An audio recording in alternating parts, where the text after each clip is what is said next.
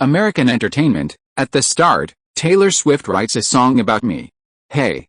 Look who's back for more adventures. We love having you here to continue this story that keeps us all awake. Important note, all of this is pure fiction. So don't try any techniques you hear here in real life, your neighbor might call the cops. This amazing novel and all its rights belong to the original author. We're just the ones giving it voice and drama. Are you enjoying the show? Prove it by subscribing to our YouTube channel and leaving that like that motivates us so much. And if you want VIP access to exclusive content, our Patreon is waiting with things you won't find anywhere else. Chapter 151. Sorry, there really isn't one. Christmas Battle. Achoo, Jared sneezed in the car. Is this how this nightclub welcomes VIPs? This business probably won't last long. His brother Joshua, sitting beside him, seemed indignant. On the other hand, at least the bad rooms are doing good business, Jared said.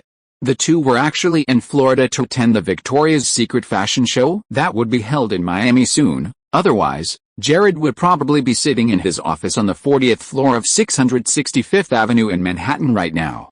The Kushner Group spent $1.8 billion to buy the building last year. Jared's resume is that of an outstanding individual. He graduated from Harvard University with a degree in sociology and later earned a Juris Doctor and an MBA from New York University. At only 27 years old, he became the CEO of the Kushner Group. But his grades in high school were not ideal. The year before he graduated, his father, Charles Kushner, donated $2.5 million to Harvard University, and eventually graduated with excellent grades. His father, Charles, had been having a run of bad luck in recent years. In 2005, he was convicted on 18 counts, including illegal campaign donations, tax evasion, and witness tampering, and sentenced to 2 years in prison. The Federal Election Commission levied the largest fine in history against his father. The commission chairman was appointed by the president, and coincidentally, the recipient of Charles's donations was none other than John Kerry, the Democratic candidate who was the president's opponent in the 2004 re-election, as his second term was ending. Chris Christie, the New Jersey prosecutor who investigated his father, was, of course, a Republican. Clearly, this was a clear, straightforward, and direct purge. Even more strangely, 8 years later, this prosecutor named Chris Christie told the media, "The investigation against Charles was one of the most abhorrent and disgusting crimes of my life." Charles also became America's ambassador to France shortly afterward. As for he personally avenged his father by getting Chris Christie fired. At this time, was unaware that his entire family would rise to prominence because of a woman, more precisely, the woman's biological father. "She still won't answer my calls," said, hanging up his phone with a hint of frustration. "You're really infatuated with her," Joshua shrugged. Like his brother, he was a Harvard graduate and was going to intern at Goldman Sachs after the Christmas break. This year, he and some friends founded a startup called UniThrive, a peer-to-peer lending platform that connects alumni borrowers with students in need. In the original timeline, Joshua would fall in love with and eventually marry a model named Karlie Kloss a few years later. Yes, Karlie Kloss and the foolish, incompetent, and treacherous eldest princess would be sisters-in-law in the future. She refuses to convert. It's an irreconcilable conflict. Shook his head. As devout Christians, his parents obviously wouldn't accept their son having any further contact with such a woman, who was passionate about her career, aspiring to be a businesswoman, but in reality, she was just selling lemonade in her backyard. Was caught in the middle, feeling extremely frustrated. "And her father strongly disapproves," said in a low voice. Mentioning her father, the two brothers laughed simultaneously.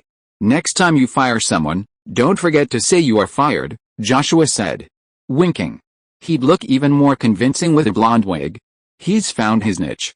I think he should be an entertainment star, not a businessman." Aya's mood improved. He actually looked down on the woman's father. "All right, let's forget about these nasty things for now. Don't forget we're in Florida." Joshua patted his brother's shoulder, expressing anticipation for what was happening at the nightclub. He'd just received a message from the driver that the queue was starting. "What's this for?" Joshua looked at the cotton swab in front of him, utterly speechless. "When you're here, you have to follow the local rules." Aya opened his mouth, the cotton swab going straight into his throat. The two brothers coughed violently. The brothers had grown up in a conservative and restrained environment. Aya was still a novice, and there was no way he would ever get involved with that kind of stuff. The two finally managed to enter the bedroom. Upon entering, I saw a group of black men arguing with the nightclub's security personnel at the entrance. As soon as they entered, a male waiter proactively greeted them and led the two brothers, who finally felt a tiny bit of VIP treatment. But the waiter led them to a souvenir shop. They even have my size? I asked someone to buy it for me in Europe but couldn't find it. I didn't expect to find it here. Joshua looked at the loose, oversized clothing and immediately showed excitement, pulling out a bank card, ready to shut up and take my money. I was clearly not interested in this trendy outfit, and just looked around, intentionally observing the flow of people entering the nightclub. In just a few minutes, at least 30 people passed by the entrance. Cool, for a nightclub, this place is really popular. Aya thought to himself. Did you see that waitress? She's really pretty. As Joshua left, he was still savoring Alson's face. Even the sales assistants are so beautiful, the girls in the club must be ecstatic. Joshua grew increasingly excited. Soon, the two were ushered into the most luxurious private room on the top floor, which boasted a huge open-air terrace offering a view of the dance floor below. The room itself was spacious enough to comfortably accommodate 30 or 40 people.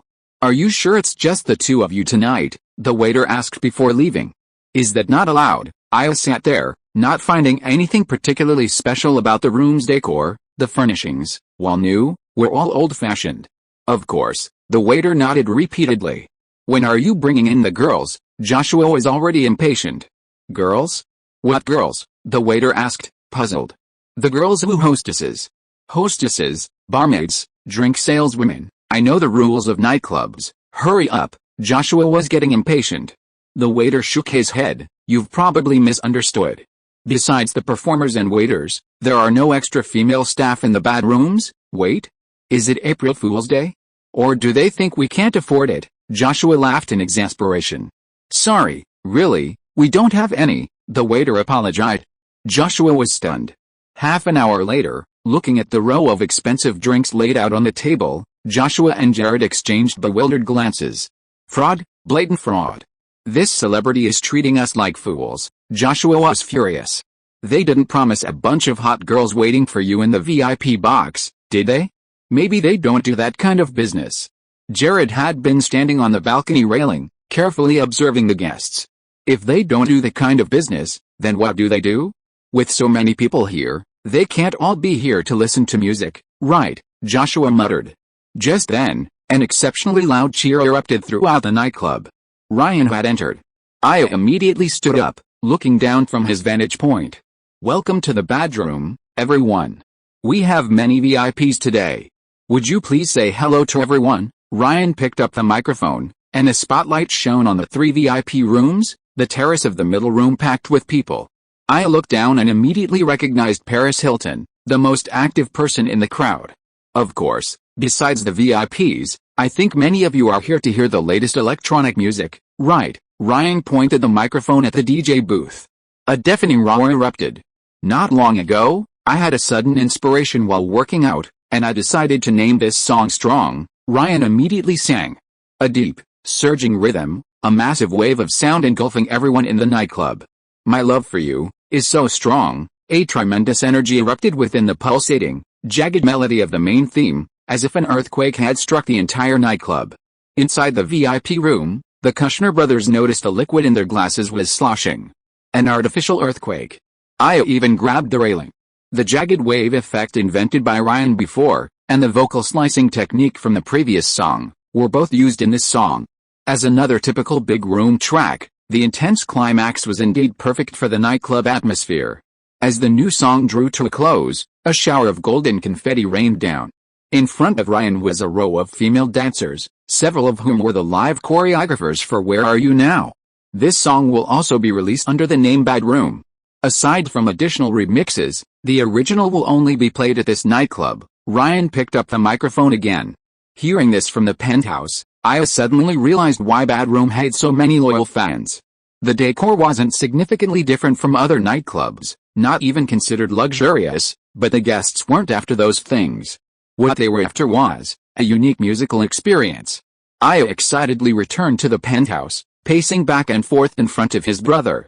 When are we leaving? I've had enough. Let's go to Church Street, Joshua said listlessly, wanting to leave as soon as possible. No, we have to wait until after the party. I want to see Ryan. Io stopped, his mind made up. There are two more things. Ryan on the DJ booth didn't put down the microphone.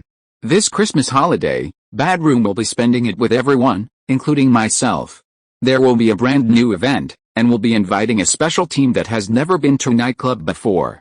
Get ready. Ryan initially thought of Victoria's Secret supermodels, but he couldn't afford them. Besides, this was a nightclub, not a runway. These models wouldn't dance or want to move. They were useless except as decorative objects, making them too low value. Ryan then adopted Sean's suggestion. Paul had brought several members of the University of Florida's alligator cheerleading team today to discuss this matter. Also, besides my new song, I will also be producing an annual mix, expected to be released at the end of the year. Also, it will be exclusively for my solo performance. The annual mix would be a compilation of all the music Ryan released this year, the entire song exceeding half an hour. Besides raking in another wave of fans, it was also to avoid having to produce long remixes for his performances at major music festivals next year. Ryan then played some of his previous tracks, and after about 40 minutes of DJing, he returned backstage. His expression was no longer as cheerful as before. The double testing outside had caused some trouble. How's the situation? Barrick was taken away by the local police. Besides him, several injured people went to the hospital, more than half of whom are our people. Have you found out who these black guys are? Ryan asked. We have. The leaders are several star black players from the Miami Dolphins, running back Ronnie Brown, linebacker Joey Porter, and wide receiver Devin Beth. These are all key players for the Dolphins this year. You have to know the Dolphins won the AFC East this year, so they've got a lot of attention. These guys, along with their cronies, about 30 people in total, booked 2 boxes on the 3rd floor, but many were turned away because of the testing, Sean recounted. With the NFL season over, these well-funded players naturally wanted to relax, and the popular Bad Room became their destination. Normally, being turned away would simply mean finding another place, but these players were different. Not only did they deny the test results, they even accused Bad Room of discriminating against black people and being racist. This resulted in a conflict with Barrick and his staff. Leaving aside the others, how many of these black star players have problems? Ryan asked. All of them have problems, Sean said helplessly. No wonder they're so agitated. Ryan understood the reason. The players were all under contracts, and these contracts often included clauses restricting their behavior. Now that Bad Room had caught them red-handed, they naturally wouldn't admit it, and instead, they were trying to smear Bad Room. Ryan, they sent someone to say that unless Bad Room admits there were flaws in the testing process that led to inaccurate results, these guys won't let it go. Threatening me? They're walking into the line of fire, and then blaming Bad Room? That doesn't make sense, Ryan sneered. What if they continue to spread negative rumors, like saying we discriminate against black people? Sean hesitated before speaking. What percentage of the nightclub staff are black? Ryan asked. Only 2, one of whom is a cleaner. All right, hire a batch of black female dancers and get this sorted out as soon as possible, Ryan instructed. It wasn't that Ryan was prejudiced. Bad Room's recruitment process was quite rigorous, and he wasn't planning to change it. Hiring a few black women to dance would decorate the place, and that would be it. What if reporters ask? Just say what the facts are, Ryan said. In fact, the testing process was very rigorous, and the possibility of errors was extremely low. If you want to maintain a good nightclub environment, don't even think about compromising, Ryan reminded. The whole thing was because these black players were in the wrong, and Ryan wasn't afraid of them if things escalated. Have Tara post a statement on the Room's social media, saying that if anyone has any questions about the test results, Bad Room can retest them in front of the media. And it will be a more rigorous hair test, Ryan continued. Hair testing takes up to 3 months, but results aren't available immediately.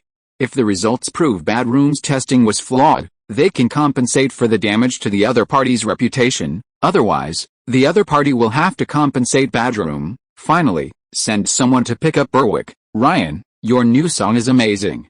My heart is still pounding. In the office, Paul patted his chest and exclaimed as soon as he saw Ryan return. At the same time, 3 girls stood up, their expressions somewhat tense. One of them had come to Bad Room with Paul on opening day and was relegated to the bar by Ryan, The other two were seeing Ryan for the first time. Ryan glanced at them, somewhat disappointed. All three were too ordinary looking, far from stunning. Having seen many beautiful women, Ryan's standards had risen considerably, and he was already somewhat disgusted with Tara. These three weren't even as good as Tara, let alone worthy of Ryan's attention. "We need to find someone prettier," Ryan said to Paul in front of the three. "Boss, these are my hand-picked choices." "In terms of looks, how many can compare to Amber?" Paul immediately feigned helplessness, feeling Ryan was being unreasonable. "The important thing is their cheerleading status. It'll be so dark in the main hall, we won't be able to see their faces clearly," Paul muttered. Ryan looked the three over again.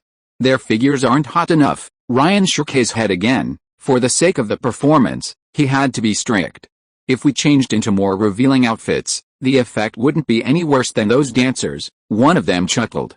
"Actually, the alligator cheerleading team is a whole, with several sub-teams within it. For example, I'm from the morale-boosting group. Most of the girls in this group are pretty, but their dancing skills are poor. The girl next to me is from the freestyle baton team. This group performs with a marching band, they can acrobatic. The one on the far side is from the Dazzlers, which is a dedicated dance group that performs dances during basketball or volleyball games. Then the three of you go and recruit from within.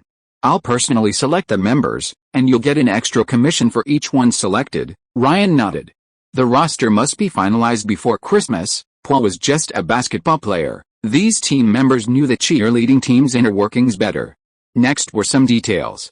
When they performed at the nightclub, they certainly couldn't use the school's name directly. Ryan suggested they wear similar outfits, and he would also be careful with the wording during promotions. Finally, Ryan personally assured her, "It's just a performance, nothing else. You'll be properly protected, of course we understand. Your checks here are so strict, those who get in won't cause trouble. Besides," she looked Ryan up and down, "what if those girls have other requests, like wanting to get closer to you?" "That depends on my schedule." Ryan shook his head. He couldn't make any guarantees on that. "So you'll at least have to be there on Christmas Day?" she asked again. "Of course I will be there for the entire event." Ryan nodded. To earn money, he had to reluctantly give up his Christmas vacation. It wasn't that he didn't want to spend time with his fiancée. Taylor would be very busy then, having taken on ABC's Dick Clark's New Year's Rockin' Eve New Year's Eve event. "That makes things easier," she smiled, seemingly full of confidence. "These female college students, are they planning a Christmas battle with me?" Looking at that smile, Ryan felt a little uneasy. Just then, Sean knocked and came in. "Boss, the people in the VIP room on the top floor want to see you. These two men are very generous. One of them claims to be the CEO of the Kushina Group, a real estate group. From what he said, it seems he wants to cooperate with you." Chapter 152. A superstar arrives, having to do it all. "You know, after the subprime crisis, the real estate market," I shrugged, taking a large gulp of his drink. "Of course I know, housing prices plummeted across the country, with California, Nevada, Arizona, and Florida experiencing particularly severe declines." Ryan nodded. "After my dad was convicted, the group moved to New York and canceled some apartment construction plans, which ironically saved us." I looked up at Ryan. "Real estate developers have always operated on a leveraged construction model. In other words, this family real estate company actually benefited from the crisis, avoiding a deep financial mess." "So, you want to try something different?" Ryan tentatively asked. "My brother has been trying to diversify. He's an investment genius. In his sophomore year of college, he spent $8.5 million to buy some residential buildings in Massachusetts, and sold them 4 years later for $13 million. He used the profits to acquire the New York Observer, and he also used the newspaper to promote his real estate projects," Joshua interjected, recounting his brother's great achievements. "Shut up, Joshua. If you don't have anything else, you can go back to the hotel," I said, somewhat displeased, then looked at Ryan. "If we join forces, your nightclub can be built on Fifth Avenue, the most prime location in New York, even the world. I know you might not care about that. After all, this place is built in such a remote and deserted corner, but you have to understand, you need a flagship store to establish brand awareness. This will serve as a model for your subsequent branch plans. I think you don't want to just stay here, do you?" I looked at Ryan. "Why do you want to partner with Badroom?" Ryan asked. Because you think differently from other nightclub owners, Aya spread his arms. You run this place like an artist. Although some of your actions may seem incomprehensible to outsiders, I know you're trying to create an ideal world here, a pure electronic music world. You're good at content, I'm in charge of business, we're a perfect match, I'll consider it, but you also know that if Bad Room wants to expand, New York is one of the most important cities, so I have to be more cautious, Ryan explained with a smile. Deep down, Aya wasn't optimistic about the collaboration. As a real estate developer, it was uncertain whether he could even survive the subprime mortgage crisis. He himself admitted that he had only recently moved to New York and his foundation wasn't solid. Besides, location didn't significantly affect the condition of the rooms. His conditions held little appeal for Ryan. We're both young enough that, in a sense, we'd be the best partners, Aya continued, trying to sell himself. Did you come here specifically for this? Ryan asked. Not really, we're here for this year's Victoria's Secret fashion show. We arrived a few days early, Aya replied. The two brothers knew people in Victoria's Secret's PR department, and starting this year, they would attend every year, frankly, to pick up girls. Years later, Carly also met Joshua at a Victoria's Secret after-party. They had a long-term relationship, but Joshua's family always looked down on her as a model. Carly retired from the industry, and to appease them, she returned to university to study programming. Immediately after their engagement, she went to convert to Christianity, eager to become a member of the Squid family. Compared to Taylor and the eldest princess, Carly's background was very ordinary, and she could be considered to have crossed social classes through marriage. Ryan then mentioned receiving the Victoria's Secret invitation. So, we'll be able to see each other again soon? Aya asked. My people are negotiating with them, Ryan shrugged. After seeing the two brothers off, Ryan returned to the private room. Although the two had only come to visit, they were quite generous. The top-tier private room package cost a full $50,000, including enough wine for 30 people. At this moment, 90% of the wine on the table was still unopened. Boss, should we store these wines for the two brothers? A waiter came over, preparing to clean up.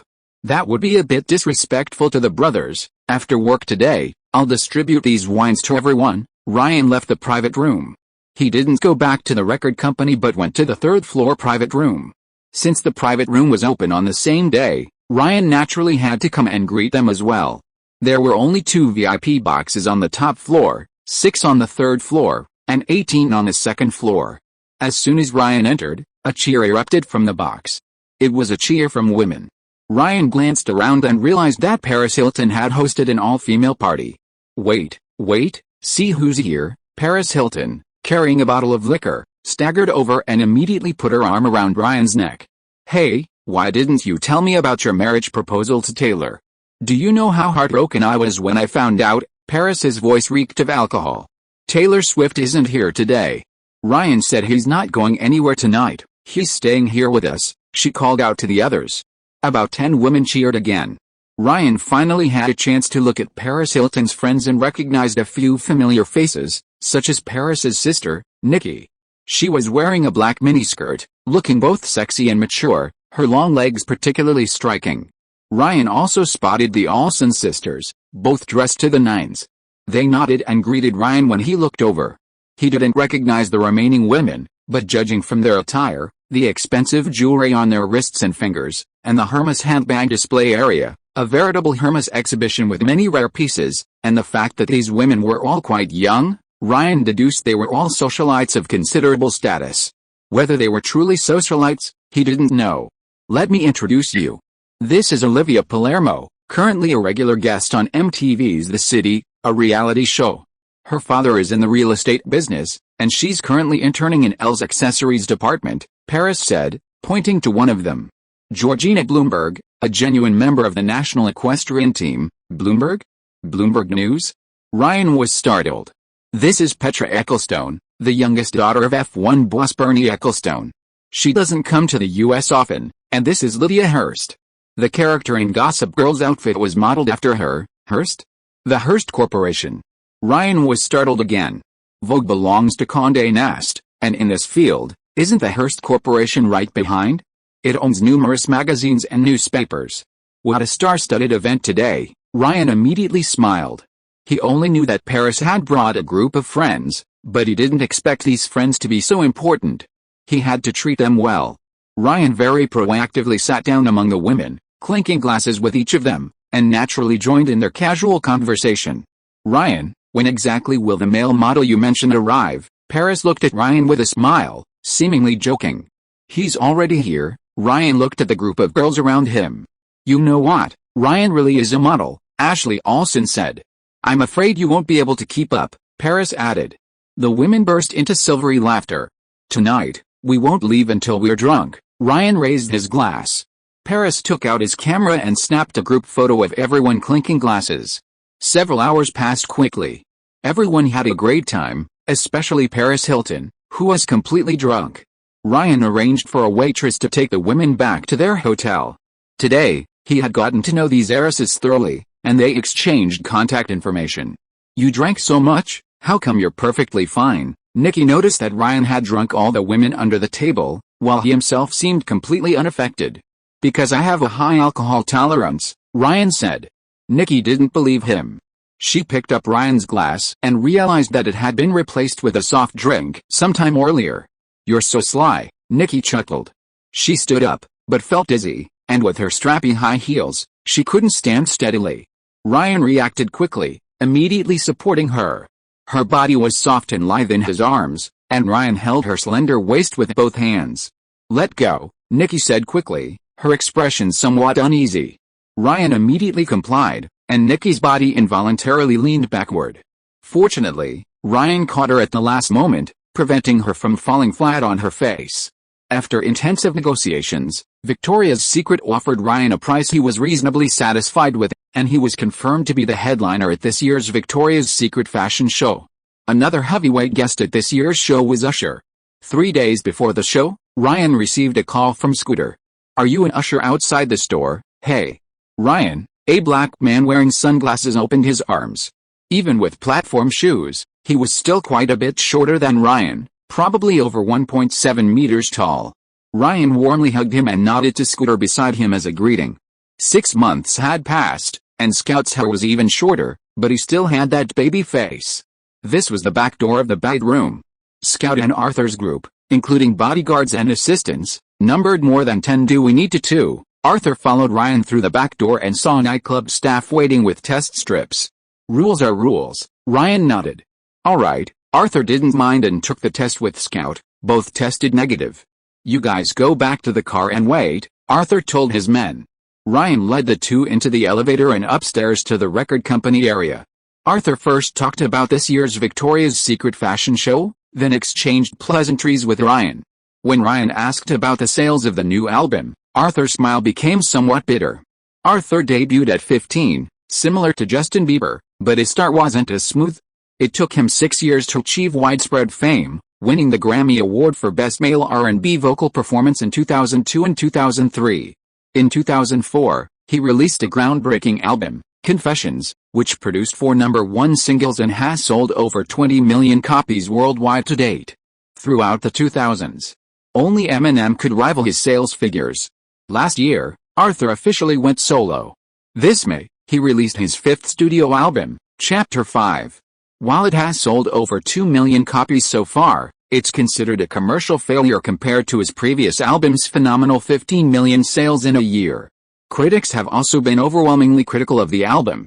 No persistence, no courage, no depth. No matter how much he denies it, it all sounds weak. Now that he has the American dream, he sounds like he's given up trying. Almost always just one level above mediocrity, and only one level above. Music critics are particularly adept at decent criticism, and Arthur has suffered a career setback. Let's not talk about that. Let's talk about you. To be honest, I'm very curious about your nightclub. Arthur revealed the purpose of his visit. A career setback requires broadening one's horizons, such as investing in nightclubs. It's not uncommon for entertainment stars to own shares in nightclubs, or even open them outright. Did he send you?" Ryan suddenly asked. Arthur hesitated, exchanging a glance with Scout beside him. "To be precise, the entire southern rap scene is very interested in your nightclub, but many people can't get in," Scout chuckled. "Even if they came, it wouldn't matter. These people couldn't even get inside." The so-called southern rap scene refers to Atlanta. This is Diddy's territory, the king of the South. As for Arthur, he's Diddy's apprentice, having followed him since his teens. His first record label was LaFace, La Reed's record company. "Scooter, can we talk alone?" Ryan asked Scout. Scout and Arthur exchanged a glance. "Suit yourself," he chuckled and stood up, seemingly somewhat displeased. "Since it's just the two of us, I'll get straight to the point. If you want to expand Bad Room to Atlanta, I prefer you as the sole partner. I don't know anyone else," Ryan stated bluntly. "Ryan, kicking Diddy out is obviously impossible. I know what you're worried about. He can hold a partial stake and won't interfere with operations." Arthur shook his head. "Then there's nothing to discuss," Ryan said firmly. "Atlanta is the largest city in the southeastern United States, home to the headquarters of companies like Coca-Cola, UPS, and Delta Airlines, and boasts one of the world's busiest airports." But for Ryan and Bad Room, it wasn't absolutely necessary to go there. "To be honest, Diddy isn't really interested in your business. He thinks you're a hypocrite, and L.A. Reid is also somewhat dissatisfied because your nightclub has taken away some of his business. You're making me look like a traitor." Arthur's expression was somewhat agitated. L.A. Reid owns a nightclub in Orlando, which Ryan had visited before. Black singers mostly come from the streets and value brotherhood, so betrayal is universally condemned. "It's not as exaggerated as you make it out to be. I just think you're a bit different from the others. Think about why you came here. Did you come of your own accord, or were you sent here as a negotiator?" Ryan said slowly. Arthur, who was already about to get up, paused for a moment upon hearing this, but only for a moment, before turning to leave.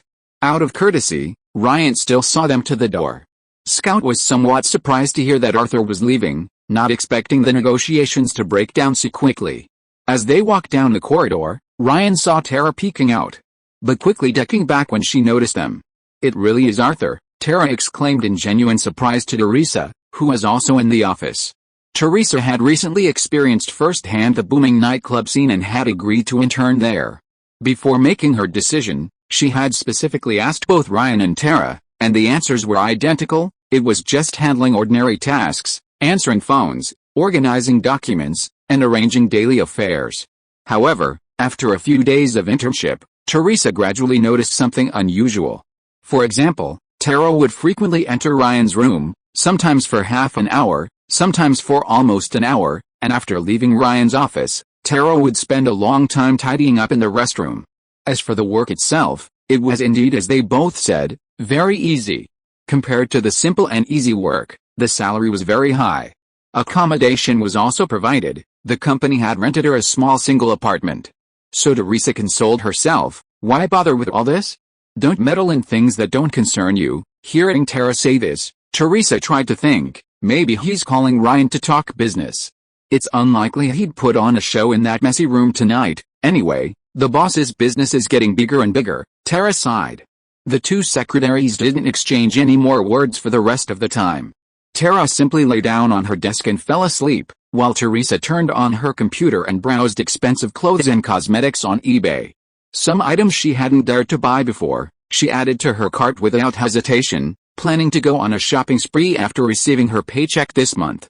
During this time, she accidentally knocked over a ballpoint pen on the table. As Teresa bent down to pick it up, she subconsciously turned around and saw Tara's glamorous side. Today, Tara was not only wearing patterned stockings, but also nothing under her skirt. Teresa turned her head in a panic, pretending she had seen everything. Another opportunity passed. The phone rang, waking Tara. She answered the internal call. "I understand." She hung up the phone, stood up, tidied herself in front of the mirror, then took out lip gloss for a quick touch-up before leaving the office.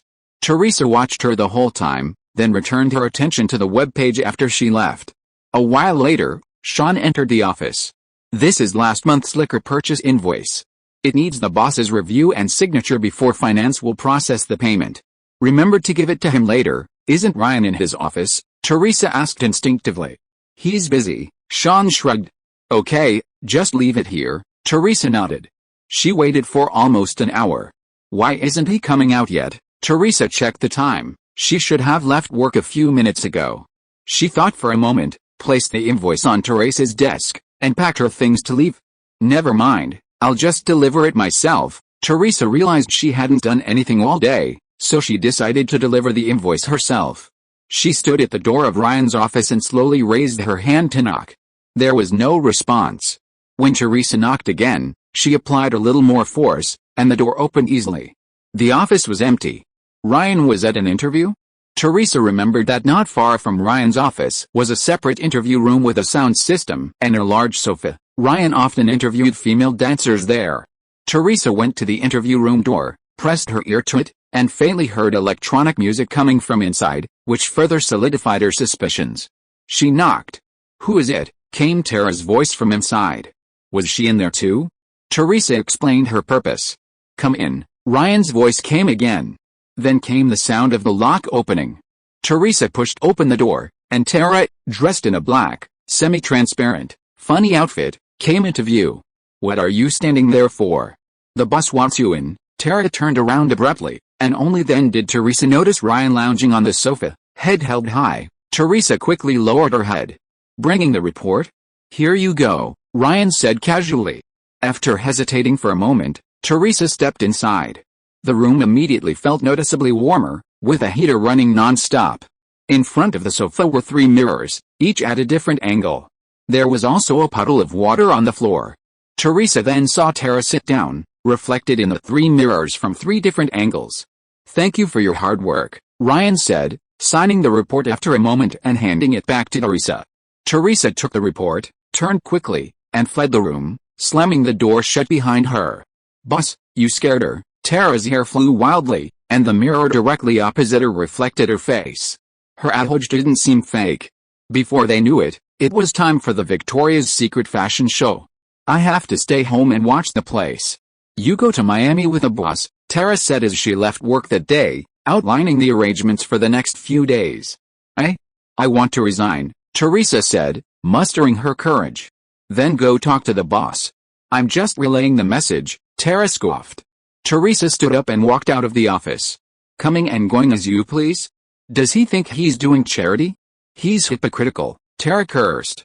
Chapter 153. Teresa, it was all part of your plan, wasn't it? The 12 original gods. Teresa had expected Ryan to refuse, or even force her to stay, but to her surprise, he showed no outward surprise. After a moment's thought, he said, "Are you sure? In that case, I won't force you to stay, but this is too sudden. I wasn't prepared at all. At least wait until someone replaces you, okay? Then a month is enough time for you to find another secretary." Teresa nodded. "By the way, you have to come to Miami with me," Ryan added. "No problem." Teresa had received an answer and didn't resist. The next morning, Teresa loaded her and Ryan's luggage into the car. Since it was a short drive, Ryan didn't bring anyone else besides Teresa, it was just the 2 of them. Teresa drove the whole way, while Ryan sat in the back seat, making a few phone calls as usual, one of which was to Taylor. There's a fan on the forum whose father happens to be the concert director. He's worked with Madonna and a whole bunch of other artists. I called him, and he said recruiting the entire technical team would take at least 2 months, plus the car fleet. At the earliest, you could start touring after the Grammys next year. I'll contact AEG soon. Drinking? Those are Paris's friends. It's the first day the boxes are open, so of course I have to go and see. Did you see Lydia in the photo? That's right, as the Princess of Hearst Corporation, it's definitely necessary to curry favor with her. I'm considering making her the spokesperson for Stray's unisex line, and also having her guest star in a TV series. Of course, that includes you. Buying a house? No problem. Where do you want to buy? Florida. Palm Beach? It's not impossible, but due to the subprime crisis, house prices here have been falling. I think we should wait and see for a while. It's better to buy in another big city. Even if you don't live there often, it can be an investment. You want to move here? Okay. Then we'll buy around Orlando. Of course, it has to be a big ocean view mansion. I'm on my way to Miami now. Give me a call when you get to New York. I love you too. Ryan hung up the phone and heard Teresa, who was driving, say, "We'll be in Miami in 20 minutes. Back at the Fontainebleau Hotel, a massive steel frame structure had been erected on the beach lawn. Workers were installing a soft, fabric-like composite material on top of the steel frame. Many outdoor fashion show venues are constructed using this material, simple and convenient. The on-site managers from Victoria's Secret's marketing, public relations, and brand creative departments met with Ryan. The three departments had different responsibilities. The marketing department was responsible for planning the fashion show's theme, design direction, and overall brand tone, and also primarily for contacting guest celebrities. The public relations department coordinated event coverage and press releases, mainly dealing with the media. The brand creative department was responsible for interior set construction, adjusting visual effects, coordinating designers and clothing teams, and focusing on connecting with models. In comparison, the event management department did all the dirty work, building the stage, adjusting facilities, compiling guest lists, and the like. During Ryan's rehearsal, he saw the three department heads he had previously spoken with escorting a blonde woman to the venue.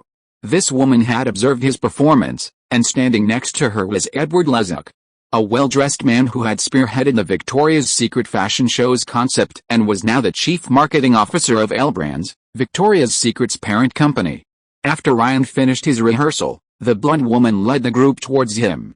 "Ryan, it's good to see you now," she said, smiling as she looked Ryan up and down. "Good to see? Have we met before?" Ryan asked instinctively. The woman smiled but didn't speak. Someone nearby began introducing her. This woman was Sharon Jester Turney, currently the president and CEO of Victoria's Secret, the head of the brand. She had previously worked at Macy's and Neiman Marcus, rising to the position of senior vice president. She took the helm of Victoria's Secret in 2006, and within 2 years, she nearly doubled the company's profit margin and increased revenue by 70%, making it the most important source of income for its parent company, L Brands. Her annual salary was a staggering $25 million, making her the fourth highest paid female executive in the U.S., behind only Oracle's CFO, Yahoo's CEO, and Kraft Foods chairman. After a brief exchange of pleasantries, Sharon looked around and then pointed out several issues on the scene, displaying a commanding presence. "It's still early, why don't we go check out the local Victoria's Secret store? There's one not far from here," Sharon suggested. Sending a grown man to a lingerie store? That didn't seem quite right. "Don't worry, we're gradually breaking down these traditional notions.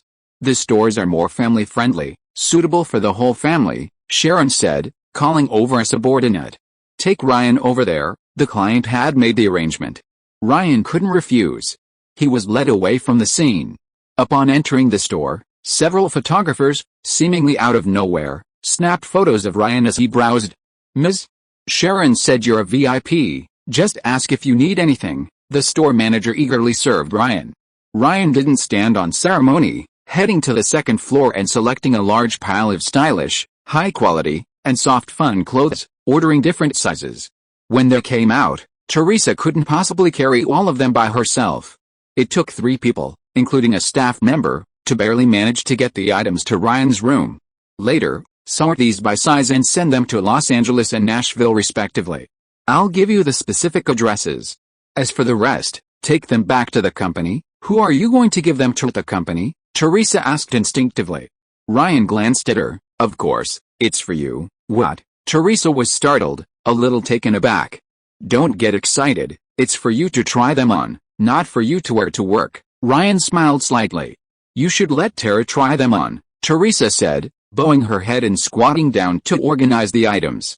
"By the way, I haven't asked you yet, where are you planning to go after you resign?" "Back to Hollywood," Ryan asked. Teresa continued tidying up, not replying to Ryan. "I know some people at NYU. I can get you into NYU Tisch School of the Arts. Angelina Jolie graduated from there." Ryan glanced at her smooth knees and suddenly spoke.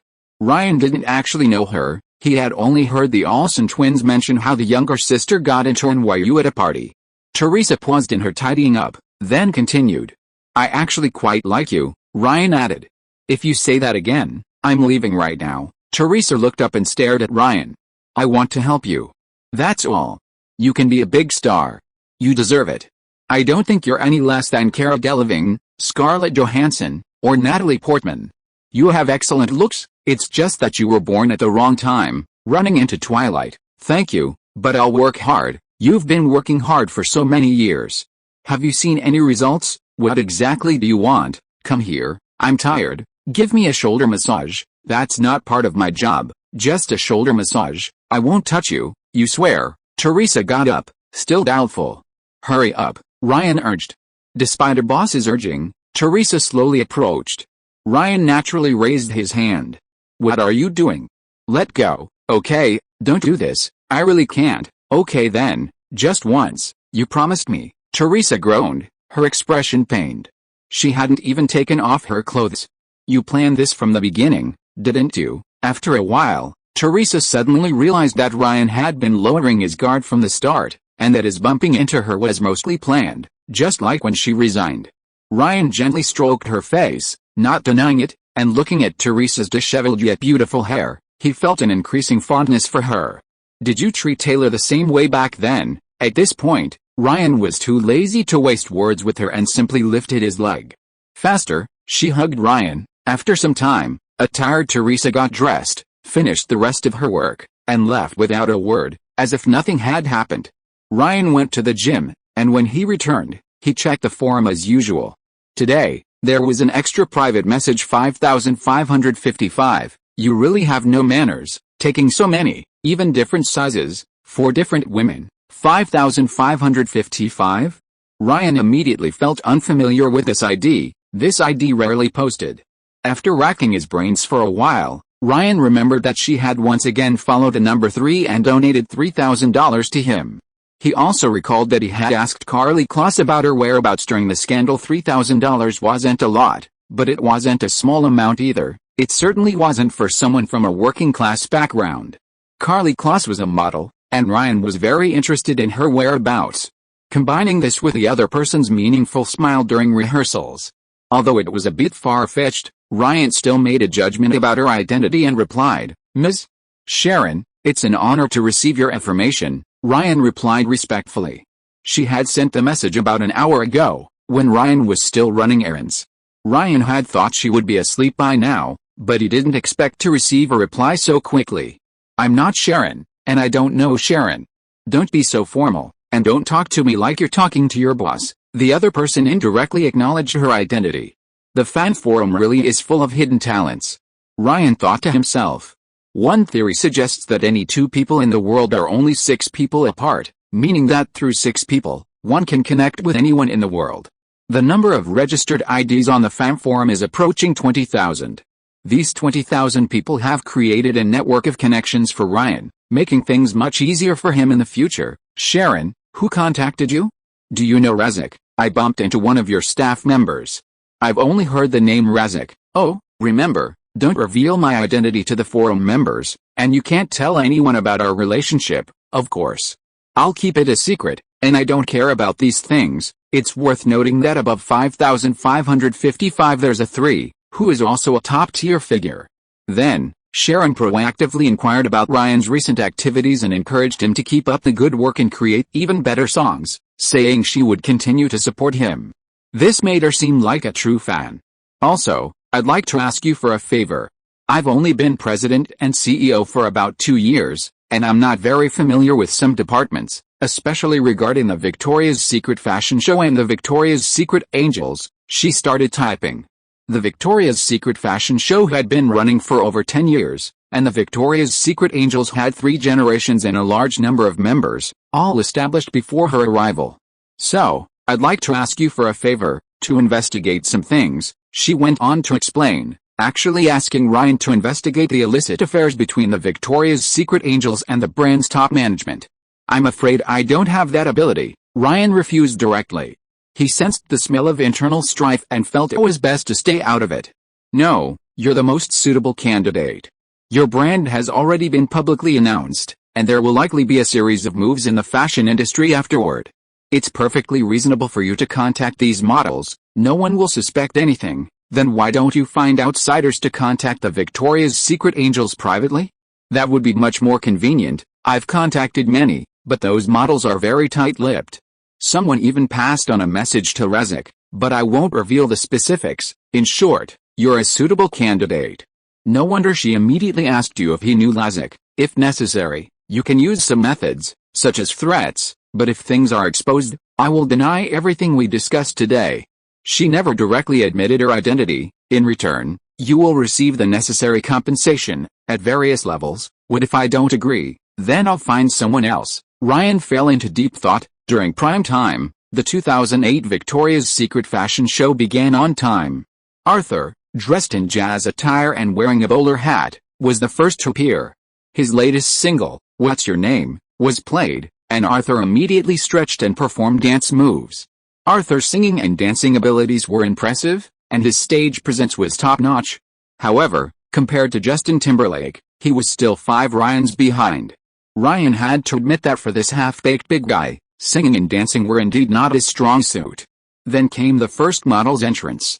The order in which models appear in a fashion show is also significant. The best models often walk first, setting the tone. This is called the grand opening, and the last is called the grand closing. Different themes also have small openings and small closings. From 2002 to 2006, Gisele Bündchen was the world's top model to open the Victoria's Secret show, although she didn't renew her contract after 2006.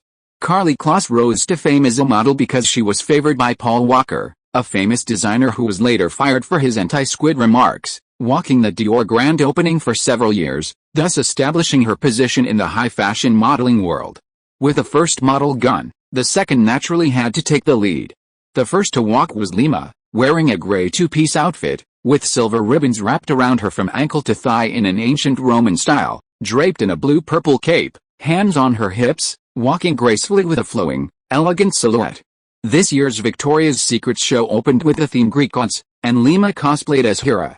The second to appear, Alexandra, wore a silver undergarment adorned with several chains and sported a large golden wing, representing Athena, the goddess of wisdom and victory.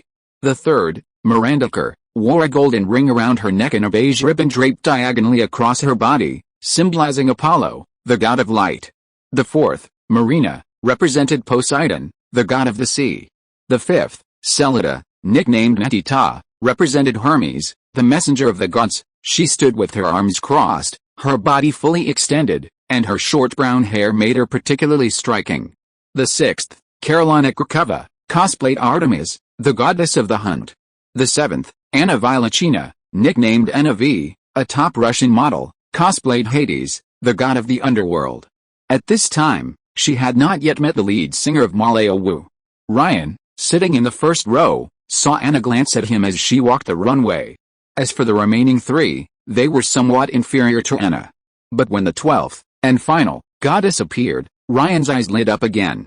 She wore pink and white lingerie, a silver belt around her waist, and a pale pink, semi-transparent tulle skirt. When she posed, her body leaned slightly to one side, her other knee bent, perfectly showcasing her long, beautiful legs. This was completely different from Taylor's long legs. Her legs were noticeably fuller, possessing a primal beauty, accentuated by her sun-kissed skin. She represented Aphrodite, the goddess of love.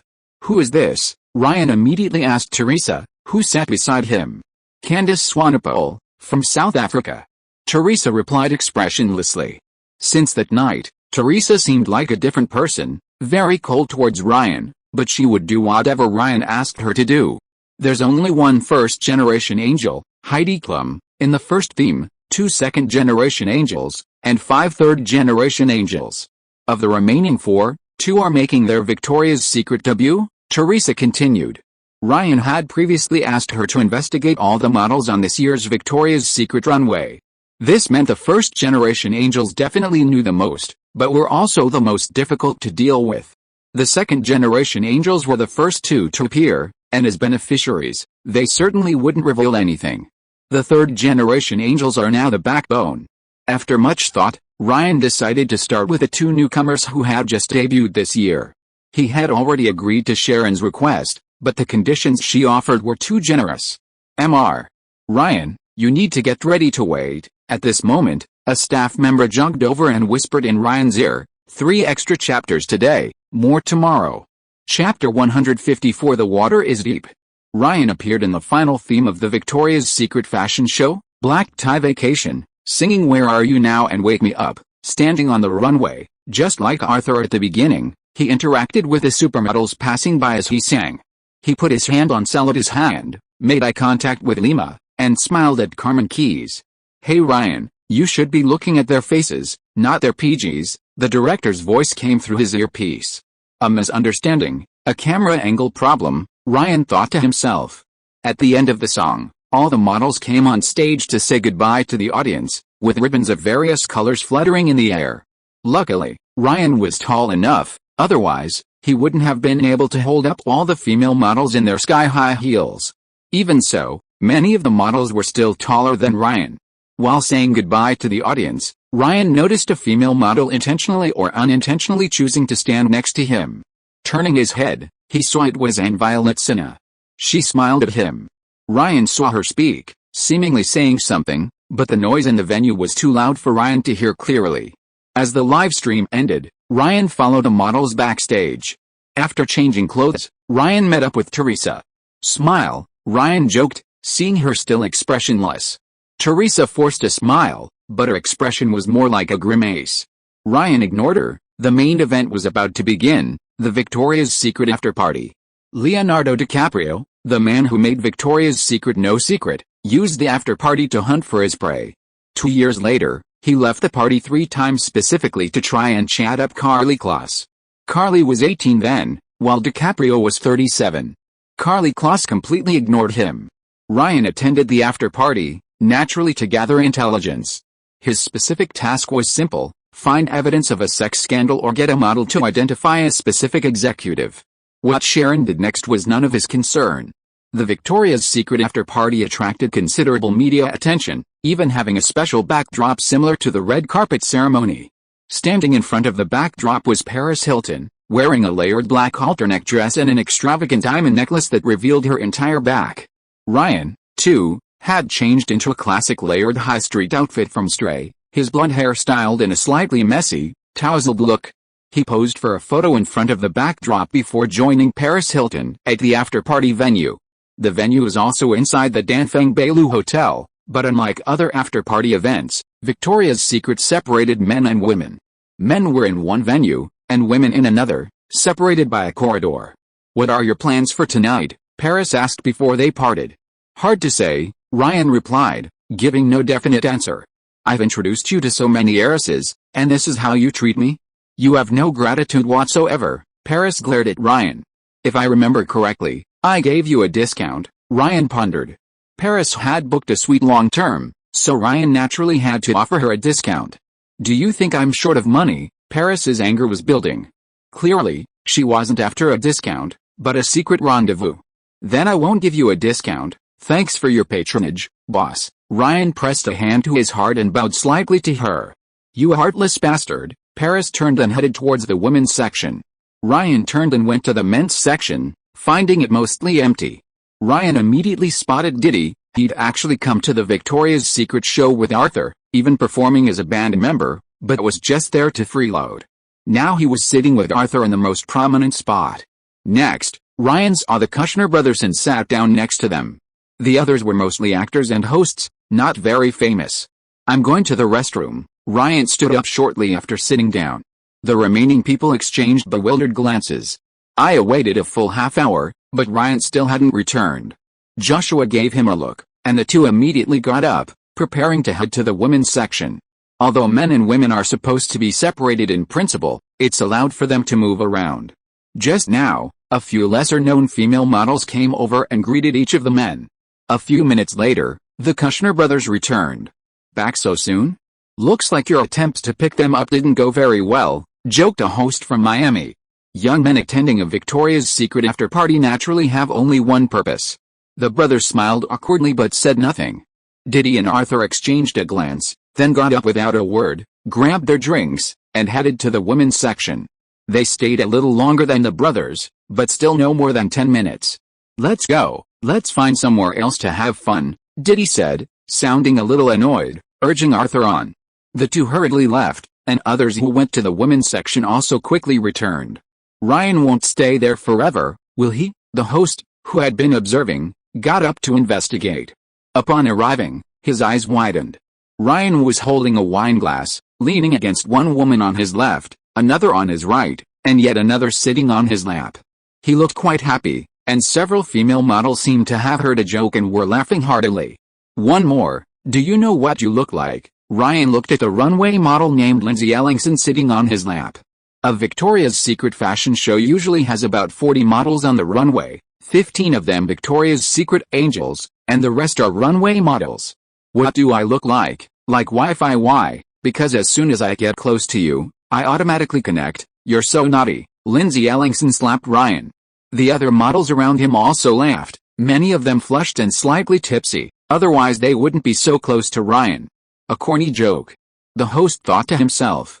The same joke, if told by Ryan, would be a way to liven things up, but if it were him, it would be blatant sexual harassment. The important thing is the person telling the jokes. Ryan is Anna Wintour's handpicked rising star designer, and he has direct working relationships with these models, so naturally, they have to curry favor with him. The host turned to the other side and saw a group of Victoria's Secret angels gathered in another area. It wasn't that they didn't care about Ryan, but they disdained being with ordinary runway models. They had their own small circle, the core of which was 3 veterans led by Heidi Klum, Lima, and Alexandra. As for Candace, Anna, and others, they were somewhere in between. They were another group. Some models were scattered in other corners of the venue, either forming small groups or chatting closely with the men next to them. The host didn't want to make a fool of himself, so he returned alone. Meanwhile, Ryan heard several models around him asking, "Ryan, I heard there's an event at Bad Room for Christmas. Can we go?" "Of course we can. I'd love to. You don't have to pay a penny, all the expenses are on my tab," Ryan said generously. These were genuine Victoria's Secret models. Each one's appearance at a nightclub caused a sensation, attracting at least 100 men. Ryan wasn't being generous, rather, their spending was being paid for by those 100 men.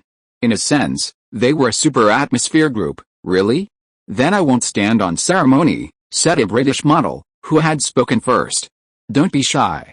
When are you free?" "I'll personally host you then," Ryan said with a smile. Most of these people had other plans for Christmas Day, but many were available in the days following. Ryan immediately jotted down a list, noting about 7 or 8 names. Just then, Ryan saw a woman walk past him. Compared to the model's sexy figures, she appeared somewhat thin, but her looks were quite good. Ryan recognized her, the female DJ named Rachel. Was she here to scout models for some important figure? Ryan hadn't forgotten Diddy's right-hand woman and Rachel's mention of cheese pizza. Ryan had a vague feeling that Victoria's Secret was rife with infighting, perhaps more complex than the power struggles Sharon had hinted at the top. Turning his head again, Ryan saw Isaac talking to Victoria's Secret angel. Beside Isaac stood another man with a sinister gaze and a scar on his cheek. Time always flies by at parties, and before they knew it, it was late at night. The models went about their business, some left with men, some went back to their hotels with their fellow models, and some waited for their boyfriends to pick them up.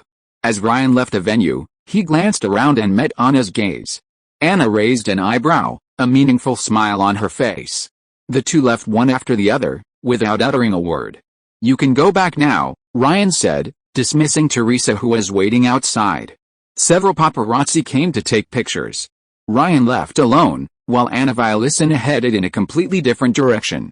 However, these two people going in completely different directions met again at the hotel's upper floors 20 minutes later. As Anna stepped out of the elevator, she saw Ryan sitting on the sofa next to her. "What a coincidence," she smiled. "Yes, what a coincidence," Ryan nodded. "Are you waiting for someone?" Anna flicked her hair. Her accent was better than Elena's, but still had a distinct Russian accent. She was a true Slav, and like Diodario, she was 22 years old. "Let me guess, you must be having trouble finding your sleep companion," she pretended to think, then strode over to Ryan. "Wait, there might be a camera here." Anna was even more frightened than Ryan. She had witnessed Carly Kloss's barrage of insults, and if there was evidence, she was finished.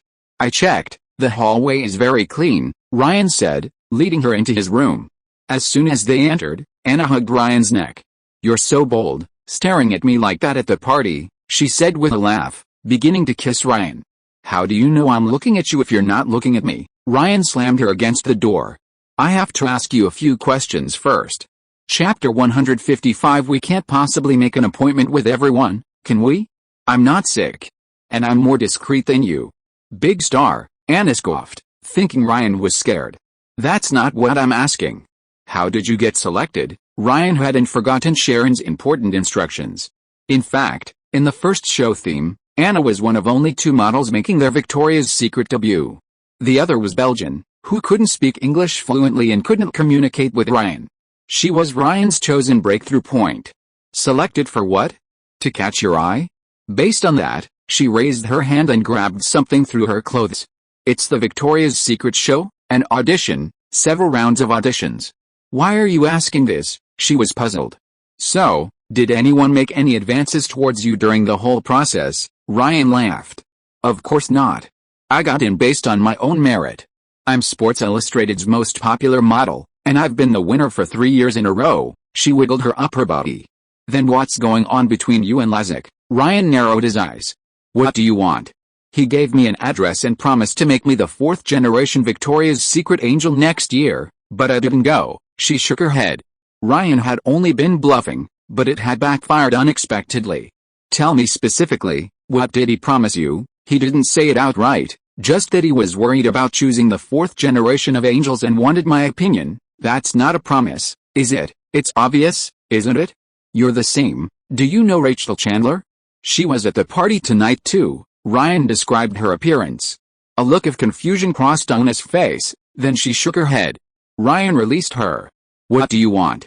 If you're not satisfied with me, I'm leaving now. She chased after him and kissed his neck.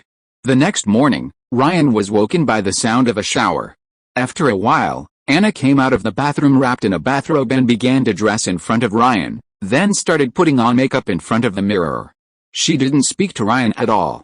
Last night she had been as passionate as if she hadn't seen a man in 20 years, and this morning she was as cold as ice. It was hard to say whether Ryan had slept with her, or she had slept with Ryan. I had a girlfriend when I was a model. She auditioned for Victoria's Secret, and she got scammed by Razik, really scammed. Now that I'm successful, I have to get revenge for her and make Razik pay. Do you know of any others who have had similar experiences? Ryan blurted out. Oh, you have a fiancé. You shouldn't make enemies over the past. Embrace your new life, boy. Anna put on her earrings in front of the mirror. But I love her, Ryan said, feigning seriousness. Anna stopped, then turned and walked to the bedside. I can't be sure about others, but there's one. She definitely has something going on, Anna whispered. Candace, that South African model, the one who played Cupid, why are you so sure? It's simple. She didn't walk a single show this year, yet she got a closing position. That doesn't make sense. Ryan nodded, at least he hadn't come away empty-handed. Let's meet again sometime. She kissed Ryan's cheek and then left the room. He'd worked so hard last night, and this was all the clues he got? If you really want to get to the bottom of this, you can't just call everyone up, can you? Ryan got up, turned on his computer, went to the fam forum, and sent a message to Sharon. It's confirmed that Razik engaged in this behavior. He made hints to Anna Vilasina, but Anna didn't respond. Furthermore, Candace Swanepoel is very suspicious. She might be a key target. You're pretty good, finding a breakthrough so quickly. I knew it. You're an expert on women's matters, am I right? How did you reply so quickly? Actually, I keep the forum webpage open while I'm working, chatting every day, or just watching you guys chat.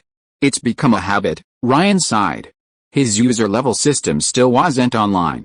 He'd already had Tara urge him countless times. He'd have to personally oversee it when he got back. Continue the investigation. As for the reward this time, okay, I've transferred the money to you. Get Candace sorted out as soon as possible. Ryan switched to the forum homepage and found 5,555 prominently listed on the daily donation ranking. Just now, she had donated $20,000, breaking the record for the highest single donation. Money and girls, it wasn't a bad deal for her. Ryan closed the webpage. As for Candace, contacting her was simple, just get her into a neutral-themed collection like Stray. But then again, this paled in comparison to his performance fees. At this Victoria's Secret show, Ryan sang 2 songs and earned $400,000 before taxes. Arthur earned even more. Generally, A-list celebrities' live performance fees range from $500,000 to $2 million, depending on the performance time. B-list celebrities earn $100,000 to $500,000. For luxury brand fashion events, the fees vary greatly due to the complexity, ranging from $100,000 to $1 million. If the performance event has a brand collaboration effect, like Victoria's Secret, the celebrity might lower their fee to gain exposure. In 2014, Taylor Swift walked the Victoria's Secret fashion show, and industry insiders speculated that her fee was around $1 million. She even lowered her price to promote 1989. For events like the Super Bowl, the organizers might not even need to pay, sponsors would cover the cost. For private events, like having a celebrity perform at someone's wedding, extra money would be required, at least $3 million. On the way back to the record company, Teresa remained silent and cold. Ryan, happy for some peace and quiet, called Veronica directly. "What's going on?" "Nothing much. Do you know how much data is in the logs? So much data needs to be imported. This job requires at least 6 or 7 people. I only have 2 hands, even with my feet, I can't finish it," Veronica said weakly, clearly exhausted by the workload. Ryan's requirements were also unique. He needed to trace the activity of each account and assign them appropriate levels. The data volume was enormous, so it was understandable that Veronica was overwhelmed. "I'll hire people for you after Christmas, and you'll be the tech lead," Ryan said. Veronica on the other end of the phone immediately perked up. "I've almost finished organizing the data too, aiming for a launch by the end of the year." Back at the record company, Ryan bumped into Scott at the back door. "What are you doing here?" "I'm on vacation, here in Florida for a holiday," Scott said with a smile, wearing sunglasses. This reminded Ryan that Christmas was just around the corner, and he wondered how the recruitment for the alligator cheerleaders was going. "I heard you have a big Christmas event, so of course I had to come and see. Besides, I brought a friend, Ryan, who's very interested in your nightclub. He's thinking of collaborating with you," Scott said, leaning closer. "Who?" "See for yourself," Scott pointed to a spot not far away. Ryan saw a black man get out of a car. Ryan recognized his signature dreadlocks, gleaming silver teeth, and the Fear God face tattoo. "Lil Wayne? If you are listening to this novel on a channel other than Fanfic World, it means it was downloaded and re-uploaded without effort. We warmly invite you to visit our channel, Fanfic World. There you will find the original version of this story and many other novels of various genres. We look forward to seeing you dive into a world of incredible novels." Chapter 156 Developers. Ryan's line of sight revealed Lil Wayne, a black man with long dreadlocks, wearing baggy jeans, a baseball jersey, and a baseball cap, with a thick gold chain around his neck. 4 burly men stood beside him, his entourage no less impressive than Arthur's. His fortunes this year were the opposite of Arthur's. His album released this year sold over 1 million copies in its first week, and he was currently at the peak of his career. His sphere of influence was in New Orleans, Louisiana. Besides himself, 2 artists he had personally discovered and nurtured were perhaps even more well-known. One was Nicki Minaj, and the other was Drake. With just one glance, Ryan realized that this collaboration was likely doomed again. He was currently clutching a leaf in his hand. "Don't worry, he knows your rules. Maybe things will turn around. Just have a chat with him, it won't take long," Scott said, noticing Teresa passing Ryan and entering the record company. Scott then added, "Strictly speaking, he's one of us. Kush Money Records is a subsidiary of Republic Records." Ryan had no choice but to go over, and the two bumped fists. "Talking here," Lil Wayne scrutinized Ryan closely, his voice slightly hoarse. His voice reminded Ryan of Wheatley, that distinctive duck-like raspy voice. "There's a Columbia restaurant nearby," Ryan said. "There's only one thing I don't understand.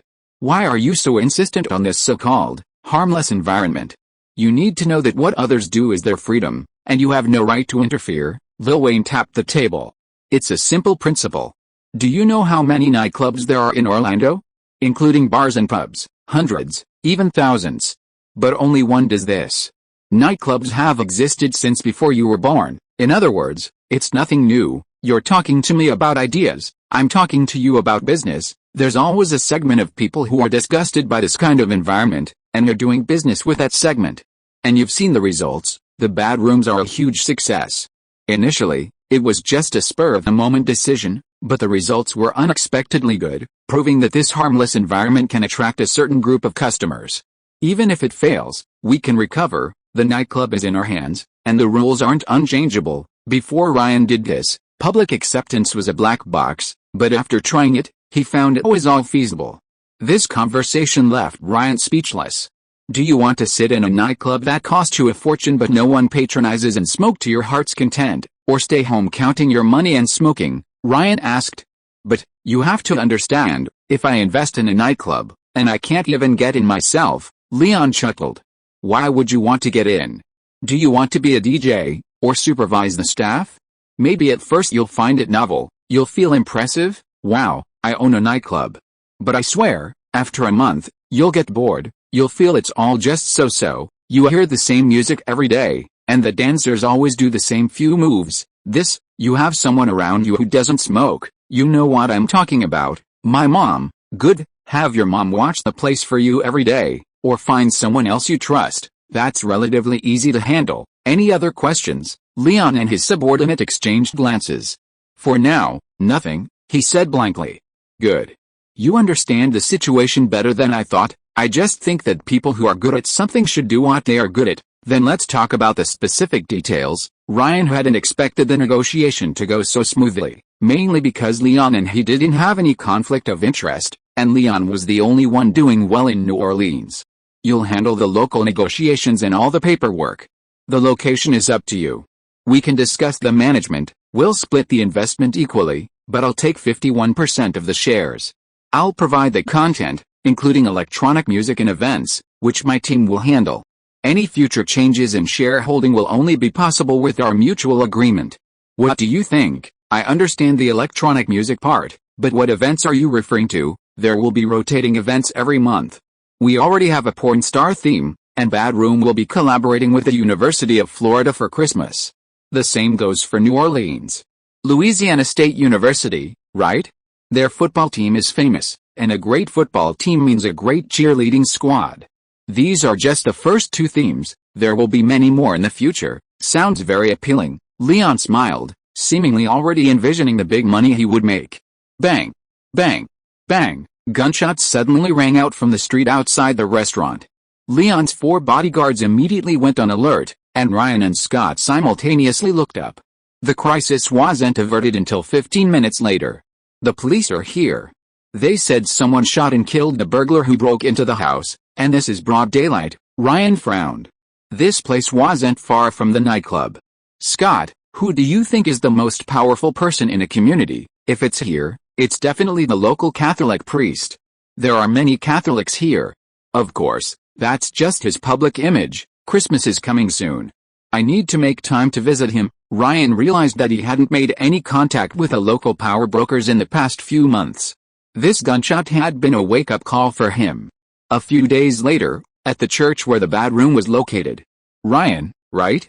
I know you, the blonde guy who appeared at Victoria's Secret. A middle-aged man in a patriarch's robe with a Roman collar and a felt hat smiled at Ryan. You watch Victoria's Secret too? I dabble in it occasionally, he nodded. This year's fantasy bra was impressive, but not nearly as good as the one Gisele Bündchen wore in 2004. I really miss those days. These girls walked the runway like they were just strolling around. He sounded like an expert. It's nothing, beauty may pass before you, but God will always remember you. That makes sense. Christmas is almost here, and I've been quite busy with other things, so I haven't been able to see you. This is just a small token of my appreciation. Ryan placed an envelope on the table containing a check. The other person opened the envelope, glanced at it, and quickly put it away. This isn't just for me, it's a token of my appreciation for God and the community. You're right. So, what problems are you facing? The building expansion. Ryan hesitated. Ryan had called the asset management company to express his desire to expand the church after the new year, but they said it required the local church's approval. This matter, you know, the local people already have a lot of complaints about you. After all, it's a church, a sacred and inviolable place. Quite a few people have raised objections, but I've suppressed them all, he sighed. Ryan cursed the lecherous man's exorbitant demands inwardly, but smiled outwardly. I'll do anything for the locals that I can, it's not difficult. You know, that area is currently a wasteland. The locals want to build a commercial street on that wasteland. Think about it, they'd have to build roads, it's very troublesome. This was clearly an attempt to exploit the surrounding infrastructure. Nightclubs see so many people coming and going every day, and the parking lot is always packed with activity until the early hours. If there were a love hotel there, business would be booming. Ryan thought about it and realized it was an opportunity. No problem. I'll handle the funding and construction. The necessary paperwork will be your responsibility. Part of the property rights will be managed by the church. Ryan, You're only 20, right? You have a bright future ahead of you. To correct you, I'm 19, the expansion will start early next year. If the old church can be utilized, I think he will be very happy, the man smiled. As for a commercial real estate partner, Ryan thought of Aya, but he wondered if the man would be interested in such a small business. Ryan returned to the bedroom and saw that the main hall was now filled with 20 or 30 young women, dressed casually or sexily. It was only 3:30 p.m., and there were no customers at this hour. In fact, these were all members of Ryan's hand-picked alligator cheerleading squad. A third of them were from the Dazzlers, who were the absolute main force of the performances. These women had extensive experience in jazz, hip-hop, and modern dance, and Ryan paid them the highest appearance fees. The Spirit Squad had even more members. These women didn't have dance backgrounds but performed at school anniversary events, community events, or recruitment promotions. They were good at interacting with guests and creating a lively atmosphere. They also had a friendly and sweet appearance.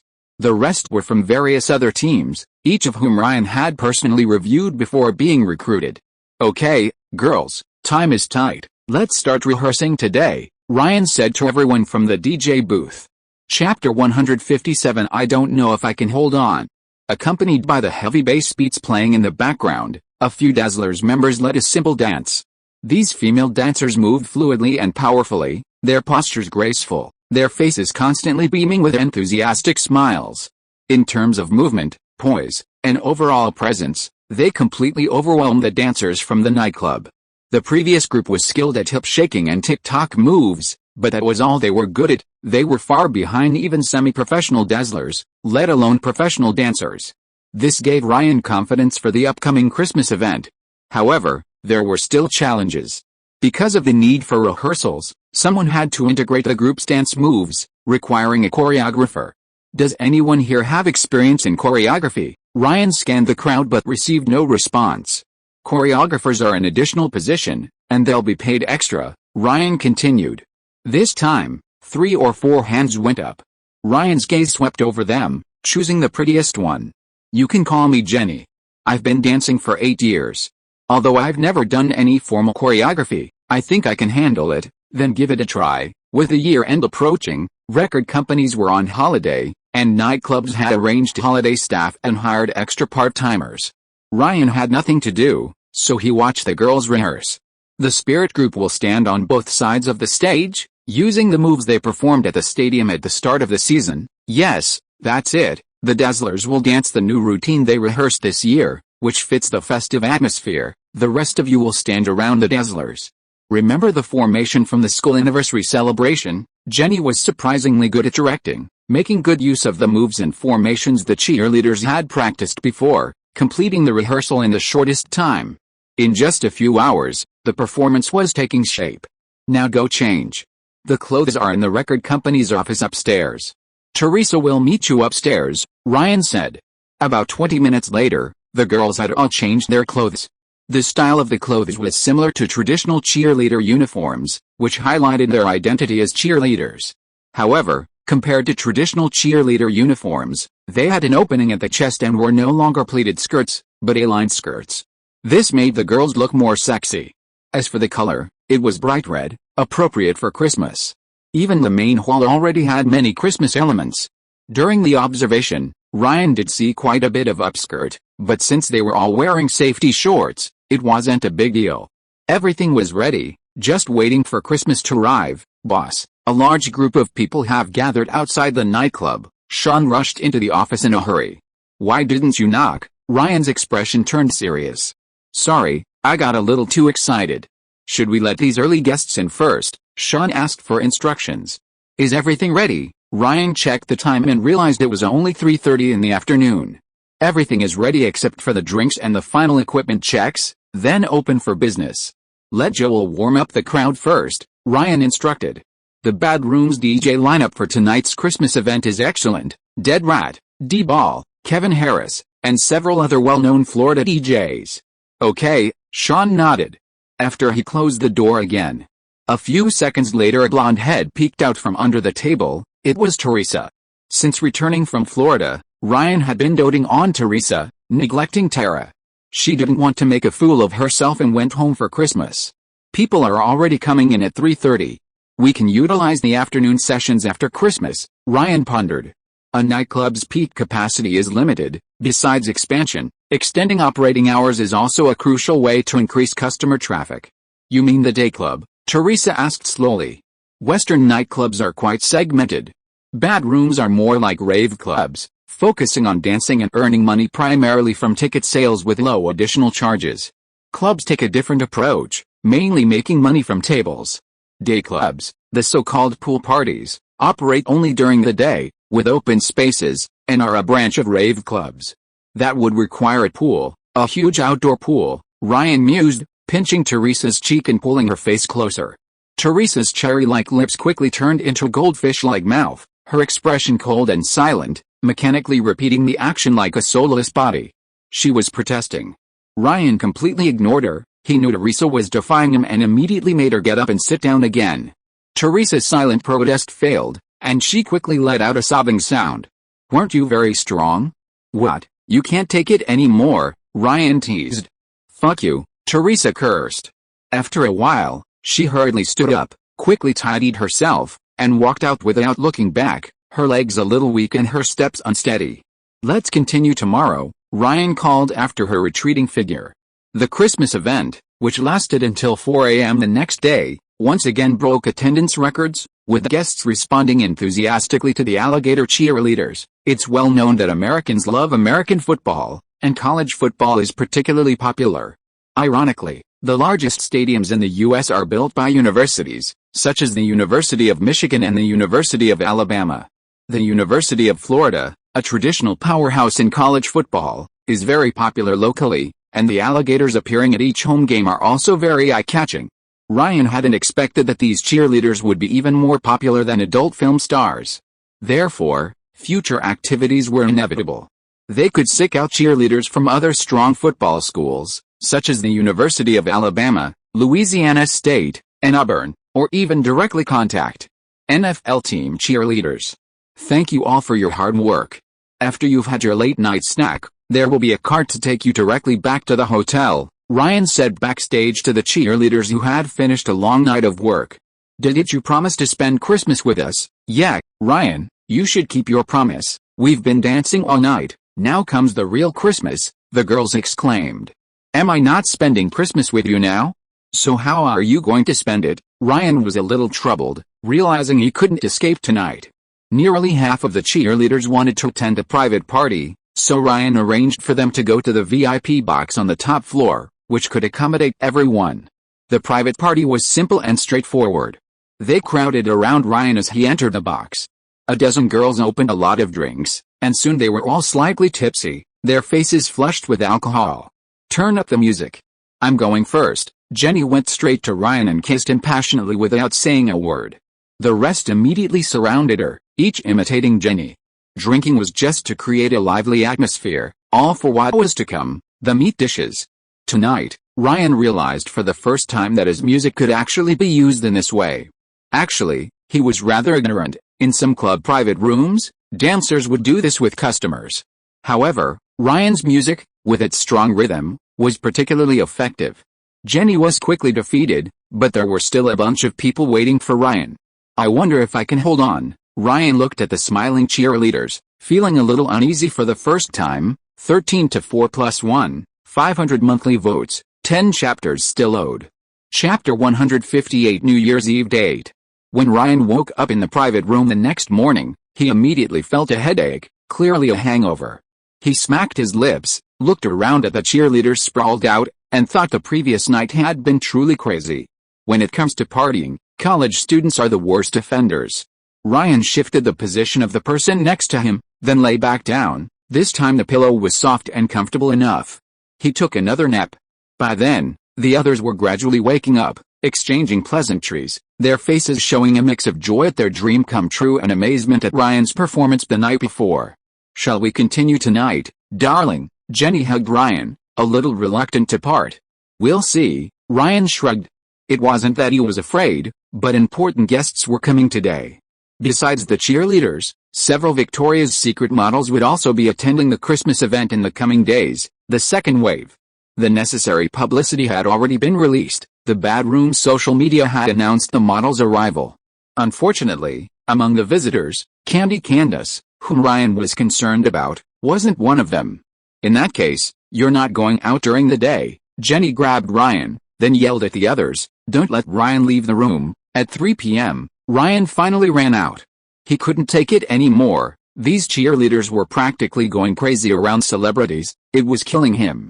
He finally calmed them down by saying, "There will be other opportunities. You can come anytime." Back in the record company area, Ryan bumped into Teresa, who was coming to work. She noticed Ryan's bloodshot eyes. He clearly hadn't rested well. "Prepare a confidentiality agreement," Ryan said. These college students were partying too wildly. Just in case, they needed to be kept quiet. It was legal, but a hush money payment was required. This would only prevent one of them from voluntarily jumping out and revealing the truth. Other measures are needed to ensure everything goes perfectly. Prepare another portable video recorder, the kind that can change the tapes. Teresa seemed to have guessed what Ryan had been doing last night, snorted coldly, but said nothing. "I'll work you to death, you bastard," she thought to herself.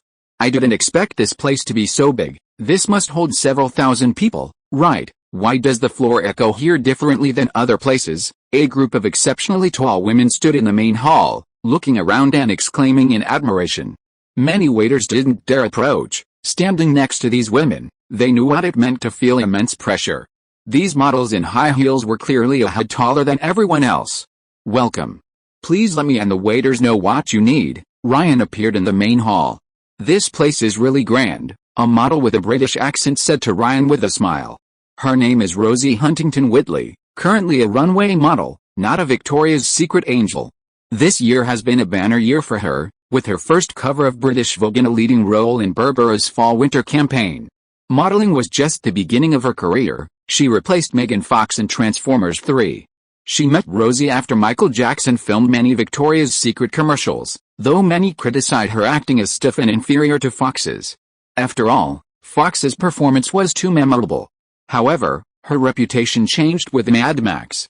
At least her face won over audiences. Since 2010, she has been dating Jason Statham, and they got engaged in 2016, earning Rosie a new nickname, Sister-in-Law. "It was at the church, I think." Ryan nodded. He remembered Rosie. She was the first one to insist on coming over at the after-party. "When are you opening a branch in London?" Rosie asked. "The competition there is too fierce," Ryan said. "London is the heartland of rave culture, and Ryan has no plans to expand overseas for the time being." "That's a real shame." Rosie turned her head, her golden hair fluttering, releasing a rich fragrance. "How are you going to treat us tonight?" Rosie asked. "It's up to you." "If it's up to us," Rosie looked at the other models.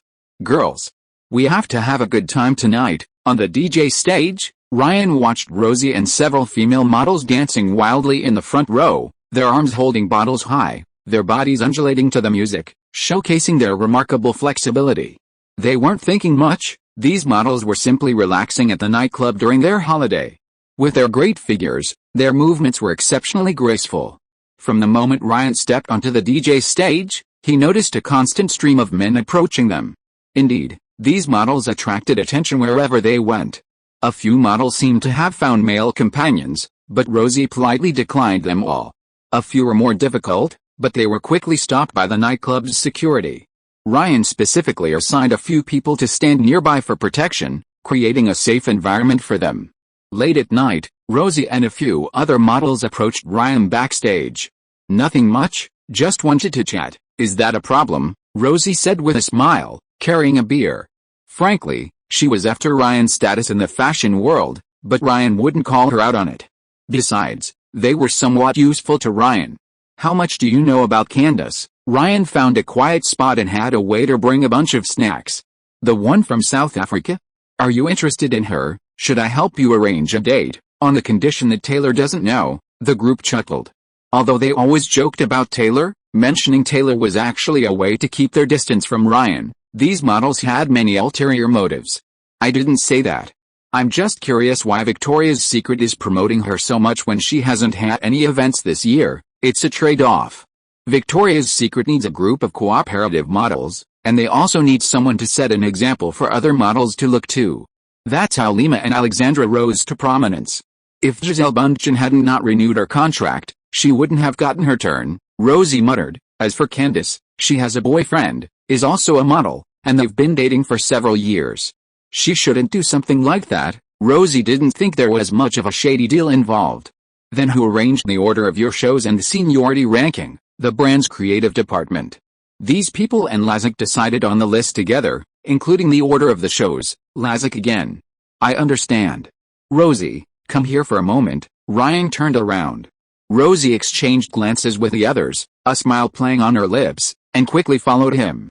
I want you to find out more about Candace, preferably by asking female models who know her. Why me? Rosie frowned slightly, her expression exactly the same as Anna's earlier. If you can provide useful information, you can also sign with Stray, Ryan promised. New York, Times Square. 10, 9, 8, 7. Taylor stood with several celebrities, counting down to the new year. She stood next to Demi, with the Jonathan brothers on Demi's other side. Thanks to Ryan's presence, she avoided the awkwardness of appearing on stage together after her breakup, and she didn't have to stand on the edge. She looked up expectantly at the electronic screen as the time reached 00 hours. The large ring on her hand reflected a unique light under the neon lights. Happy New Year, the host shouted excitedly at the camera. Taylor, however, seemed to force a smile. She looked down, as if trying to find that familiar figure in the celebratory crowd. Of course, she found nothing. He was busy making money. How could he buy a house if he didn't? Taylor told herself this. She'd just spoken to Ryan yesterday. He'd said the nightclub was doing incredibly well and they planned to expand it next year, adding an outdoor swimming pool for swimsuit parties. With her midnight live stream finished, Taylor's work was finally done. Oh, right, Erica, this is for you. Taylor, getting into her van, pulled out some New Year's gifts, including a recently released iPhone 3G, Apple's second-generation phone, the biggest difference being its ability to connect to high-speed 3G networks. Taylor was always generous to her subordinates. Just then, Taylor's phone rang. As if sensing something, she quickly picked it up. Happy New Year, Taylor said eagerly, taking off her heavy black coat. Happy New Year, how are you doing? It was Ryan's voice on the other end. The background noise was quite loud. He was probably still at the nightclub. Pretty good, just a bit cold, Taylor said. It had snowed heavily in New York today. It really is cold. I almost caught a cold, Ryan said. The next second, the van door suddenly opened, and a blonde-haired man leaned in, his shoulders covered in snow, wearing only a thin coat, clearly not expecting New York to be so cold today. Taylor's phone slipped from her fingers, her mouth slightly agape, incredulous at what she was seeing. Chapter 159 Spinach Intelligence Network? Why are you here? Taylor was startled at first, then immediately grabbed his thick coat and draped it over Ryan's shoulders. Why are you dressed so lightly? Aren't you cold? Your nose is all red. Taylor grabbed Ryan's hands and warmed them for him. I didn't check the weather forecast before I came. Ryan smiled sheepishly. Where's your assistant? Can't even handle something this simple, Taylor grumbled. Assistant. Ryan dared not bring him along. Let me warm you up again. Taylor pulled off his coat, snuggled into Ryan's arms, and transferred his body heat to him. Where are we going? Back to the hotel or? Eric asked. It's late at night, we can't go anywhere but the hotel. Taylor looked up. How many days are you going to stay in New York this time? About a week at the latest, Ryan said. With the new year approaching, both of them had finished work and could rest for a few days. Then why don't you come home with me first, have dinner with my parents, stay in Nashville for 2 days, and then we'll look at apartments, okay? Taylor made the arrangements. I'll do as you say, Ryan nodded. She was going to be staying home anyway these past few days, and besides, apart from the 2 days of the proposal, she hadn't really talked to her parents much. She needed to go back to her parents' home with Taylor. In the large bathtub, a layer of foam floated on the water. Ryan wrapped his arms around Taylor from behind. Taylor's hair was pulled up and held in place with a hair clip. The two were snuggling together in the hot bath. How's the TV series going? What about the costume line? Any ideas for a new song? How much will it cost to expand the nightclub? Taylor asked, listing everything Ryan had done. She remembered everything very clearly, not because she cared about how much money these businesses made, but simply out of concern.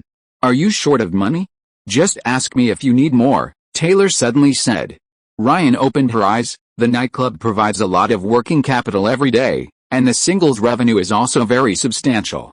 I'm not short of money, I just don't know where to spend it. Taylor turned around and wiped the foam off Ryan's chin. I'm worried that you're expanding too much and don't have enough working capital. How much can I spend? Ryan chuckled.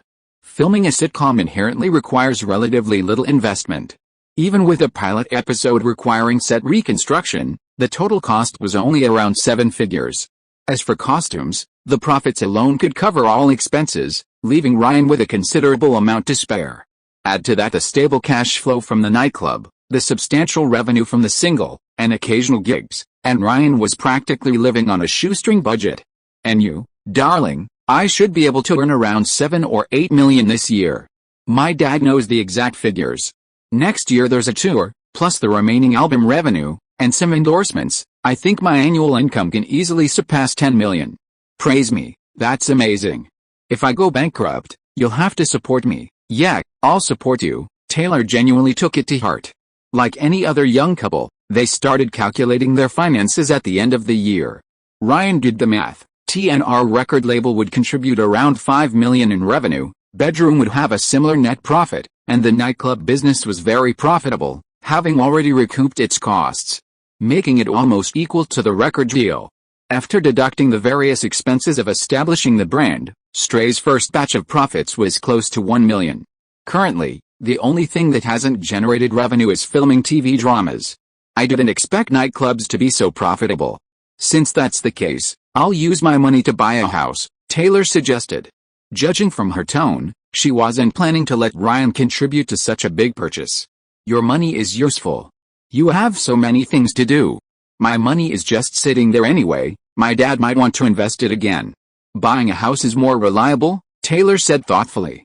She wondered what her father would think upon hearing this. Then it's decided, Taylor nodded, seeing that Ryan didn't refuse.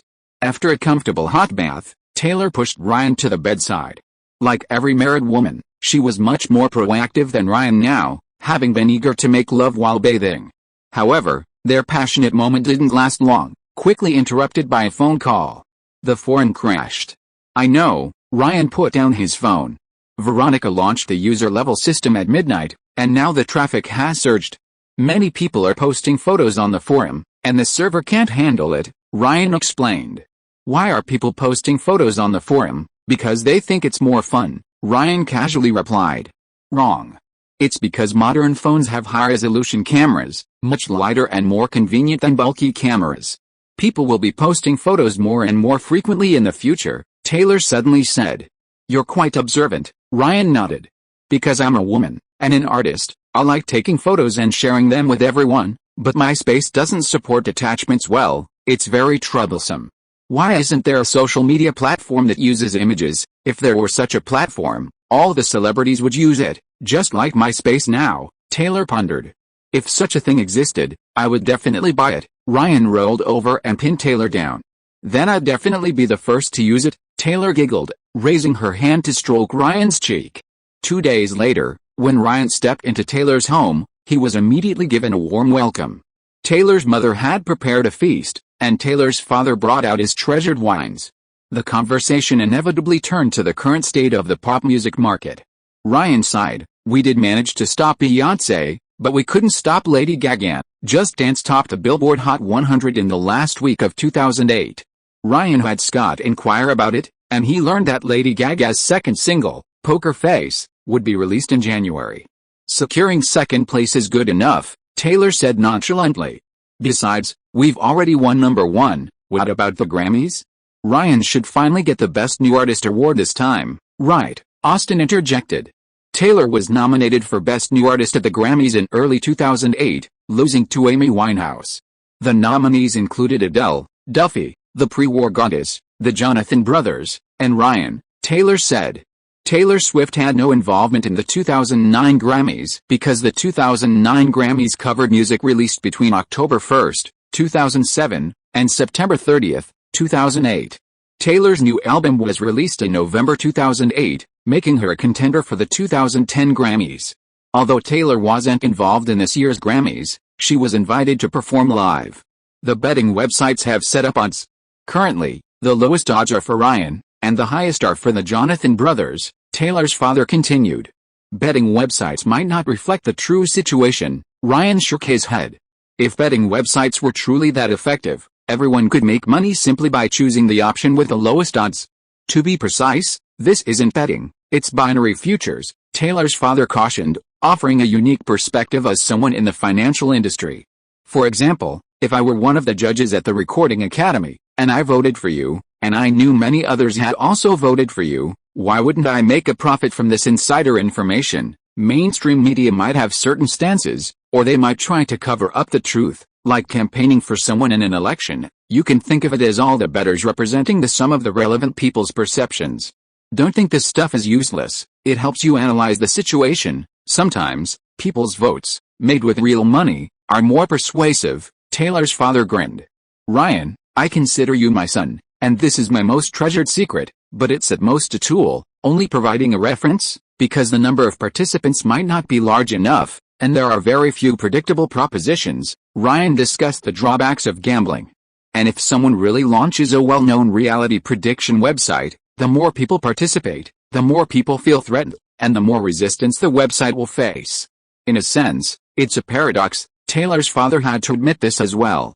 You need a lot of connections to run a website like this. Ryan shrugged. Clearly, the idea was simply not feasible at the moment. Chapter 160 Property Purchase. After saying goodbye to Taylor's family, Ryan and Ms. Rivers quickly flew to Palm Beach, Florida. This place is like Long Island in New York, a wealthy enclave. This is the famous Mar-a-Lago Club, meaning from sea to lake in Spanish. It's bordered by the Atlantic Ocean to the east and Lake Worth to the west.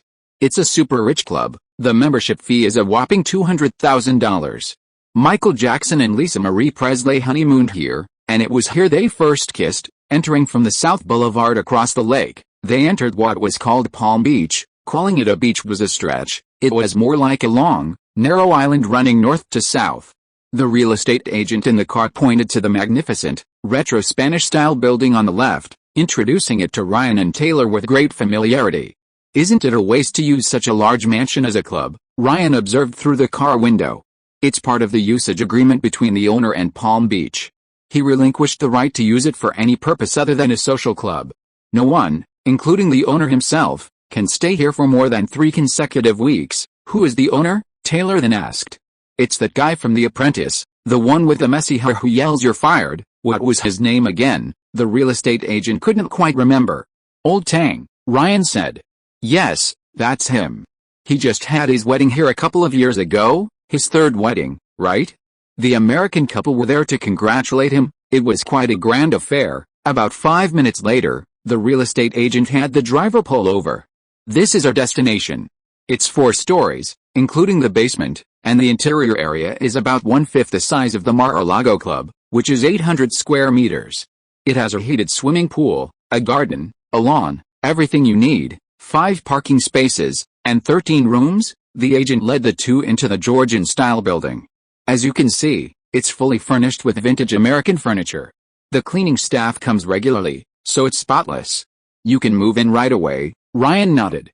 This was the 5th house he'd seen, and this was the one he was most satisfied with. What's the price tag for this one? Taylor picked up a crystal glass from the cabinet. $23 million. For a top-tier mansion like this, that's a great deal. The real estate agent rubbed his hands together. That's too expensive. Taylor immediately put down her crystal glass, implying, don't touch it if you can't afford it. Ms. Rivers, the property prices here have been steadily rising for the past 30 years. Mar-a-Lago Club spent $20 million back then, and it's now worth about $100 million. That was because Old Tang used a trick back then. He bought the land between the estate and the sea and said he would build a house here to block the sea view from the estate, which scared off all the competitors. Taylor paced around the room a few times. The decor is too outdated. Taylor started nitpicking. The furniture here is worth at least $3 million on the second-hand market. You can completely redo it. These wooden floors creak when you walk on them. Ms. Rivers, it's solid wood. I'll have someone fix it up, and I guarantee you won't hear a sound. It's too big. It's too spacious for just the 2 of us. Taylor returned to Ryan's side, not showing much interest on the surface. Then I can show you to the next one. So, which one do you think is the most suitable? After finishing the house viewing, Ryan and Taylor returned to their apartment in Orlando. The Windermere one is nice, Ryan said. Isn't it too small? Taylor pouted. What about the Lacanora one? That one has a yard right next to the house, no privacy at all. We're public figures, we need to be careful about protecting our privacy, Taylor reminded them. The Winter Park one perfectly fits your criteria, not at all. It's too desolate, there's not a soul in sight.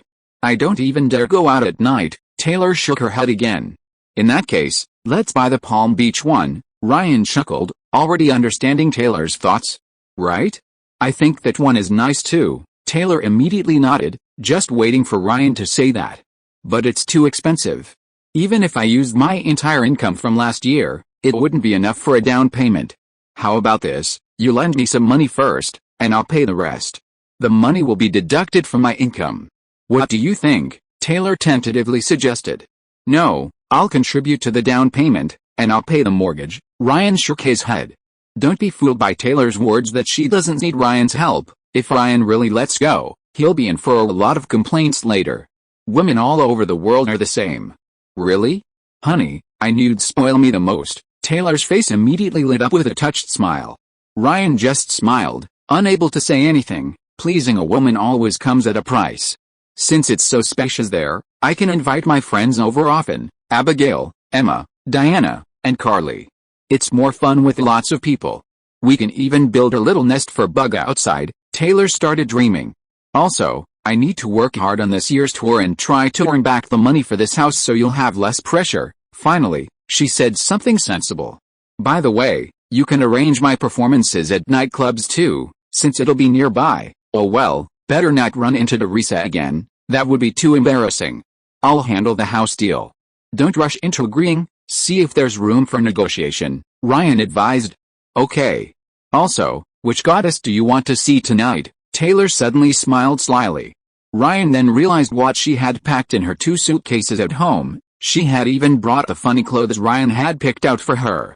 How about Aphrodite? Late at night, Taylor, fully dressed, made a grand entrance, much like Candace Swanepoel at the Victoria's Secret fashion show. Wearing a light-colored 2-piece lingerie set and glamorous high heels, her aura rivaled that of a supermodel. She gracefully approached Ryan, then mimicked a model's pose, one leg bent, one hand on her hip, striking a pose.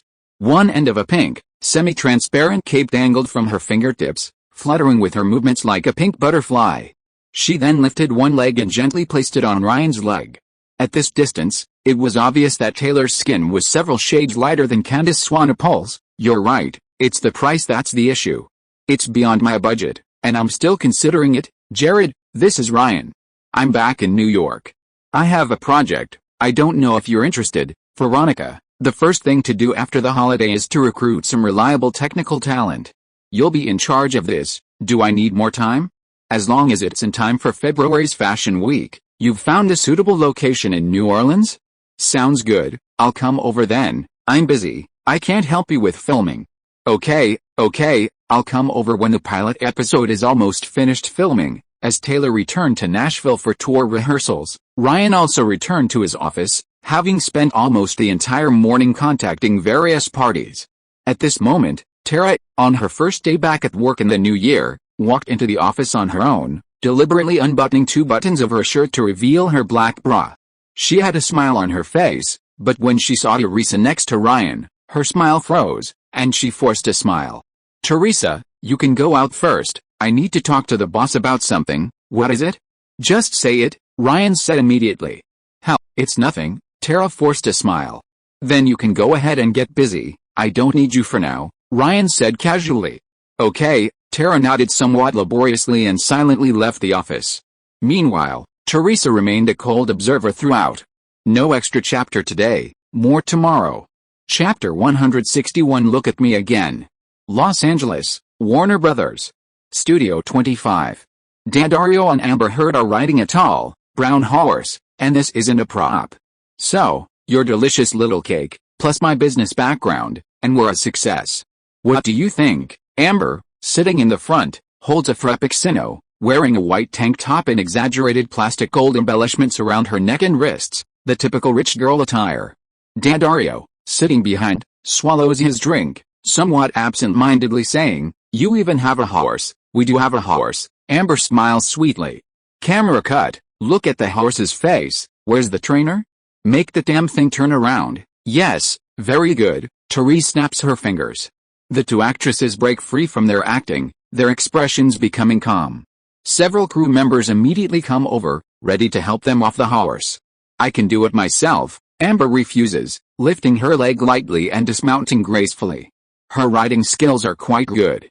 Daddario appeared somewhat cautious, being helped down a ladder by a female staff member. The two leading ladies then approached Ryan. Their attire was deliberately differentiated, almost like opposites. Amber's blonde hair was straightened and treated with a highlighting hair mask, making it appear incredibly smooth and reflecting light under the indoor lamps. Daddario's brown hair was adorned with numerous hair extensions, intentionally creating a voluminous and thick look. In terms of clothing, Amber wore a tank top and shorts, paired with platform heels, her makeup and styling clearly inspired by Paris Hilton. Daddario, on the other hand, wore long pants, a long shirt, and boots, layered with a coat.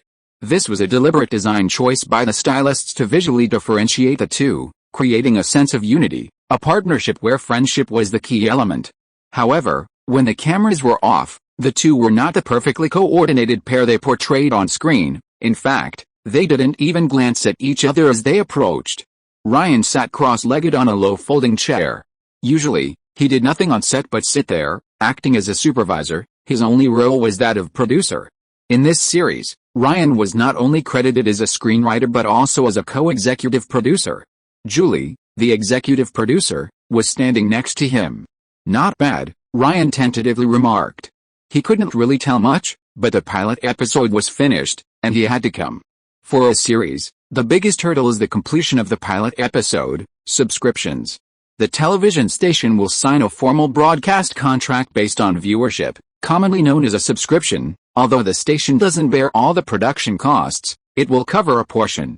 Whether a series can get a subscription from a television station is the very first hurdle.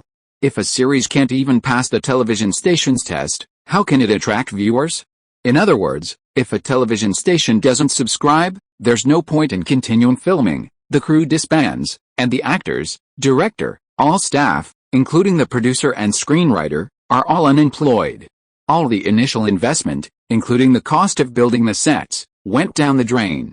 It sounds harsh, but it means both producers and broadcasters have a chance to learn from mistakes, a business model that has gradually formed within the industry. Another characteristic of TV dramas is that they are filmed and produced simultaneously, which is essentially to control costs. TV stations have the right to cancel a series entirely based on viewership ratings. The editing will be completed within a week.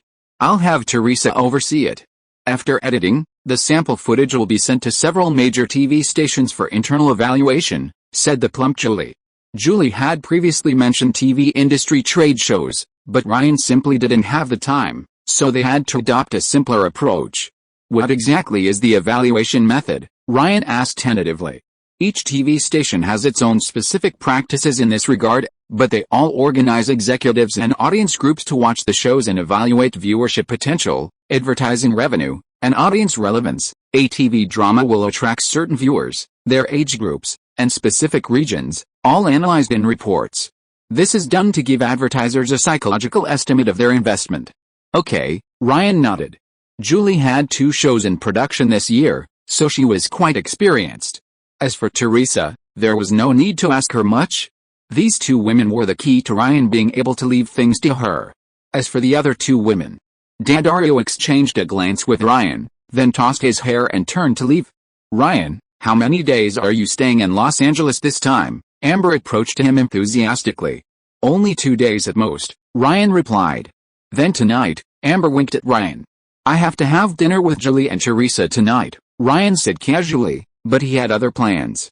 "Then I'll be waiting for you after dinner." Amber smiled ingratiatingly, eager to throw herself into his arms.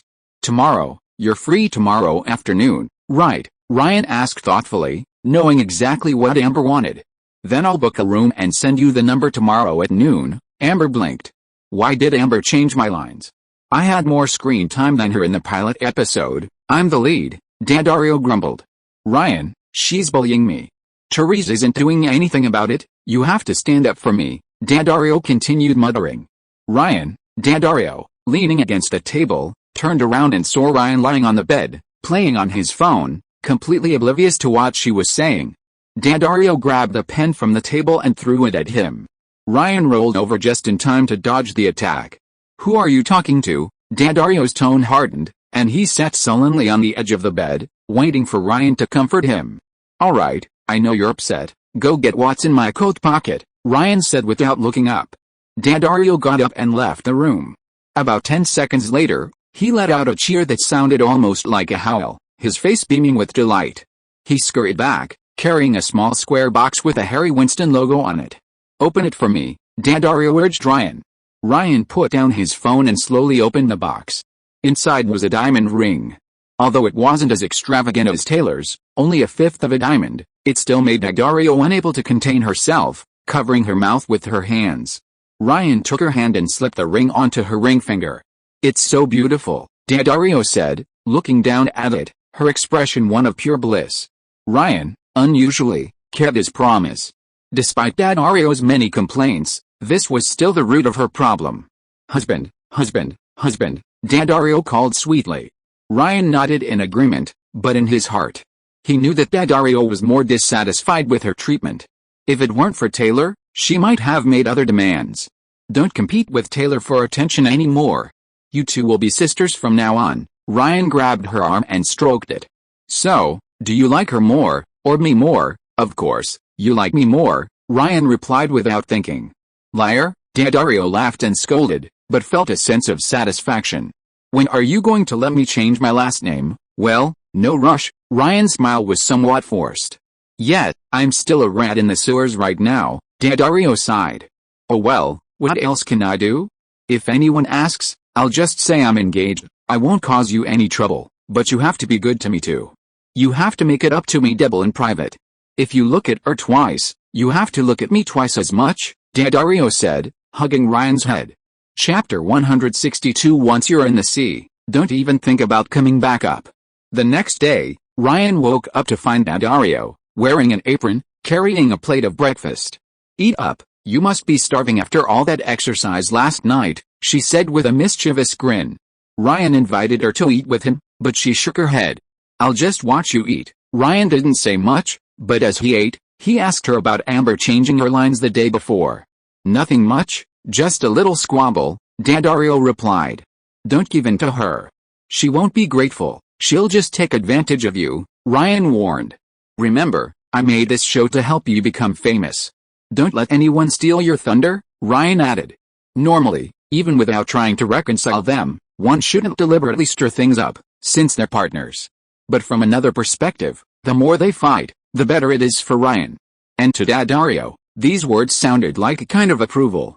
Yet, Ryan made this show for me, I almost forgot about it, and she's just here to play a supporting role to me. I understand. Daddario nodded slowly, then asked, where are you going today? Having dinner with Therese and Julie. The pilot episode is finished, and there are a lot to discuss, Ryan replied, using the same excuse as yesterday. After dinner, can we go out for a bit? Even just take me for a drive? Daddario suggested. You know, the paparazzi in Los Angeles are everywhere. Every passerby could take a picture of us together. Yesterday, I spent a full half-hour circling around, Ryan reminded her. Ryan deliberately avoided any scene where the two of them were alone together, including at work. Their private meetings were always at the place Ryan had arranged for her. Fine, Daddario said expressionlessly, perhaps already used to this kind of life. Not long after leaving Daddario, Ryan received a text message from Amber. Ryan, however, went in the opposite direction and booked a room under someone else's identity. From the moment he entered until he went upstairs, he wore a mask, his face hidden by a hood, and carried a package. After entering the room, Ryan made some preparations before informing Amber of his location. I'm already taking a bath in my room. Can't you come over? Amber was somewhat displeased with Ryan's last-minute change of location. Then hurry up and dry yourself off before coming over. I'll only wait half an hour. Ryan hung up the phone. This time, Amber wasn't late, her hair was still wet, suggesting she wasn't lying. You can't afford the luxury suites here. I brought you over to broaden your horizons, Ryan smiled, beginning to lull her into a false sense of security. Is that so? Amber looked around. I'm in a hurry, help me take off my shoes. Ryan sat on the sofa, staring at her. Amber scoffed inwardly. How arrogant she is now. She'll be crying her eyes out later. Amber, feigning compliance, knelt down to help Ryan take off his shoes. Just as she reached to undress him, Ryan suddenly grabbed her wrist. This is boring. I want something more exciting. Can you dance? Ryan smiled. I can't. Amber immediately shook her head. She'd never danced a stunt dance for anyone in her life. At most, she'd send photos to men, seducing them. Can dance?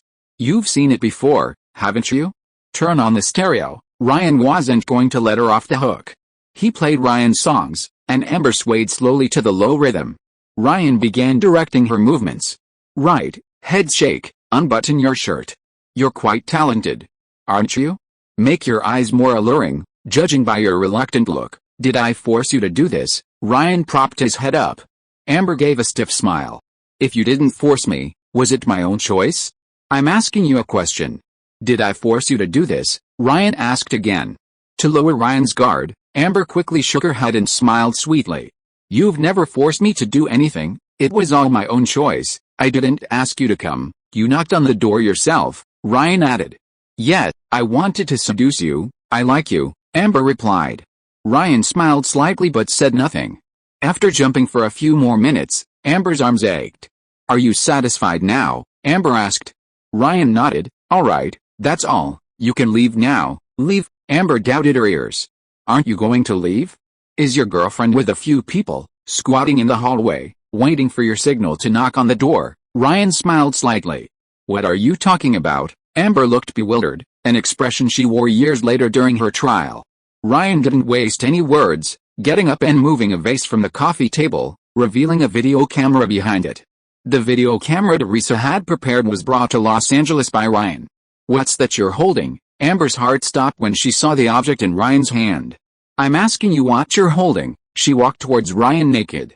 Give it to me. She reached out to grab it. Ryan immediately blocked her hand. Give it to me, Amber roared, raising her hand to strike. Unfortunately, her strength was no match for Ryan's. He punched her in the face. Some women shouldn't be tolerated. With just that one punch, Amber staggered back several steps, then fell heavily to the ground, her left eye immediately reddening. You bastard! Amber finally realized she'd been tricked by Ryan and screamed like a mad woman. Immediately afterward, there was a knock at the door. Everything was as Ryan had predicted. You're fired. Take your clothes and get out. Ryan smiled faintly. Amber knew she'd been manipulated by Ryan from the very beginning, all the way back to the day of the proposal. She'd never let her guard down, and now Ryan held evidence against her, with powerful backers. She'd lost, utterly lost. Amber took a deep breath, jumped up, quickly dressed, opened the door, and went out. Ryan could faintly hear voices outside. A few minutes later, there was another knock. I'm alone outside now, Amber said. I forgot something, she added. Ryan opened the door, and halfway open, she slipped in through the crack.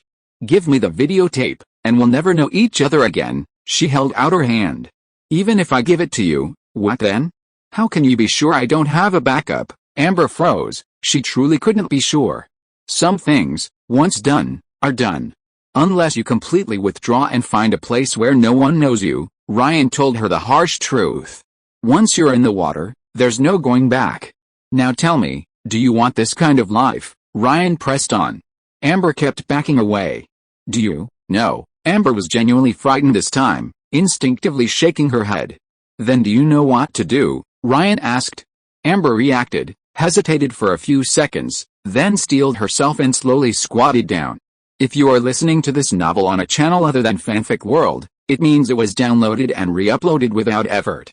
We warmly invite you to visit our channel, Fanfic World.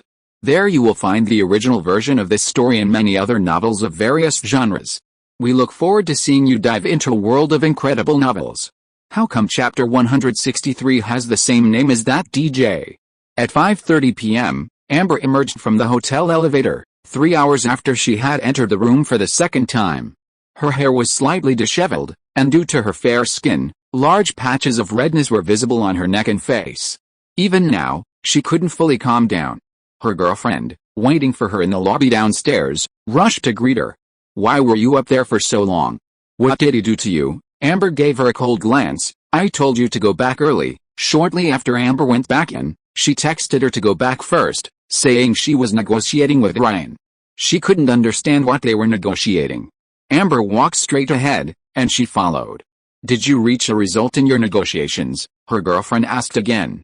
"Don't ask," Amber frowned, clearly impatient. Even after they got into the car, her girlfriend's questions continued. "This can't just end like this." Her girlfriend slammed her hand on the steering wheel. "What do you want to do? What can you do? I'll be the one to handle everything." "And where are you?" Amber questioned repeatedly. "I, useless piece of trash," Amber muttered under her breath. After returning home, Amber suddenly started packing her bags. "Where are you going?" Her girlfriend panicked completely. "I want to go home for a few days," Amber said. "Ryan did have dinner with Therese before leaving Los Angeles.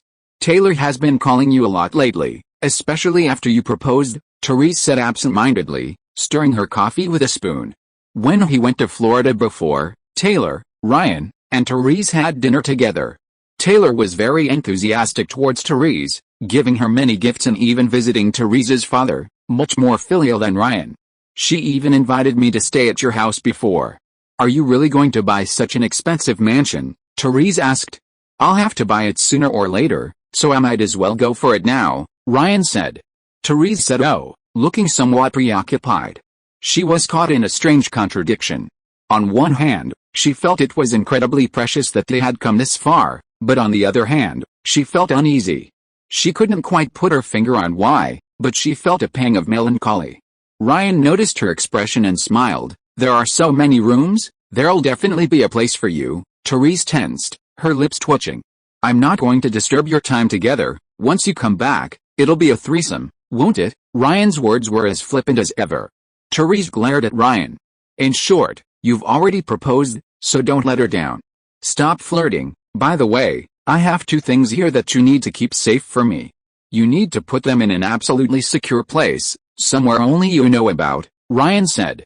Therese took the envelope. Inside were 2 portable videotapes. The 2 tape boxes had different markings on them. One was cheerleaders, and the other was Amber Heard. "What did you film?" Therese frowned. "Don't ask, and don't look." "I won't ask. If you want me to keep it, I'll keep it for you." Terry didn't say much. Ryan thought about it carefully. These things weren't safe anywhere. It was better to keep them with Terry. As for the show, the comedy is good, especially the naked jokes, which might even become a hit. Terry talked about the show again. Los Angeles, Bamberger, the internal test broadcast venue hosted by CW, the internal conference room where the senior executives were. "What are your thoughts?" Dawn Ostroff looked around at the senior executives and slowly spoke. She was the current CEO of CW, commonly known as the station manager. She was a senior executive who previously worked at Up Networks. After the merger, she became the station manager of CW. Years later, she became the CEO of Spotify. The program development manager began. This vampire-themed TV series cleverly blends the currently popular vampire elements with family, historical themes, and of course, romance. The casting is also excellent. I think it has the potential to become a hit. Moreover, the market positioning is very clear. Young women are the target audience for this film, so the promotion can emphasize this point, the marketing and publicity manager added. However, this is a fantasy TV series. Judging from the special effects in the pilot episode, the production cost will be relatively high. I think we should be cautious, the finance and operations manager objected. What are your opinions, advisors? Duane looked at the Warner and CBS representatives sitting at the back. Clearly above average quality, this is the best TV series we've seen in the last few days, one of them said. The other's answer was similar. Duane pressed the phone button in front of her. What was the feedback from the audience representatives? The ratings analyst on the other end of the line replied. Some people thought it was great and are looking forward to the rest of the show, while others thought the plot was a bit long. That's because the plot hasn't unfolded yet, Julie quietly defended herself. As the producer and representative of the production company, she naturally had to be present at the test broadcast. Duane then asked a few questions in a low voice, finally looking at Julie. We need to consider it further. As usual, we'll give you a definite answer a month before the pilot season. Julie nodded. Also, I'm producing a second TV series this year. Due to time constraints, it's not on the schedule, but I think we can squeeze it in. It's a sitcom anyway, so everyone can watch it while having lunch. Doan glanced at her expensive lady's watch and nodded casually. Consider it a side dish. You have 5 minutes. If you can't grab our attention, we'll change the channel. Agreed. I need to go get my lunch. The executives went about their business, while Julie had the staff start playing the program. Ding ding. Tables 12, 4, and 11 are served. On the big screen, the chef brought the dishes to the serving area. Is that armpit hair? Daddario's eyes widened, noticing the chef's overly slovenly appearance. Chewing gum and wearing a yellow apron, Daddario approached the serving area, saying as he served, "When you have time, please take your lecherous eyes off my grandma." The older finance and operations manager, who was opening her lunchbox, stopped abruptly upon hearing this, her pupils contracting. She muttered, "God, is this for young people these days? This actress is quite skilled at carrying her tray," Daddario remarked, noticing the detail. She was quickly drawn in by Daddario's flamboyant acting style. In just 3 or 4 shots, the previously noisy conference room, filled with lunchtime chatter, suddenly fell silent. The program development manager, a plastic fork dangling from his mouth, forgot to open his lunchbox, his eyes fixed on the screen. The audience burst into laughter again at Daddario's joke. A joke about Coldplay. The screenwriter's got some ideas, he knows what's trending right now, the marketing and PR manager said, hands behind his head, leaning back for a more relaxed viewing position, something he always did at home. Within minutes, Daddario's performance had captivated the entire audience. Who's the screenwriter? Doan noticed the script was very well written, using witty banter to completely reveal the female lead's identity and personality, leaving a lasting impression. Ryan Rivers, Julie casually remarked. That blonde DJ? No, it's probably someone with the same name. Doan nodded, not giving it much thought. The clip continued, and when Amber Heard, playing Caroline, appeared, another murmur of surprise rippled through the room. Wow, so beautiful. Who is this? Isn't that the Texas blonde bee? It must be her. This outfit really brings out her best features, the executives chatted amongst themselves. As the plot progressed, they finally realized that this was a show with 2 female leads. The 2 female leads have very distinct characteristics, huge differences, but complementary personalities. They really seem like sisters, and the pairing is very comedic. The supporting characters are uniquely portrayed, everyone is memorable. Who wrote this show? 2 consultants chimed in. Normally, internal testing sessions don't allow for much discussion, but it was lunchtime, and even so, everyone was completely captivated. From a sitcom perspective, it was indeed a masterpiece. When the pilot episode ended, everyone, including Doan, was somewhat reluctant to leave. Let's talk about the reviews, starting with the financial aspects. Doan rested her chin on her hand. Sitcoms, low cost, high return, my favorite. Even the usually meticulous finance manager gave it the green light.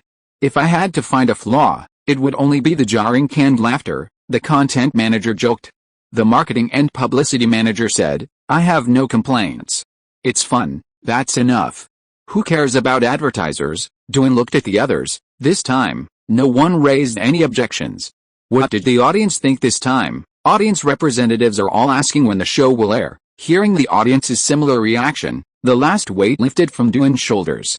Sign the contract, Julie, if you want to leave, Doan said with a smile.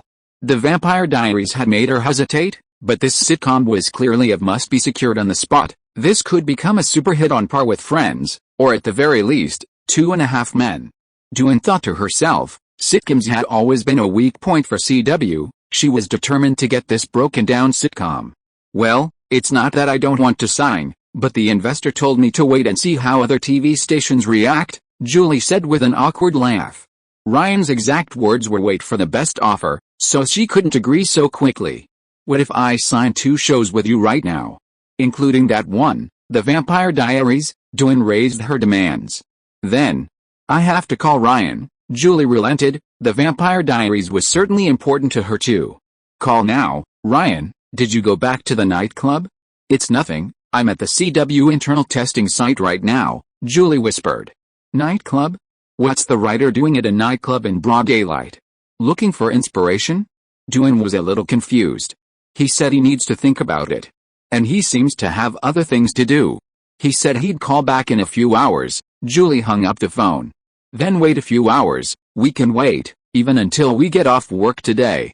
I haven't had a chance to ask you who this writer is. I've never heard of this name before, Duane asked again.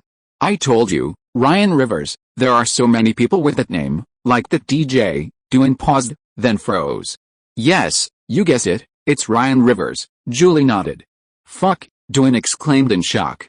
Looking at the other executives in the room, they all wore expressions of utter disbelief. Chapter 164 You are fired. You mean? Ryan Rivers wrote this script, Duane asked repeatedly, confirming. Yes, absolutely, Julie nodded. Pshwa, don't lie. This kind of rhetoric might fool brainless fans. The content manager was the first to disbelieve. I'm not lying. Ryan dictated the entire script himself. I saw it with my own eyes. Although it's hard to explain with common sense, every genius defies common sense, right? Einstein and all that, Julie said with a laugh. Convincing others that Ryan wrote Two Broke Girls was indeed not easy. After all, electronic music and screenwriting are two very different fields. Then we must reconsider the commercial value of this series. Duane immediately looked at the marketing manager. We can collaborate with Ryan, promoting it as the first screenplay written by a genius musician. Of course, Ryan must make a cameo appearance, and a frequent one at that.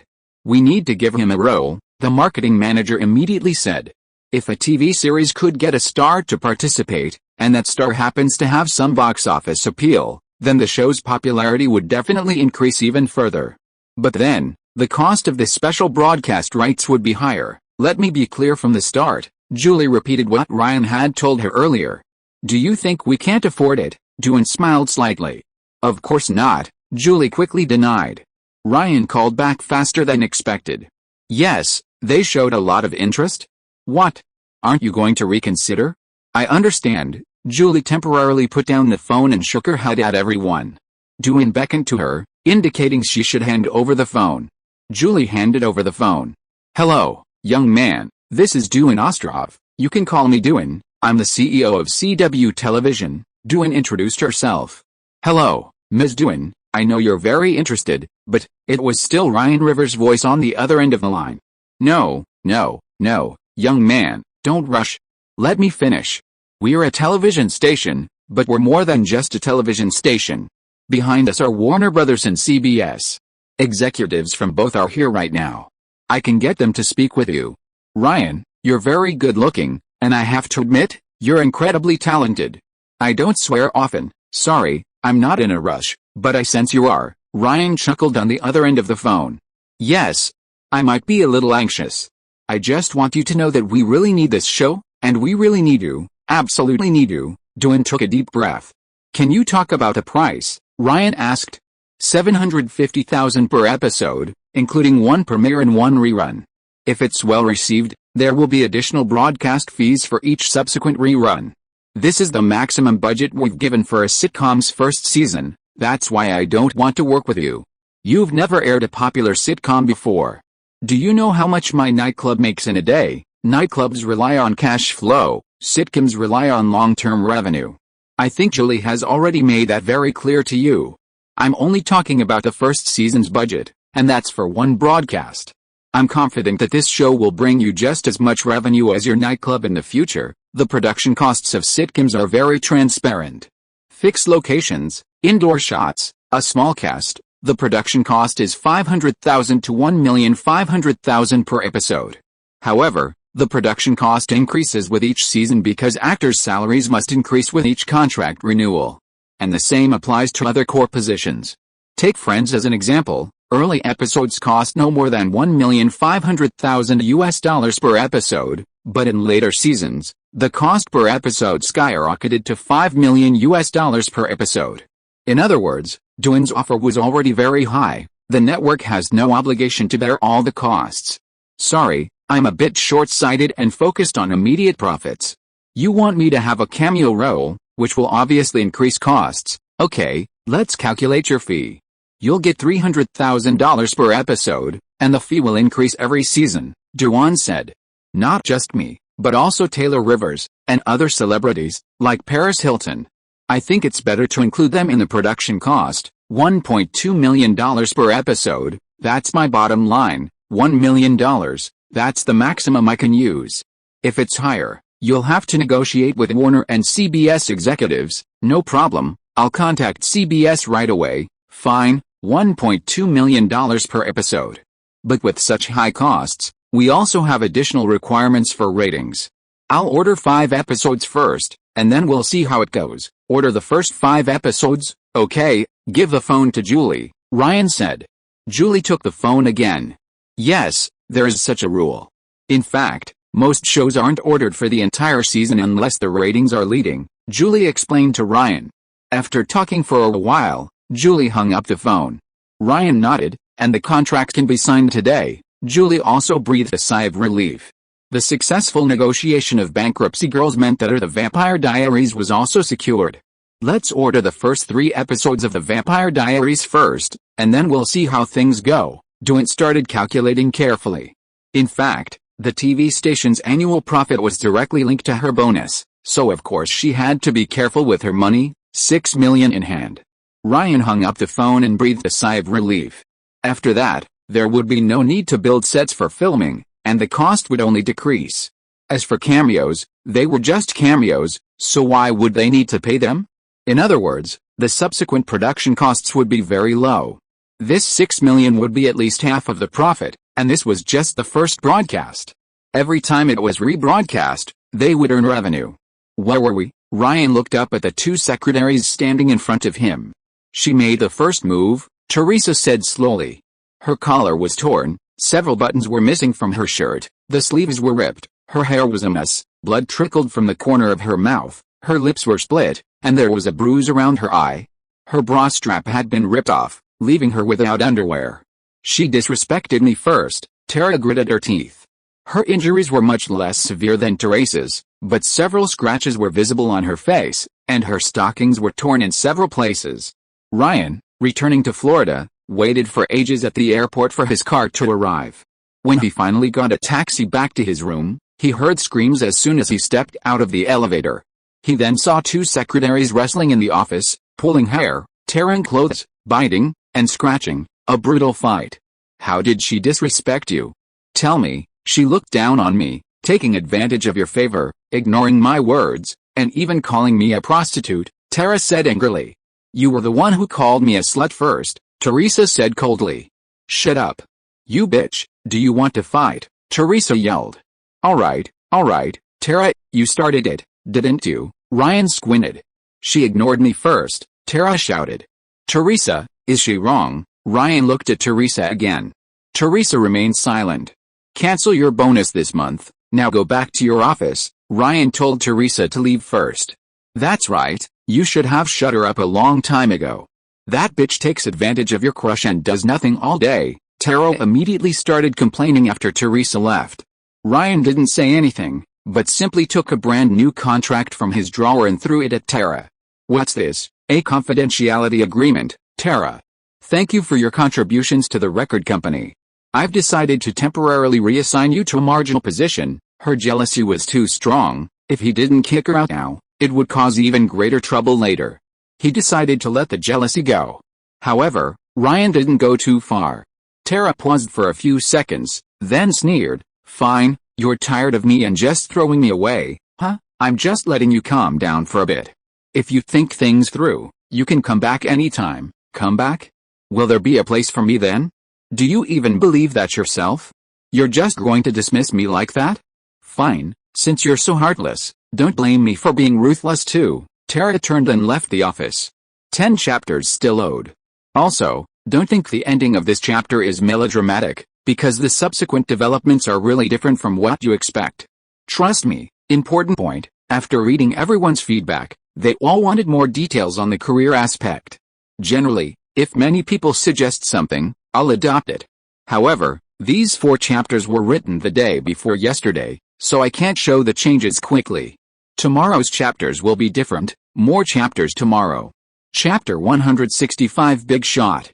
Stop her downstairs, Ryan hung up the phone. He then composed himself, he still had a guest to meet later. Teresa, get ready, bring her up later. Ryan pressed the button on the intercom again. About 20 minutes later, Teresa, having changed her clothes, entered.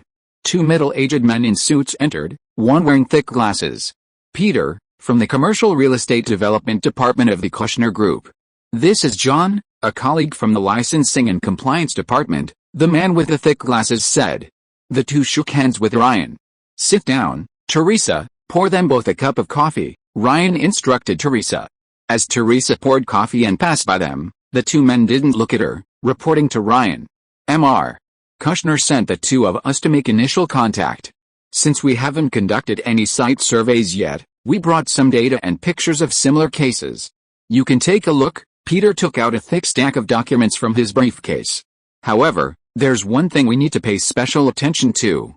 After all, this is church land, so the situation might be a bit complicated. Peter paused.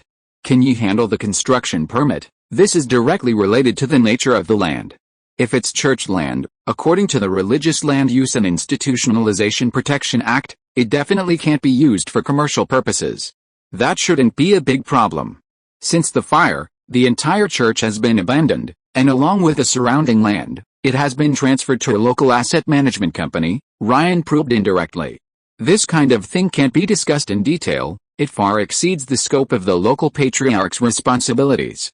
At the very least, it should be the local diocese bishop, that's the real bigwig behind it. Ryan knew very well that his involvement was only due to the popularity brought by the nightclub, nothing more. In that case, I'll give you a form with all the legal procedures that need to be completed. John from the Compliance Department, commonly known as the Government Affairs Department, took out another piece of paper and handed it to Ryan. Ryan took it and saw that it was densely listed with more than a dozen local departments. First, there's the City Planning Department and the Local Land Planning Department, then the Local Environmental Protection Department, followed by the Construction Services Department, the Engineering and Development Office, the Business Licensing Department, the Florida Department of Taxation, the Planning Commission, the Municipal Commission, the County or City Building Inspection Office, the Florida Department of Occupational Law. Just looking at it gives me a headache. If it were just him, Ryan would absolutely never touch commercial real estate development. At the same time, a question popped into Ryan's mind. The land is in other people's hands, even with the booming popularity of his nightclub, there's no need for them to cooperate with him. Since you have friends in the area, we don't need to worry about that. Now we need to discuss the budget. I've looked at some examples. According to relevant cases, the total building area of a commercial street is approximately 200,000 square feet. Last year, the Winter Park Village redevelopment project in the Orlando suburbs had a total area of about 180,000 square feet, including land costs, construction costs, and other intangible costs. The final total cost was approximately $30 million based on land prices in the Orlando suburbs. Each square foot is between $10 and $25, so the land cost is around $2.15 million to $5.375 million. This can be deducted. Ryan suddenly realized why the other party was willing to cooperate with him, because his wallet was deep enough. The economic climate was bad, everyone had to tighten their belts. Perhaps it was also because of the land's nature that he couldn't get a bank loan. He had just promised Taylor he would buy a house, and now he had to spend some more money. What are the construction costs? We don't need a very luxurious commercial street here, the surrounding residents don't have that kind of spending power, Ryan continued to inquire. Ryan, this is already the simplest type of commercial street. If it were a high-end commercial street, the total cost would at least double, and that takes into account the land prices in Orlando. In Miami, similar land would cost between $20 and $50 per square foot, Peter said. In other words, there wasn't much room to reduce costs. I understand. How much is the Kushner Group planning to invest in this project? Ryan asked. Well, Mr. Kushner hasn't mentioned it. I'm afraid you'll have to discuss it with him personally, the other party continued. What's wrong, Ryan? Have our people arrived? It was Jared Kushner's voice on the phone. They've arrived and talked to me quite a bit. You can handle the local departments, right? Jared confirmed personally. It shouldn't be a problem. Church influence, Jared asked again. Jared's father was a major donor to the Democratic Party, while the conservative forces were closer to the Republican Party. In the United States, the church represents the conservative forces. Among American adults, 43% are Protestants, 20% are Catholics, and only 26% of adults are not religious. Of course, it can't be said that the church was the only decisive factor. In 2008, it was little O who won. More or less, Ryan said vaguely. Jared, on the other end of the phone, was somewhat surprised by Ryan's response. After all, Ryan hadn't been in Florida for very long, and he hadn't expected him to be involved with the local conservative forces so quickly. If you have time, you can come and attend some parties. I'll introduce you to some friends, Jared said with a smile. Seeing that the nightclub collaboration was not going to proceed, he also had the intention of befriending Ryan. Of course, provided you have time, after all, you're a big star. Of course I'll have time, Ryan chuckled. But speaking of which, how much is Cushman & Company planning to invest this time? Ryan asked. Invest? Ryan, you know, the aftermath of the subprime crisis hasn't subsided. Last year, Cushman & Company just spent $1.8 billion to buy a building, and I'm still worried about funding. I'm contacting people to sell part of the property rights. Jared began to complain about being poor. Investing in a nightclub and investing in commercial real estate are indeed not comparable in terms of the amount of capital required. To be honest, Ryan still had to find a way to make the money himself. Strictly speaking, Ryan still had the money to start construction, but he was worried about running out of working capital. And investing all the money he'd worked so hard to earn last year was still a bit painful for him. Most businessmen earn 1 cent, borrow 3, and invest 4.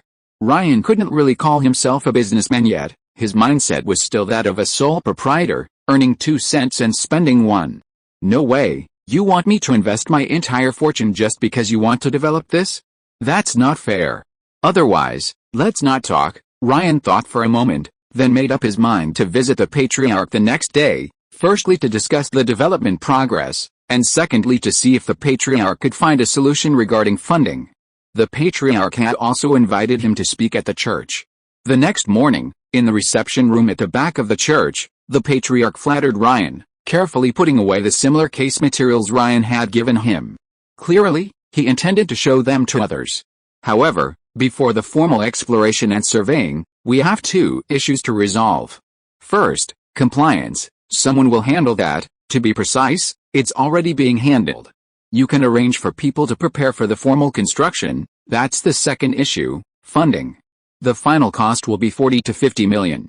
I'm just a nightclub owner, I can't come up with that much money. Ryan feigned helplessness, deliberately exaggerating the cost, which was actually only about half. That's easy.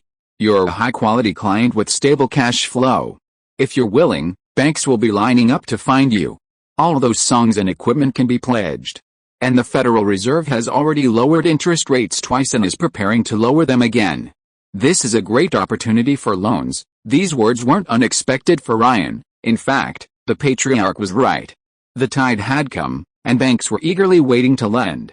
Unfortunately, all industries were currently sluggish, and with ample cash flow, Ryan, being counter-cyclical, was bound to be a hot commodity in the eyes of banks. Ryan didn't dwell on this issue. There's a third issue. Since we're going to cooperate, I need to know who I'm cooperating with. When construction actually starts, someone needs to step in, Ryan continued. This was the most crucial question. Haha, you'll know when the time is right. As for now, someone will cooperate with you. Someone will contact you soon to act as your deputy and help coordinate things, the patriarch said with a smile. Being a deputy also meant, in a sense, supervising Ryan. Alright, it's about time. You should go to the main church to speak, the patriarch nodded. As a part of the community, Ryan naturally needed to appear at the church to reflect the holiness of the local church. Chapter 166 Queuing up to give money. Ryan had thought it would just be a formality, a few meaningless words about love yourself, love God. Unexpectedly, his appearance was met with a deafening chorus of boos from the main hall. What's the point of bringing him here? He's made a mess of the place. Ever since those nightclubs opened, I haven't let my daughter out at night. Blasphemy. A threat to the community. Close the nightclubs. Leave the community. Close the nightclubs. Leave the community. The crowd in the church chanted in unison. Ryan stopped, gripping the podium, and looked at the crowd. As far as the eye could see, the vast majority were Colombians and Cubans. From their faces, one could tell that the Colombians mostly had mixed race features, while the Cubans were more traditionally European white. The difference was similar to that between Brazilians and Argentinians. Facing the clamor of disapproval, Ryan smiled slightly and tapped the podium twice forcefully with his ring. Thump, thump, thump. Ryan applied force, the echo exceptionally clear, and the shouts gradually faded away. Tell me, when was the last time this place was this lively? It was in the 1970s and 80s, but decades have passed, and what have you gained? Dilapidated roads, chaotic security, or increasingly corrupt hearts? Young people leave, abandoning their homes to seek a living in big cities. Children don't receive a good education, middle-aged people suffer from prescription drug addiction, and the elderly are tormented by illness. Tell me, is this what you came here for? Ryan surveyed the crowd. No one dared to respond. Ryan's words struck a nerve. This is reality. You are a bunch of trash, ignored and stinking, Ryan continued bluntly. This made many in the audience indignant. Am I wrong? Ryan met the gazes of many of them, and they all recoiled under his gaze. And now, this neighborhood is thriving again, bustling with people every day. The parking lot is packed, all because of my nightclub. Are any of the restaurant owners around here? Raise your hands, let me see. Ryan's gaze swept across the hall. A couple of people raised their hands. Tell everyone loudly, has your business improved since the nightclub opened? A woman holding a child stood up and stammered. Before the nightclub opened, we barely had any customers, but after it opened, especially in the early morning, many people come to the restaurants. My husband can't handle it anymore. He called my brother over, and we were planning to hire 2 more people. The other 2 gave similar responses. Did you all hear that? This is the answer. The closer the restaurant is to the nightclub, the more business it sees. Ryan banged on the podium again. What does that have to do with us? Someone shouted. Of course it's related. Do you know what those nightclub patrons represent? Walking wallets. I can share some good news with you all. I'm currently considering raising funds to build a commercial street around the nightclubs, complete with restaurants, hotels, pharmacies, supermarkets, gas stations. All the amenities will be there, including the repair work on the nearby roads. Everyone can benefit from the development. At that time, I will rent out the shops to you all at low prices. Ryan spread his arms wide, his toes pointing outwards. The crowd looked at each other. Someone started clapping, and within seconds, the church echoed with thunderous applause. Let the community prosper again, Ryan shouted, raising his arms. Let the community prosper again, the crowd chanted in unison. Excellent. You're good at public speaking, and even better at inspiring people. Your talent isn't limited to music. The patriarch, seeing Ryan return from the stage, immediately embraced him. Essentially, it's all just storytelling, Ryan casually remarked. In his eyes, any narrative was just a story. As for the present, the commercial street needed tenants, and these locals could absorb some of them. Your appearance is a bit youthful. You should try wearing a suit. It will make you look more mature and more appealing to the public, the patriarch continued. Seemingly pleased with his speech, the patriarch then had Ryan present gifts to several teenagers as an award presenter. These teenagers had won awards in a national sports competition, a cause for celebration for the entire community. In some communities with large religious populations, religious ceremonies are community ceremonies, so such occasions are not unusual. After the awards ceremony, Ryan remained on the stage, with a choir behind him singing a religious song, or hymn. Ryan, of course, couldn't sing, he simply clapped along to the rhythm. Just then, a familiar sense of déjà vu washed over him again, echoing the hymn in his ears. Ryan was startled, he had actually heard Beyoncé singing. Then came a male voice, equally familiar. Cover me with your wings and walk with me when I am overwhelmed. Soaring and singing in music, Ryan recognized a unique male voice. It belonged to the lead singer of Coldplay. Beyoncé's collaboration with Coldplay couldn't possibly be religious music, it was a pop song called Hymn for the Weekend. Ryan was also surprised to discover that the song was produced by Avicii, the second time he'd seen that name. Listening carefully, Ryan could sense a certain similarity in sound to Wake Me Up. Knock knock knock, come in. Teresa led a woman in a suit into Ryan's office. Welcome, Manager Nora. Ryan stood up and extended his hand. The woman with short, chin-length black hair looked Ryan up and down, then extended her hand, smiling. You look much more mature than on TV. Today, Ryan was wearing a shirt, dressed professionally.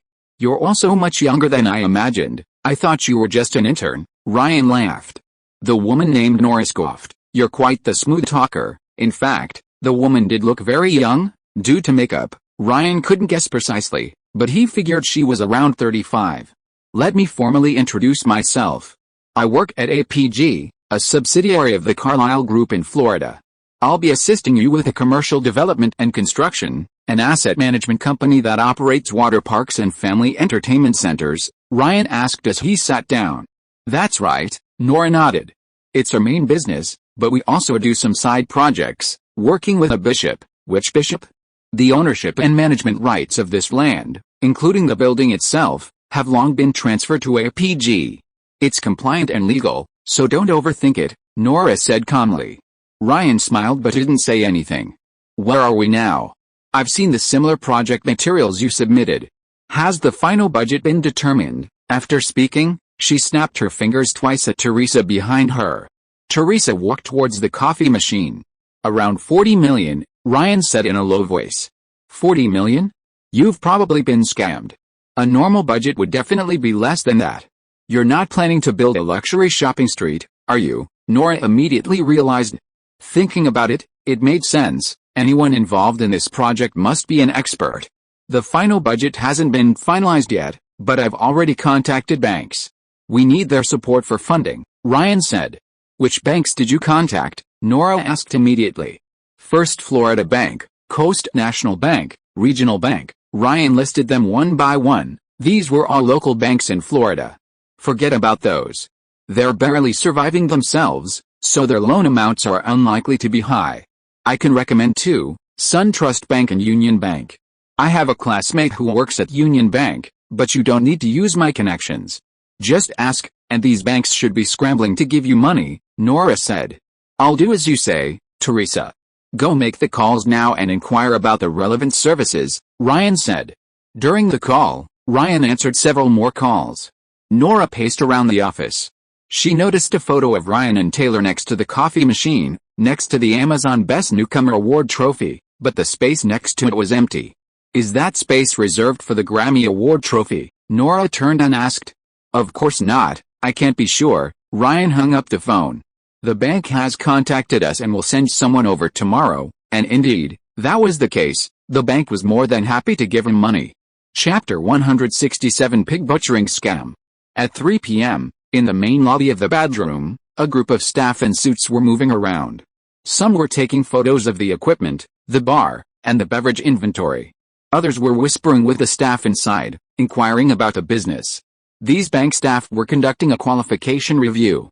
Of course, this review wasn't just superficial, they also checked bank statements and accounts.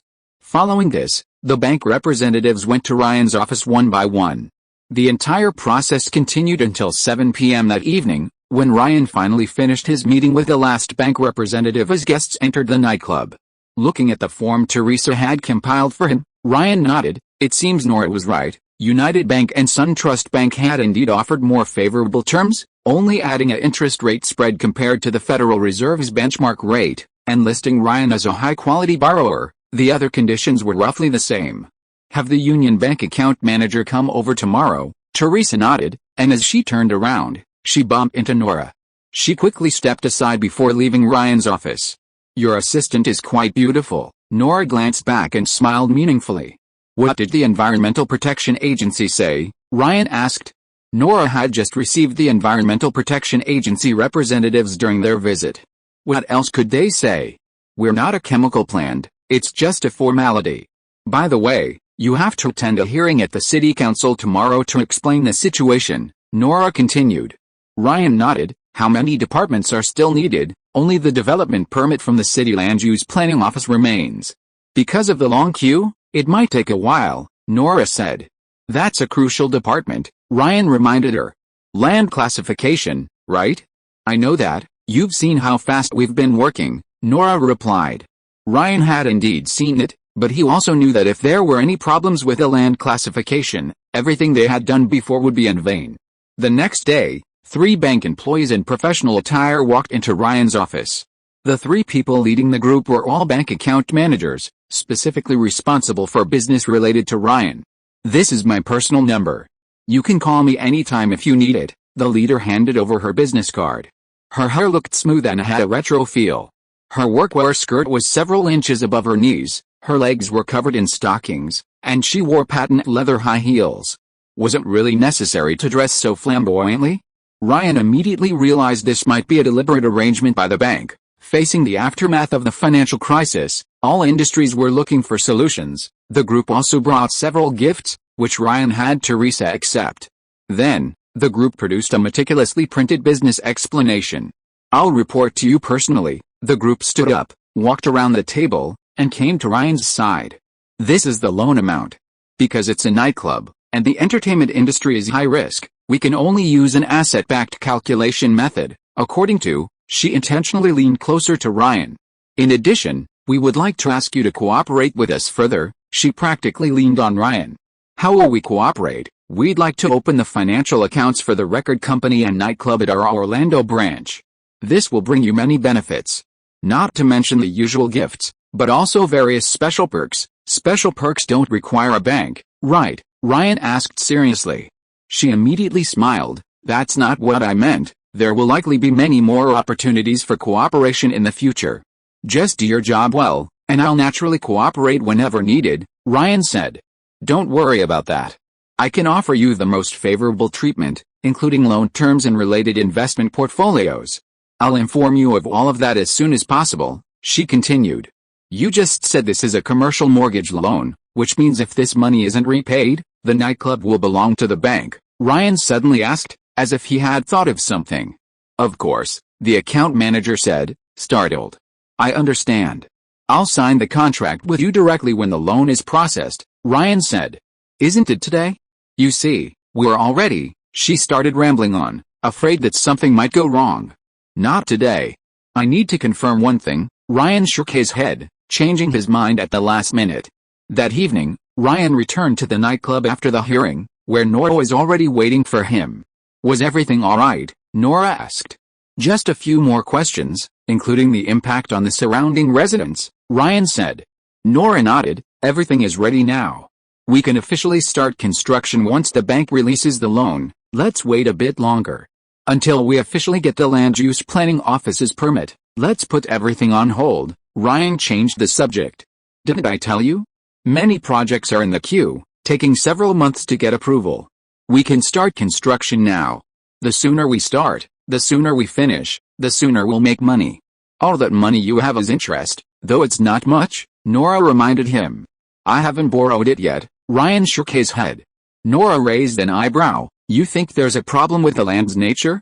That's preventing construction?" "Of course I don't doubt you, but you saw it yourself. I mortgaged the nightclub. What if something goes wrong? Would I have to hand over my nightclub to someone else?" Ryan said. "Or were you after this nightclub from the very beginning?" "Haha, don't overthink it. Your nightclub isn't that much of a target. Besides, how much money would you make if it disappeared?" Nora immediately chuckled, feeling Ryan was being overly cautious.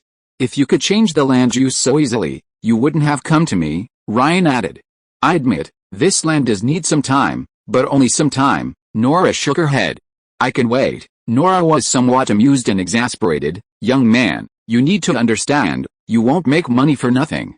If you want to make money, you have to take some risks, but this risk is too great.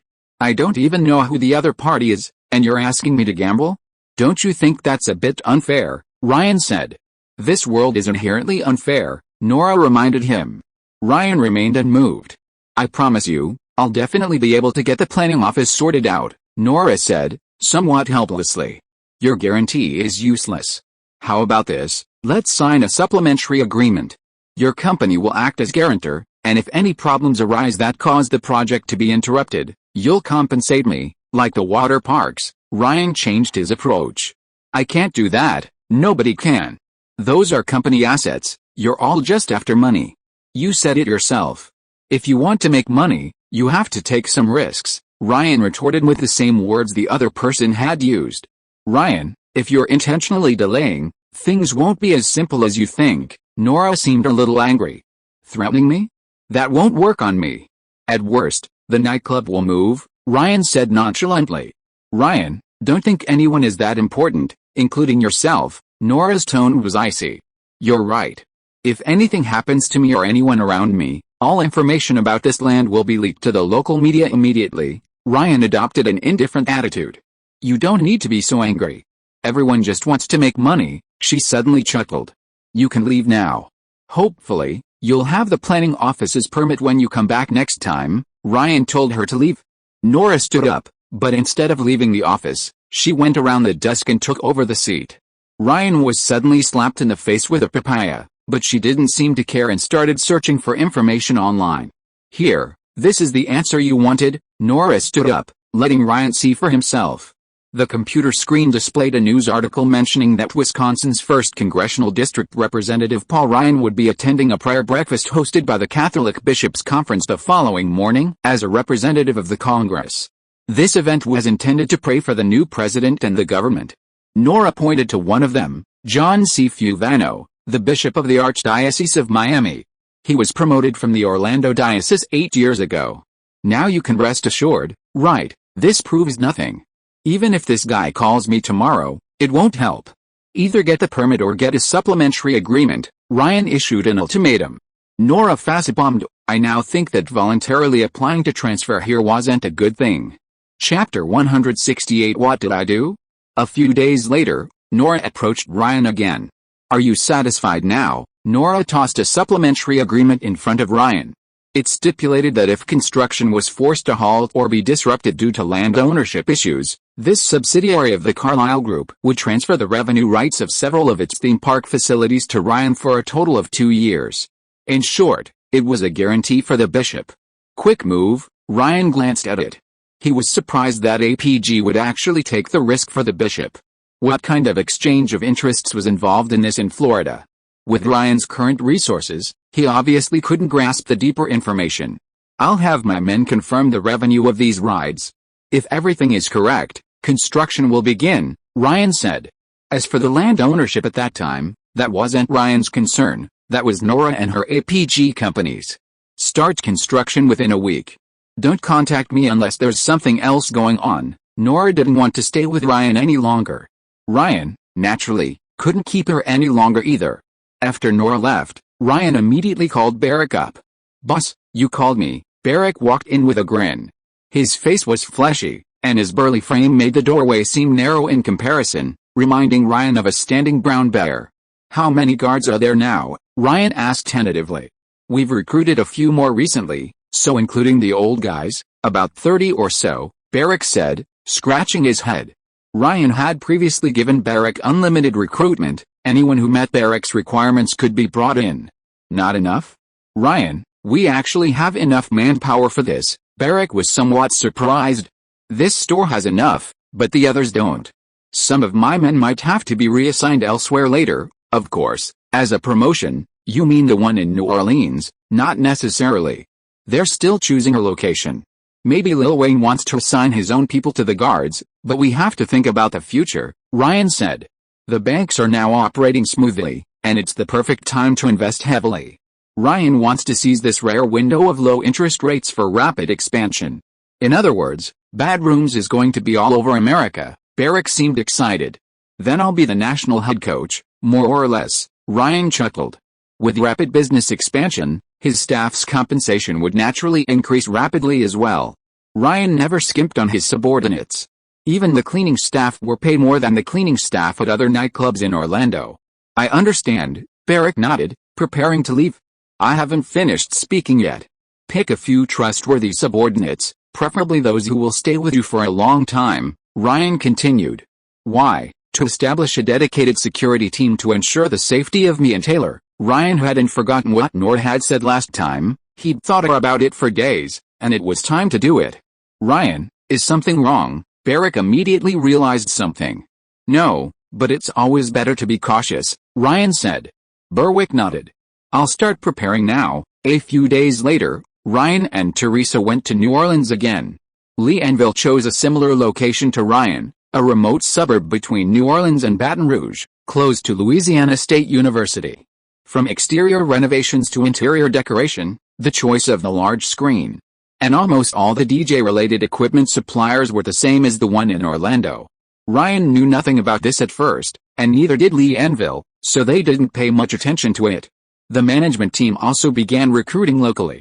Regarding basic staff, Ryan suggested that the staff first go to the original Orlando location for training for about 2 weeks, which would incur additional costs, which Lee Anvil and Ryan would naturally share. Lee Anvil didn't mind. The lineup for the performance would naturally be quite impressive. Ryan chose the New Orleans branch as the first stop for Paul Van Dyck's first performance in the U.S. As for the accreditation, Lee Anvil had already taken care of most of it. He had many friends in the area, and quite a few had proactively inquired about joining the franchise, but Ryan refused them all. His friends clearly couldn't afford much capital. They'd only be able to open a small-scale nightclub, unable to leverage Rave's advantages. Simply put, Rave was a large disco. A small space naturally could accommodate fewer people, making it unprofitable. With everything arranged, the New Orleans branch was expected to officially open within 2 months.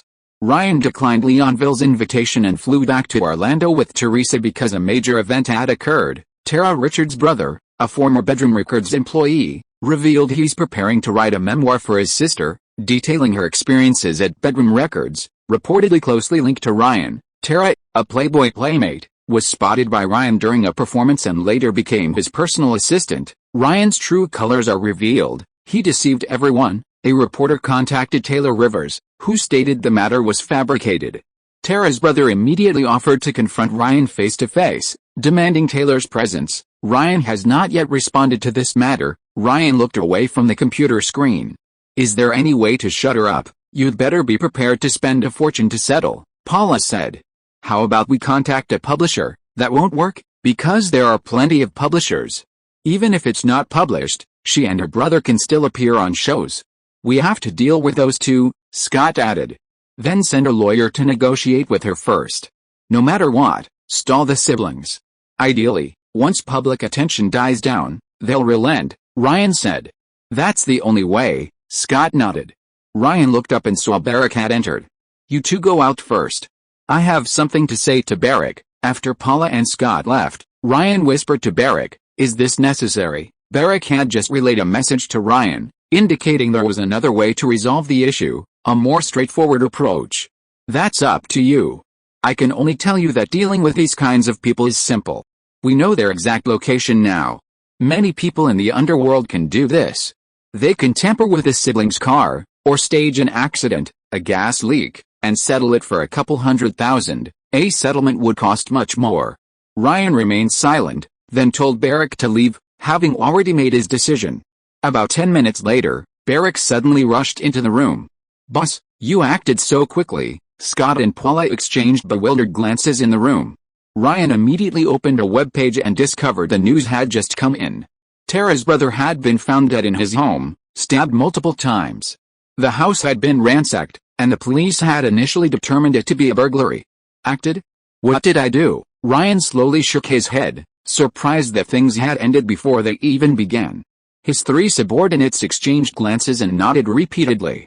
Yet, that was too fast. Ryan, you didn't have time at all, Barrick said hastily. Ryan, the whole world may not believe you, but I will, Scott quickly echoed.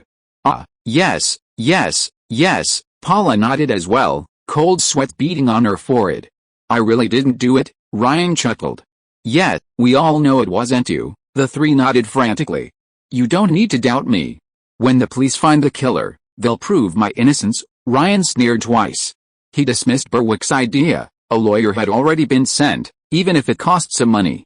It wasn't like he couldn't make money. Hiring someone to kill, if exposed, would be more than just a matter of being disgraced. The problem was, her brother had just died. It was truly an accident. The three henchmen exchanged glances, then smiled at Ryan again, though their smiles were somewhat stiff. If you say so, we'll definitely believe you. Yes, we trust you 100%, that's for sure, the three henchmen said in succession. Damn. Ryan muttered inwardly. So, they can't clear their name now, huh? Chapter 169. The subordinates are too eager to advance. The previous chapter was revised last night at midnight. It was Tara's brother who died. Judging from his confident demeanor, the boss had even thought of this? Or did the boss have connections in the local police department? Or would this ultimately become an unsolved mystery? Barrick's mind raced, increasingly feeling that Ryan's background was somewhat mysterious. He remembered that when he first met Ryan, he was just an ordinary high school student. In such a short time, It had grown to its current scale, and his songs were getting better and better. Of course, that could be largely attributed to talent, but what about the nightclub? This was all real money. He'd heard that the woman who was close to the boss was from the Carlyle Group, and these past few days, they were even planning to join forces with a local church. Could an ordinary person do that? It didn't make sense. Barrick immediately nodded, a fervent smile on his face. The boss is right. The truth will soon come to light. On the other side, Scott, seeing Ryan's reaction, immediately realized something. Just like Barrick, he thought of the mysterious funds Ryan used to acquire the large machine. Ryan had said he'd won the lottery. What lottery could produce such a huge prize, especially during a financial crisis? Thinking of the financial crisis, Scott immediately had more ideas. Considering the severe downturn in the investment market and the sharp decline in returns from traditional investment channels, could Ryan be a new experiment by some top tycoons? Or, he really did resemble a certain wealthy man. Could he really be an illegitimate child? Thank goodness he'd let Ryan acquire the company. Otherwise, he would have been the one robbed. Scott breathed a sigh of relief. Seeing Taylor's new album selling so well, he still felt a little uneasy. After all, he should have earned that money himself. Now it seemed, earning it but not being able to spend it was the same thing, wasn't it? By the way, Ryan, it's the final voting stage for the Grammy Awards now. I'll make a few more calls in the next few days to Lucian Glenchie and have him smooth things over with the media and judges, Scott said immediately. No problem, Ryan nodded, surprised that Scott was being so proactive this time. I'll make the call right now. Scott stood up without a word and left like Berwick. Only Paula, the PR manager, remained in the office. Paula, you're the PR manager, you're responsible for dealing with the media. Now that someone's dead, don't make a big deal out of it, Ryan said thoughtfully. Definitely, I'll definitely contact them and make sure the mission is accomplished. Paula nodded repeatedly, and like Scott and Berwick, cold sweat beaded on her forehead. By the way, how is the preparation going with Taylor? Ryan asked casually. Taylor was rehearsing and preparing in Nashville, and Paula usually worked at T&R, so she was closer. What was meant as a casual question immediately made Paula start speculating. Was the boss giving me a dressing down? Yes, that must be it, blaming me for not promoting Taylor's tour. Oh dear, this isn't technically the record company's responsibility, it's not within my scope of duties. Duties? What exactly are my duties? My duty is to keep the boss happy, isn't it? Now the boss is unhappy, is it my fault? Paula, having figured out the ins and outs, nodded quickly and forced a smile. Don't worry about this. I've staked all my connections from all these years on it. I'll make sure the news of Taylor's tour spreads. Please rest assured, then I'll trouble you, Ryan nodded. I'll get back to work now. Paula stood up. After all his subordinates had left the office, Ryan fell into thought. How could these three people change so quickly? I've never been lenient with my treatment. These people are probably just expressing their gratitude because of my kindness. Too polite. Ryan shook his head and then pressed the button on the internal phone. What are you doing? And nothing. Teresa's voice sounded somewhat strained on the other end of the internal phone. If you have nothing to do, come and give me a massage, Ryan ordered. After a while, Teresa came in. Boss, she said with an awkward smile. In fact, she had just seen the news about Taylor. She hadn't expected that the brother of the woman who had fought with her just a few days ago would die today, dying under mysterious circumstances, precisely because her brother had publicly declared that he would expose the boss's scandal. Who else could have done it if not a boss in front of me? To be honest, Teresa wasn't worried about Ryan at all. In fact, she was secretly pleased. This kind of scum finally got his comeuppance. If this revelation had worked, she was prepared to follow suit. But now, forget about following suit. She wasn't even sure if she could save her life. Okay, go make me a cup of coffee, Ryan said. Actually, the coffee machine wasn't far from him, but he was used to ordering Teresa around, and he naturally became lazy. Yes, boss, Teresa nodded quickly. After delivering the coffee, Teresa sat in Ryan's lap and massaged him. Is the pressure right? Teresa asked with a warm smile. What's wrong with you today? Did something happy happen? Ryan sensed something. Since that night, although Teresa had been obedient, she always had a stern face, but now she was smiling obsequiously. It's nothing, I just feel very honored to have your favor. I was immature before and acted childishly towards you. I'm sorry, boss, I was wrong. I will definitely serve you well from now on. Teresa hugged Ryan for the first time. By the way, there's a vacancy for an assistant now. Who do you think is more suitable? Ryan asked casually. That depends on your opinion, of course. From now on, I will not only serve you, but also manage your schedule. I will go and invite those highly rated ones on the forum, as well as those college students.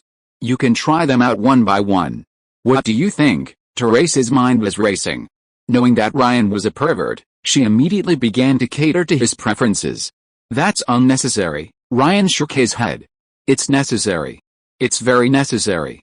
Don't worry, I will arrange everything properly and won't let a word slip. Besides, if anyone has ill intentions, the Terra siblings are their role model. Teresa's expression hardened. Hearing her say this, Ryan understood why his subordinate's attitude had changed so drastically. It wasn't gratitude, but fear that he would follow in the footsteps of Terra's brother. Then Ryan felt his upper body swaying back and forth and side to side. You don't need to move, I can do it myself, Teresa said proactively. Boss, call me anytime if you need anything, Teresa said before closing the door. Oh, Ryan breathed a sigh of relief. Teresa's work attitude had been exceptionally thoughtful and diligent. She had thoroughly studied Ryan's pain points, aligned the details perfectly, and directly addressed the underlying logic. Her actions, behavior, voice, and expressions were all perfectly coordinated, deserving of an Outstanding Employee Award. All of this was built on fear. And this fear, ultimately, was unnecessary. Once the police caught the real culprit, everything would be revealed, and these fears would vanish. After thinking for a moment, Ryan opened his computer and wrote a statement. He first denied any connection to the case, offered condolences to the victim's family, and promised some compensation out of humanitarian considerations. Finally, he mentioned the local police, hoping they could solve the case quickly and catch the killer as soon as possible. After reviewing it and finding no problems, Ryan sent it to Teresa, asking her to post it on her social media account. A short while later, Ryan received an internal call from Teresa. It's the local police station calling. They want to ask you a quick question. Bring me in, Ryan said. After being questioned by the local police, Ryan received another call from Tara, who was agitated and begging Ryan to let her go, saying she had only acted foolishly and would never mention anything related to Ryan again. If you are listening to this novel on a channel other than Fanfic World, it means it was downloaded and re-uploaded without effort. We warmly invite you to visit our channel, Fanfic World. There you will find the original version of this story and many other novels of various genres. We look forward to seeing you dive into a world of incredible novels. Chapter 170 Conspiracy Theory Protagonist. Who else could it be but him? They've all paid hush money. Watch your mouth. Your IP address is being kept. Could he possibly kill me through the internet? I don't know if you're safe, but I know Tara's brother was thousands of miles away from Ryan, and he was still killed, wasn't he? We might be guessing wrong. Maybe it really wasn't Ryan who did it, it was Taylor. Like countless conspiracy theories, it's not that Americans are inherently imaginative, but rather that the country is inherently surreal and rife with conspiracies. For example, everyone who knew about the email scandal, including the investigators at the time, died mysteriously after getting involved. Therefore, it's only natural that Ryan is considered the protagonist of conspiracy theories. Logically, he's the most suspicious. Within 2 hours of the statement being released, netizens tried to interpret Ryan's statement from various angles. Paying hush money doesn't need to be done so publicly, it doesn't make sense, and he even urged the police to investigate the facts as soon as possible. He's incredibly audacious, he's practically blatantly blaming the public, and Tara's brother only spoke out the day before yesterday, and just 2 days later, less than 48 hours later, he's gone. Yeah, he acted too quickly. Perhaps he's already got everything sorted out, which is why he's so confident. Exactly, the reason he's so fearless is because he's confident this matter won't trace back to him. No wonder he has such a powerful background. Is there any expert who can investigate what Ryan's background is? Powerful background? What kind of background do I have? I don't know anything about it. Ryan realized that the more he explained, the worse it got, but he didn't care. As the saying goes, the truth will out. Facts speak louder than words. The innocent will clear themselves. But speaking of which, will this matter affect the construction? If something is found out, he won't be a problem, but the bishop will probably be under a lot of pressure. To be on the safe side, Ryan still called Nora, I admit, I underestimated you a bit." Nora seemed somewhat shaken. She had only just caught up with the news and learned the details. She never expected her business partner to be so ruthless, and she felt a chill run down her spine. In her eyes, small fry like the Terra siblings could be dealt with a little money, even if it cost more. She never expected Ryan to act so decisively. "I didn't do it," Ryan sighed. "Of course, you definitely didn't do it," Nora forced a smile. "Is there a possibility that the land is involved? Who would investigate you because of a Playboy girl? This land was previously church land, there are no disputes," Nora cautioned. "Incidentally, the Playboy girl community is indeed dangerous. Over 20 Playboy girls have died tragically in the past few decades." Ryan didn't want to say much more. After discussing the construction for a few more minutes, they hung up. In her Miami office, Nora tossed her phone onto the table, rubbing her temples. She had initially thought this celebrity was unreliable, but now she had to reassess Ryan. Who was behind him? A question lingered in Nora's mind. Before the collaboration, she had investigated Ryan and found him to be impeccably clean, his acquisition of the large machine being an investment. At the time, she simply attributed it to luck. Now, it seemed that the cleaner the background, the more complex it was. Clearly, a powerful figure behind the scenes didn't want their relationship with Ryan to be discovered, hence the near-insider trading method used to provide Ryan with startup capital. Neither of them were easy to offend. Ryan then opened the fan forum. As a die-hard fan, the comments from these fans were quite insightful. But to Ryan's surprise, there wasn't a single post discussing it. Everyone was still debating the user level. Ryan could understand if some fans didn't believe him. He could also understand if some fans defended him. But the complete lack of discussion was incomprehensible to him. He first contacted the online administrator, 22,222. "There's nothing to talk about. Whether you did it or not isn't important. What's important is that this person is dead. This matter is over. I've deleted the few posts that did discuss it. Ryan, don't let this affect you. Your priority is to make a final push for the Grammys. Good luck." Although there was some attempt to control the comments, it also proved that this matter wasn't receiving much attention from core fans. 22,222 is right. The person is dead. Nothing else matters. A woman's subjective opinion of a man never includes any moral standards. Then Ryan received a call from the real estate agent. Mr. Rivers, the seller agreed to lower the price, to your liking, $15 million, and he's also giving you the land in front of the house. He also lives in Palm Beach and asked me to pass on a message that he wants to be friends with you. He'll visit you when he has time after you move in." "Okay," Ryan shook his head. "Killing someone, and even the house price is being reduced? Fantastic." Ryan then called his fiancée. "Ryan, our rehearsal went very smoothly today. The stage effects produced by the technical team were also fantastic. Now only the support team is left. I have a feeling the tour might be a huge success." Taylor sounded very excited on the other end of the phone.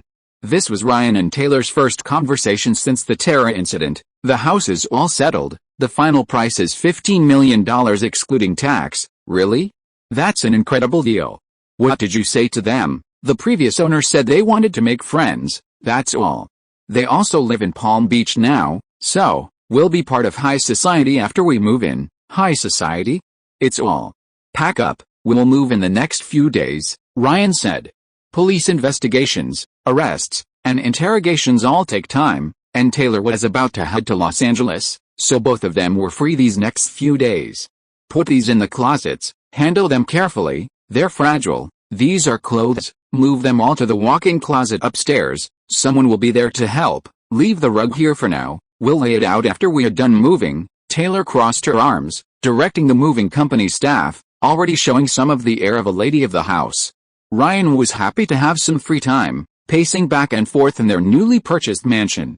With a price drop, Taylor and Ryan's financial burden eased considerably. They managed to scrape together the down payment, and the remaining half of the mortgage was still handled by United Bank. Since their relationship with the bank was with Ryan, and they weren't officially married yet, the house was currently registered solely in Ryan's name. "By the way, is there a typhoon coming?" Taylor suddenly remembered something. Ryan also realized the problem and immediately looked at the real estate agent. "You two can rest assured about that. These kinds of houses are covered by typhoon insurance, which will fully cover any damage caused by a typhoon." I swear, you two might even be happy for a typhoon to come. The Mar-a-Lago club at the highway entrance was hit by a typhoon before and received $15 million in compensation. The real estate agent was also helping out at the house today. You know quite a lot, because the owner is so adamant. There have been a lot of lawsuits, suing Palm Town, suing the airline, the real estate agent casually remarked. He sued the airline because of the house, the flight path passed over his house, and he thought it was noisy, and the result, the airline lost, the planes were rerouted, and the surrounding residents benefited. And why did he sue Palm Town?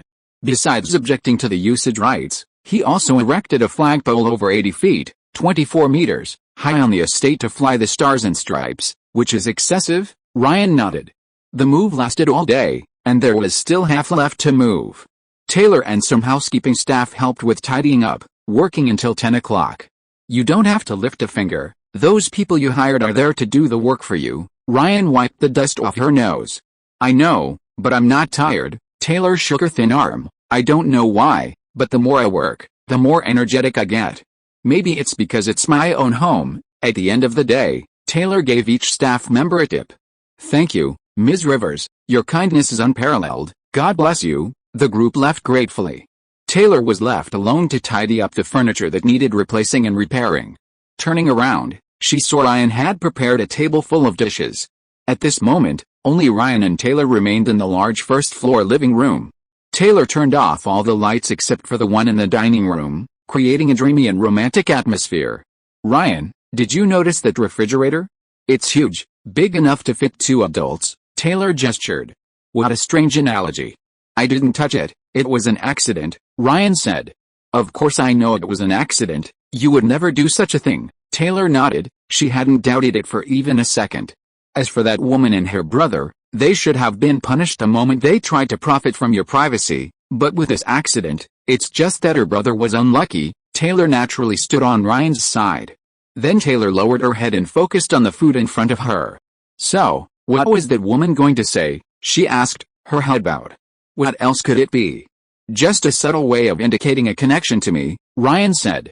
Taylor suddenly looked up. So, do you actually have a connection with her or not? Ryan thought for a moment. Does seeing her in public count? She dressed very provocatively while she was working. Taylor chuckled. You've seen plenty of public performances.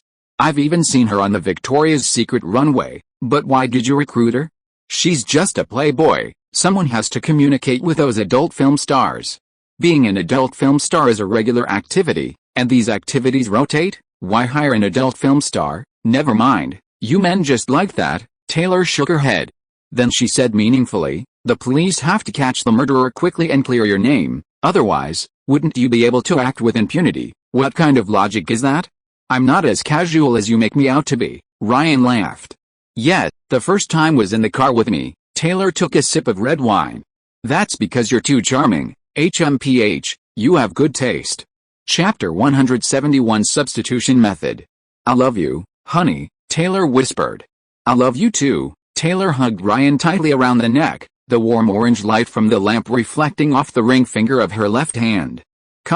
Taylor's eyebrows furrowed. The first night in their new home felt exceptionally long. Honey, you're amazing. Taylor's mouth formed an O shape. She was completely impressed. Are you satisfied? Absolutely, honey. They're also envious. Taylor adjusted her angle. Superman, honey, I want to try seeing the sun rise tomorrow. Taylor closed her eyes again. What if you end up in the hospital? Ryan laughed. Then you'll take care of me. Taylor chuckled. I was just giving an example. Taylor, who didn't wake up until the afternoon of the next day, said, on the verge of tears. Help me up, I need to supervise the housework. She beckoned to Ryan. You need to rest. You don't need to supervise. Ryan lay on the bed, holding Taylor. No, you go and watch over it, okay? Ryan made a move to get up. No, hold me for a bit first. Taylor immediately used her last bit of strength to hug Ryan, weakly saying, is your thing rechargeable? Aren't you the same? You drank a 1.5-liter bottle of water last night. If I don't rehydrate, I'll become a dried-up corpse. The conversation between the engaged couple was very simple and direct. I think I've broken a bone. Where? Everywhere is broken. Everything hurts. You're bullying me. Why? Taylor whimpered, while tightening her grip on Ryan's arm. It's because you forgot to turn off the tap, Ryan chuckled. You're such an excuse, Taylor snorted coldly, burying her face in Ryan's arms. The situation was indeed like that. Under normal circumstances, no matter what, it wouldn't be this exaggerated, but Taylor last night was different from usual. There was the longing of the two of them not seeing each other for a long time, and the joy of officially moving into a new house together. It wasn't something the two of them could do.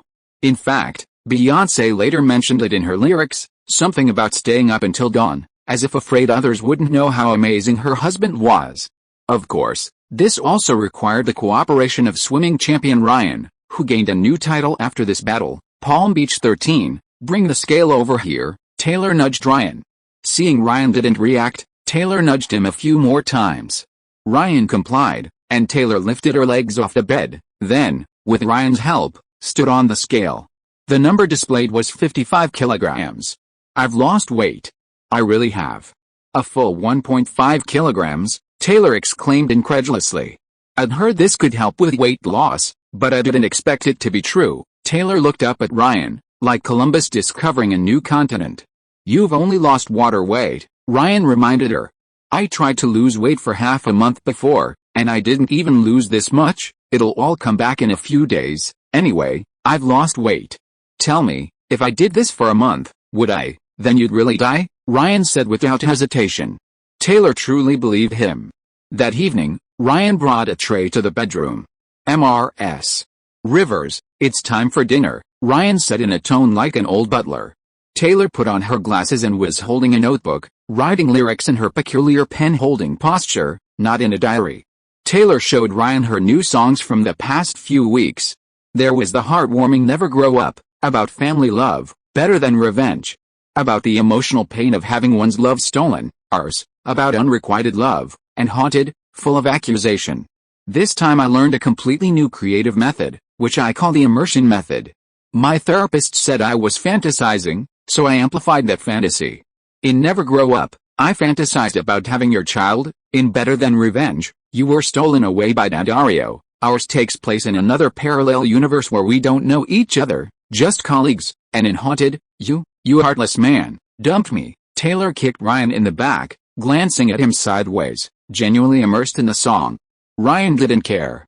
As long as Taylor could write songs, what did it matter if he got kicked a couple of times?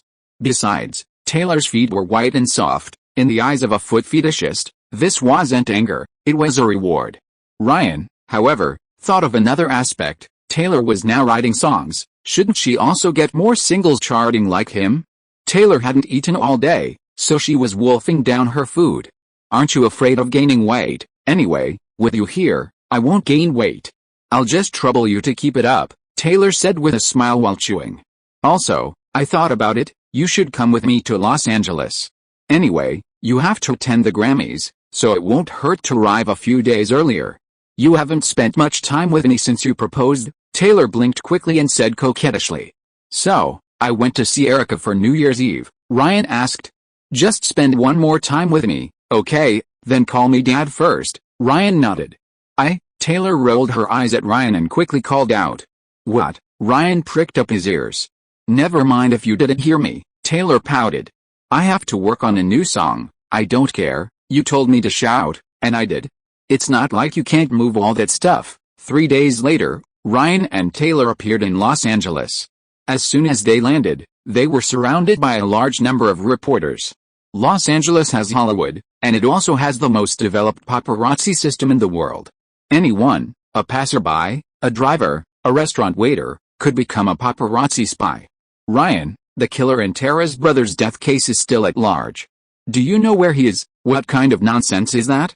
This has nothing to do with me, Ryan. What was your purpose in giving the victim's family compensation? To comfort their family, that's all. After all, he was one of my employees. What was your relationship with Tara like when she worked at the record company? I got along well with all my colleagues. Taylor, what do you think? I'll see with my own eyes. At the airport, Ryan and Taylor, already prepared, both wore sunglasses. Bodyguards in front of them and assistants behind, they were heavily escorted into their van. These paparazzi are so annoying. Why are they still clinging to this? Taylor muttered. As long as people are watching, These people will put a picture of my own mother in the news, the kind wearing Victoria's Secret, Ryan said indifferently. In fact, online opinion had already reversed. Several enthusiastic American netizens began a detailed investigation into the matter, arguing from multiple perspectives that Ryan was not the mastermind behind Tara's brother's death. More and more rational voices began to emerge online, suggesting it was merely a coincidence. Now we just have to wait for the killer to be caught, Taylor said. Is it possible that even if the killer confesses, and I'm not involved, the public will still believe I bribed them? Ryan suddenly asked. Just then, Erica, sitting in front, turned around. She was on the phone. Paul is calling. The local police spokesperson is holding a press conference. The killer has been caught, but he's dead. Chapter 172 is too arrogant. The Zachary Police Department successfully identified the perpetrator's appearance by reviewing CCTV footage from the vicinity of the crime scene. Through data comparison with the Louisiana State Prison System, we identified the suspect as 31-year-old Edward Washington, a black male with multiple prior convictions and a 2-year prison sentence. Investigators ultimately located the suspect's residence and conducted a raid. When officers stormed the house, they found the suspect already deceased. Preliminary forensic examination indicated cardiac arrest due to illicit drug overdose, with a time of death exceeding 10 hours. We found a large quantity of contraband in the suspect's home, including blood-stained gloves and a 5-inch dagger. DNA testing confirmed a match with the victim in this case. No signs of homicide have been found. The technical department has conducted a forensic examination of the suspect's cell phone and found no evidence of third-party involvement. This afternoon, the Louisiana Zachary Police Department held a press conference to answer numerous questions from the public. Ryan turned off the television. Taylor and Erica exchanged bewildered glances, neither of them expecting things to turn out this way. This is terrible, Taylor rubbed his forehead. Bad news, everyone believed Ryan was the mastermind. Good news, Ryan couldn't be convicted in any way because he hadn't done anything. In short, Invincible, New York, East Hampton, a mansion. Bedroom, a black man and woman were locked in a struggle. The man made loud, rough noises, strong as a wild beast. The woman's hands and feet were bound, her eyes widened as she looked at the person sitting on the sofa not far away. He was holding a wine glass, the liquid swirling, mixing thoroughly with the air for a better taste. Sean, that's enough, the woman shouted. But Sean, far from stopping, seemed to be observing with interest. Until a phone call came in. The suspect is dead? I knew this suspect would die, no doubt about it. That kid really knows his stuff. Sean Combs hung up and dialed another number. Did you find anything? Clean? Not a trace? Didn't you claim there's nothing in America you can find? I'm hanging up. He released several singles under your label, and you know nothing about him? Are you an idiot? Just an ordinary person? Take a piss and look at yourself in the mirror. Do you see what an ordinary person looks like? Any news about local gangs in Florida? Attending a local community event? That's not what I want. Sean hung up the phone sullenly, waving his hand impatiently. All right, no impact whatsoever, useless. He took out his wallet and threw a few bills on the ground. The man quickly came over, picked up the bills, and thanked Sean repeatedly. Get lost, and don't let me see you again, Sean said. At this moment, the woman had already untied herself and hurried to the bathroom. Sean then made another call. Arthur, are you busy? Did you see the news? That kid really has powerful connections. I think we need to get to know someone like that, don't you think? And I heard he's already partnered with Ryan. We need to act quickly. Didn't you say before that he only wanted to start a nightclub with you? Now I think it's really necessary. Then give him a call. I don't care, it's just a nightclub. Do as he says, and wait for your reply. Sean hung up the phone. Then he tilted his head back and down the drink in his glass. A while later, the woman came out of the shower and dressed silently. Cassie, get ready, we're heading to the Grammys. Sean stood up. Do you still consider me your girlfriend? Cassie complained. Of course, you know I like special occasions. Sean grinned and went to his girlfriend to comfort her. This special habit had been there since his girlfriend was Jennifer Lopez, Los Angeles, Interscope Records headquarters. Jimmy Irwin, wearing orange-tinted glasses, was on the phone. Stephanie, I just called Kenneth Ehrlich, the Grammy Awards producer, myself. Your outburst came too late. and the live performance lineup was already finalized, unless something goes wrong with a confirmed X. How are the Hot 100 singles chart results? Great, that's all. Jimmy hung up. Where were we? Jimmy asked his secretary.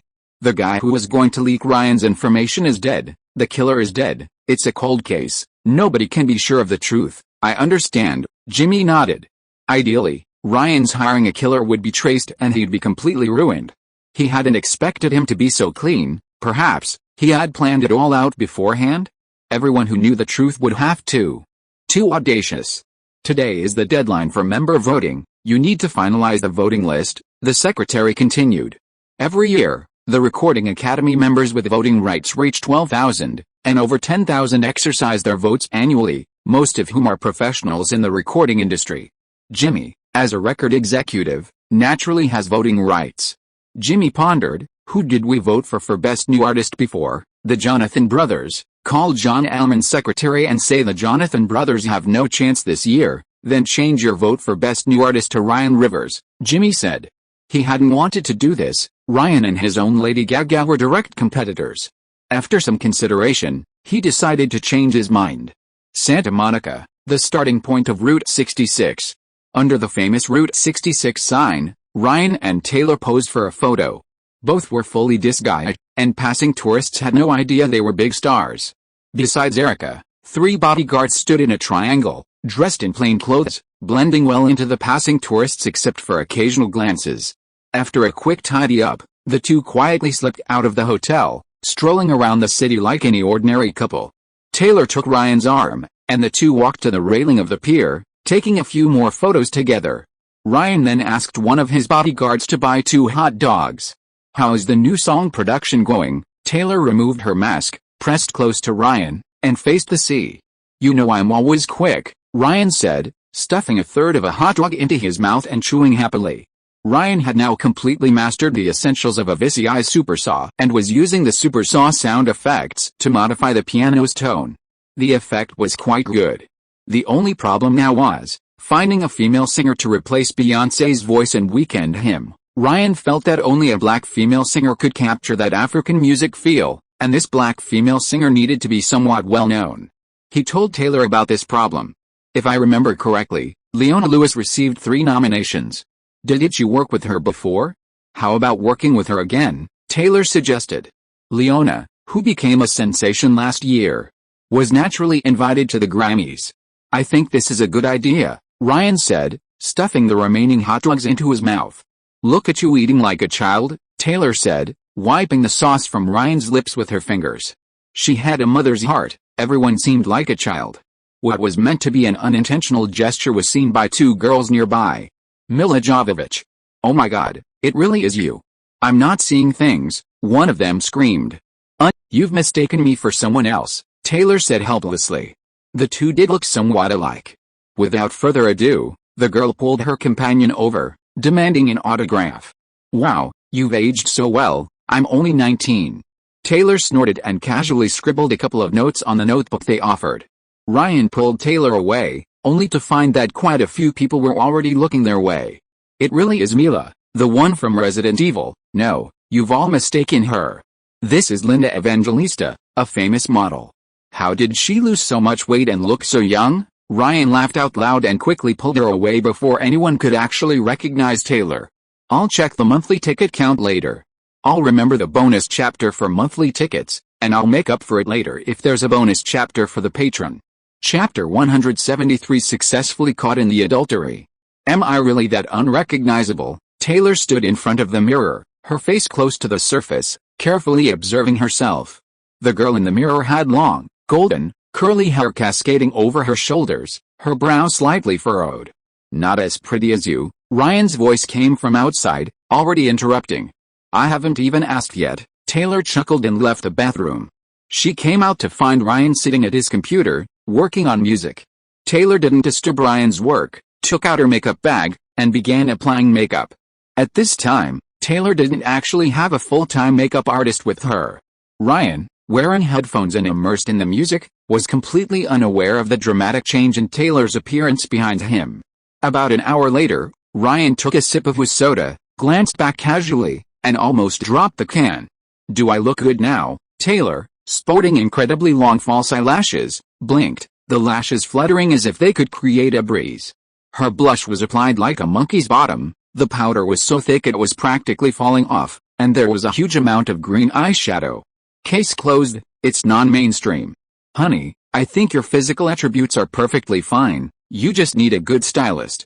As for now, I suggest you go back to your original look," Ryan said with a serious expression. Taylor's personal image changes with each album release. From the country girl image of her earliest self-titled album, to the rural young woman in Fearless, to the traditional retro in Speak Now, to the fashionable chick in Red, then to the modern glamorous woman in 1989, the dark queen in Reputation, and the flamboyant hair in Lover. External image is the first impression people get, and this is done to keep the public interested. Image upgrades are necessary. Ryan's image has also changed since her debut, from an ordinary person to a fashionable blonde, the latter referencing the adult Justin's appearance in Where Are You Now. As for which direction to take next, Ryan doesn't have a plan yet. "Which song are you going to sing at the Grammys?" Ryan asked. Taylor continued blinking rapidly. 15, with Miley Cyrus. "Didn't you say you didn't want to collaborate with her?" Ryan said. Taylor had previously declined the organizers' offer to co-host the VMAs with Miley. "But this is the Grammys. This is the producer's idea. She thinks Miley and I are the best match," Taylor chuckled. In the music industry, the Grammys are like the Oscars, the most prestigious award. Singing at the Grammys is naturally every singer's dream. Making a small concession to get on the Grammy stage is understandable. But singing 15 wasn't entirely in Ryan and Taylor's best interest. "Wouldn't it be better if you sang solo at the Grammys?" "Of course, but it's not up to me to decide. The producers have to approve, and if it's a new song, the promotional effect would be even better. We could put this new song in the collector's edition of Fearless later, which would further boost the collector's edition's sales." Ryan continued to ponder. "New song? You mean those songs I wrote recently?" Taylor tried. "That's right, like Spoorman." Ryan raised an eyebrow. "I think we could put it at the next big awards ceremony, like the CMA or ACM. The Grammy producers are very powerful in terms of performance content and timing because the attention is so high." Taylor tried. "Precisely because the attention is higher, we should do it." Ryan pondered for a moment. "I have a plan," he began to describe. Isn't it a bit too risky? What if they get angry and refuse to let both of us perform?" Taylor chuckled, thinking Ryan was really bold. "Then let someone else take your place. At least you'll have a big Grammy-related story. It'll be a small loss at best, but if it succeeds, it'll be a huge profit." Ryan pondered. This year's Grammys, Taylor was strictly speaking just a background character. In the past, she'd just show her face and sing a song, but she wasn't a key figure at all. After Ryan's analysis, Taylor was also considering the possibility. "But what if I mess up? I won't just burst out laughing on the spot, will I?" Taylor imagined the scene. "Why act?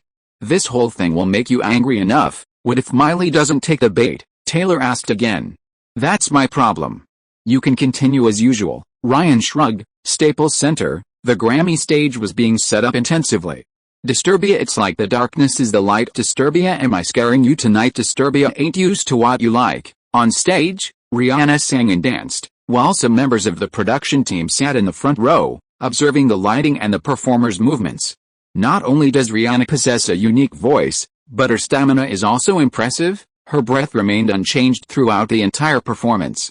Ryan and Taylor Swift stood backstage with the other performers who were about to take the stage. After their performance, Taylor couldn't help but applaud. Ryan then looked at Chris Brown standing not far away. If there was any couple among the singers who garnered much attention, it would undoubtedly be Rihanna and Chris Brown. "I need to get ready to go on stage," Taylor said, taking a deep breath and glancing to her other side. Miley Cyrus was standing there, dressed casually since it was just a rehearsal. Taylor, carrying her guitar, quickly walked onto the stage with Miley. The staff had already set up 2 bar stools and microphones. During the performance, Taylor and Miley barely made eye contact and had no interaction whatsoever. The director even had them perform again. This time, they finally interacted a bit more, but it was limited to eye contact. Getting them to smile at each other like before was clearly impossible. The performance ended quickly, and Taylor and Miley returned backstage. "I'm going to the bathroom," Taylor suddenly said to Ryan, then handed her guitar to Erica. Ryan nodded and looked at Miley, who was about to go rest. Ryan called out to her and approached Miley. "How have you been?" Ryan asked, feigning interest. "Just the same old thing, countless performances, filming shows, busy from morning till night," Miley shrugged, already somewhat used to this kind of life. "By the way, did you really kill that guy?" Miley suddenly asked. "Of course not," Ryan quickly shook his head. Miley chuckled awkwardly, a little frightened. "Where are you going later?" Ryan asked again. "Back to the hotel." "What about you?" "Staying with Taylor," Miley asked. "Her? Never mind." Ryan shook his head, looking hesitant. "Something's up." "You've had enough of her," Miley grinned.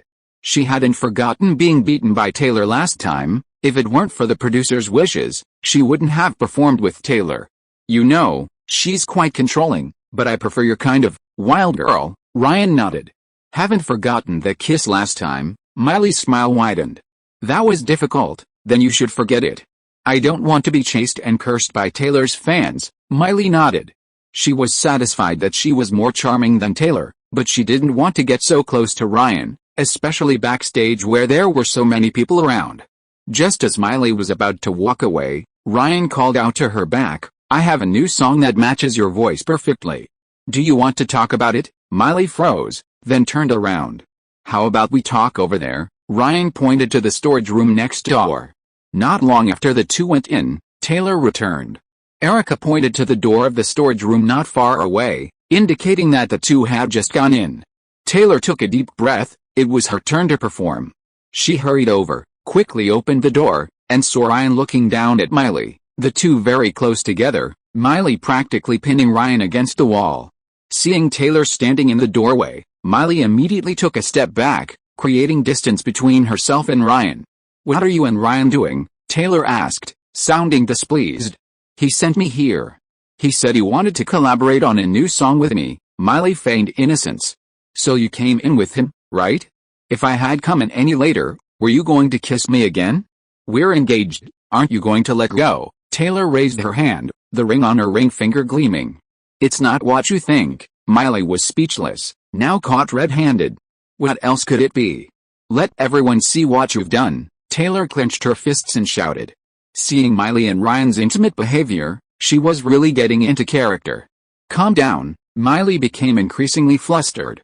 "I can't calm down." There were many staff members and celebrities backstage, and they started moving towards the storage room after hearing Taylor's shout. "I have to go. I'll explain later." Miley felt a little guilty and prepared to leave first.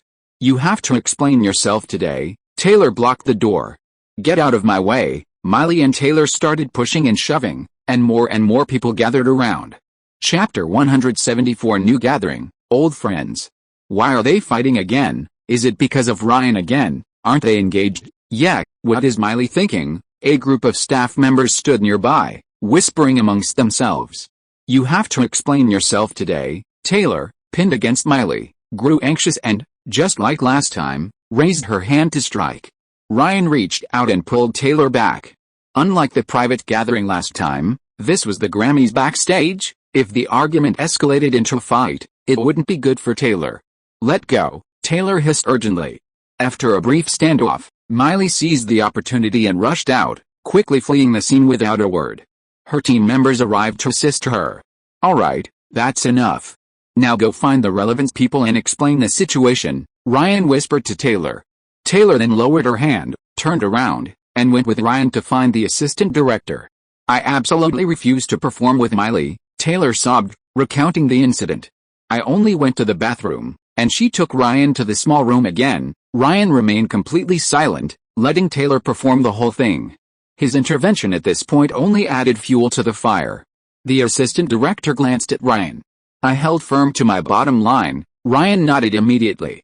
As a seasoned veteran, he certainly had his limits, albeit flexible ones. Seeing Taylor becoming increasingly agitated, the assistant director felt a pang of sympathy and eventually took the two to the director.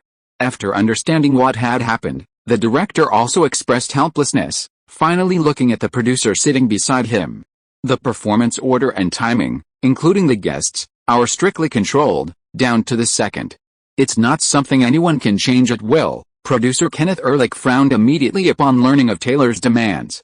How about I have her come back and apologize to you? Maybe it's just a misunderstanding, the director added, still hoping Taylor would let it go. Seeing that the matter was about to be glossed over, Ryan immediately spoke up, his expression heavy. This is also my fault. I didn't keep the proper distance from Miley. She took the initiative to come to me to discuss the collaboration and even asked me to speak privately, which led to what happened next. Ryan's words confirmed Miley's behavior and added fuel to the fire, causing Taylor to burst into tears. This left the assistant director, and producer somewhat at a loss. If you need to make adjustments for personal reasons, it's not impossible, but you have to understand that if you change, everyone else will have to change, which could ultimately lead to you losing your performance opportunity, Kenneth Ehrlich reminded her, which was quite businesslike. Taylor immediately used the response Ryan had instructed her to give. Anyway, I really can't perform on stage with Miley anymore, then we'll discuss it again, and we'll let you know the results within the next few days, Kenneth Ehrlich said. Why didn't you let me hit her just now? Were you worried about me hitting her? Taylor and Ryan grumbled about it on their way back to the hotel. Still thinking about this, Ryan reminded her. If I really let you do it, Kenneth Ehrlich will definitely not let you perform on stage this year. She pinched me first. Look, Taylor pulled down her collar to show Ryan that there were actually no marks. I'll pinch her back for you, you dare. Taylor muttered. You absolutely can't protect her in the future. No problem, I definitely won't stop you in private, and I'll even restrain her hands so you can perform to your heart's content, Ryan said. You can't have any contact with her either. I can never work with her in this lifetime. Taylor made a few more demands. What's the point of working with her? Her voice is awful, she's not good looking, and she has all sorts of bad habits. Ryan nodded repeatedly. That's more like it. A smile reappeared on Taylor's face. Backstage, the producer and two directors were discussing the matter. It's understandable that Taylor doesn't want to work with her. Miley has done this more than once. What are your suggestions for revision? Producer Kenneth Ehrlich then asked the two directors. In the original performance plan, Miley Cyrus was just a guest appearance. 15 is Taylor's own song, but if Taylor sings it alone, it won't highlight the friendship theme of the song. I think we should have Taylor change the song, the assistant director said. Or, we could find Taylor a new collaborator temporarily, the director added. To emphasize the friendship theme, the collaborator needs to be around Taylor's age. At this point, where are we going to find such a new collaborator? The assistant director seemed at a loss. Kenneth Ehrlich thought for a moment. Let's see if we can find a new collaborator. If not, we'll have Taylor change the song. With the Grammys approaching, Taylor seemed a little nervous. Why haven't we heard anything yet? This question kept coming out of her mouth. They're probably still discussing it, Ryan said, closing his laptop. The production of his new song, Weekend Hymn, was already halfway done. Should I ask Scott to inquire for you? Ryan suggested. Scott had previously brought up his old colleague's connections to lobby for Ryan's awards, and he'd been busy with that lately. Taylor nodded. About an hour later, Ryan received a reply from Scott. The assistant director said the director is looking for your new partner, but there's not much time left. You'll have to try to prepare a new song for the performance, Ryan said. Yay, Taylor immediately jumped up excitedly. Ryan's earlier plan had clearly succeeded. I'll sing Superman. I'm going to confess my love to you right here. Taylor touched Ryan's cheek.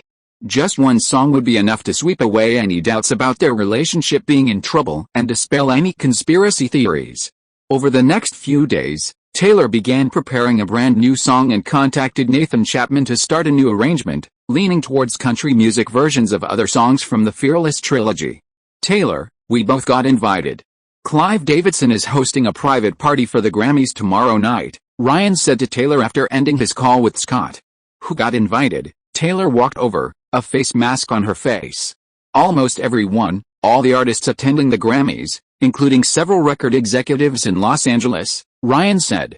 The Grammys are an annual industry event, with both a post-event party and a pre-event party. I'm not really interested, maybe I shouldn't go, Taylor thought for a moment. She didn't really like these kinds of events, they were boring. Besides, her success was more due to her creative abilities than networking with big names, and she didn't want to be like a politician, entertaining everyone. But I think you have to go. Ryan, Taylor tried.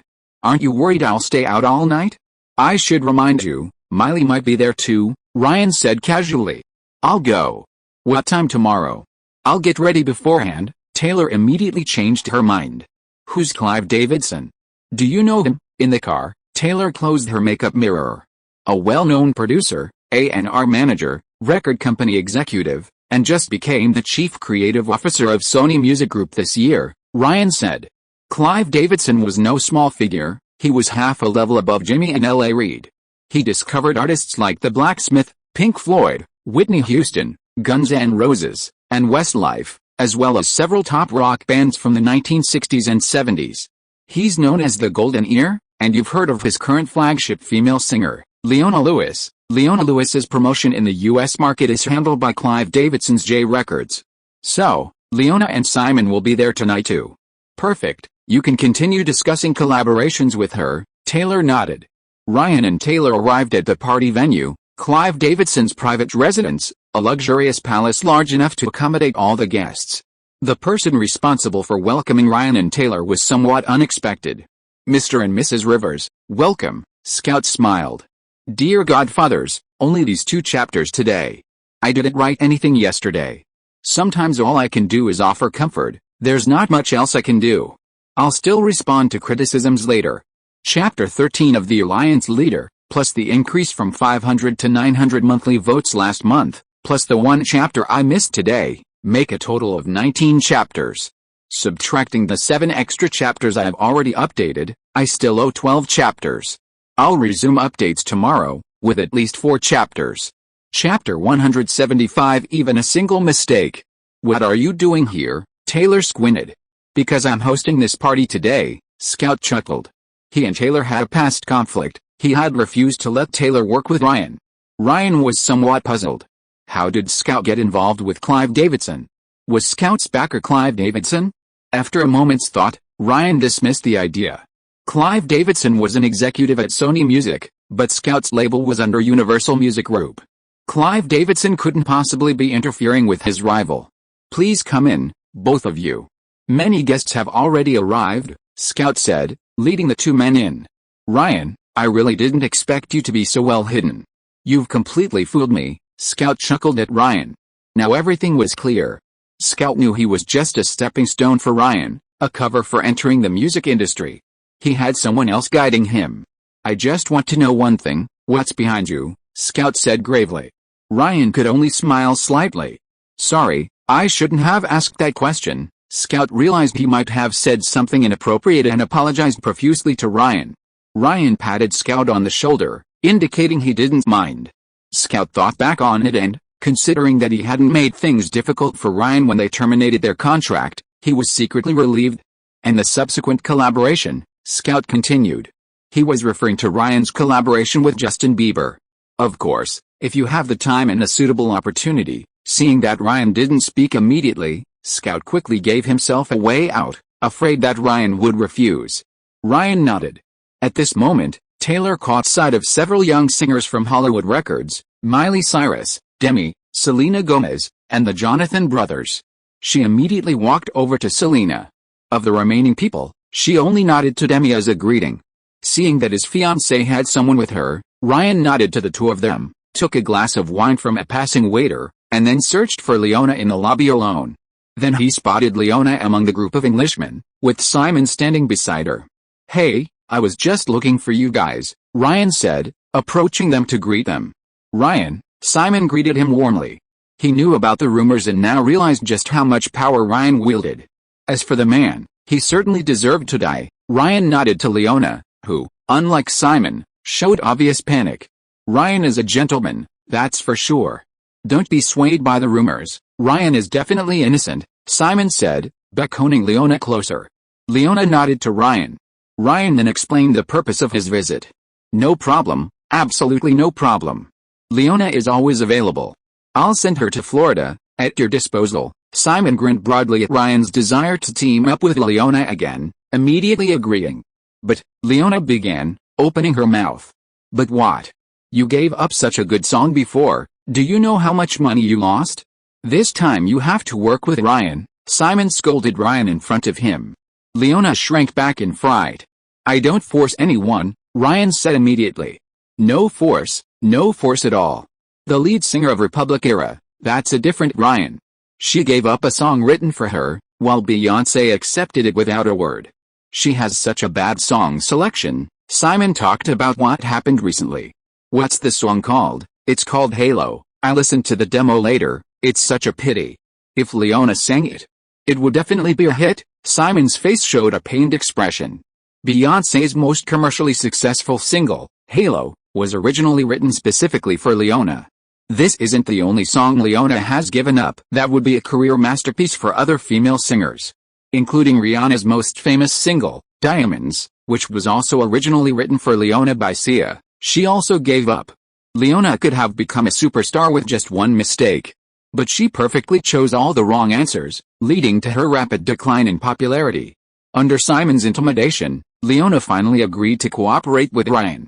While Ryan was talking to Simon, he caught a glimpse of a group of people entering.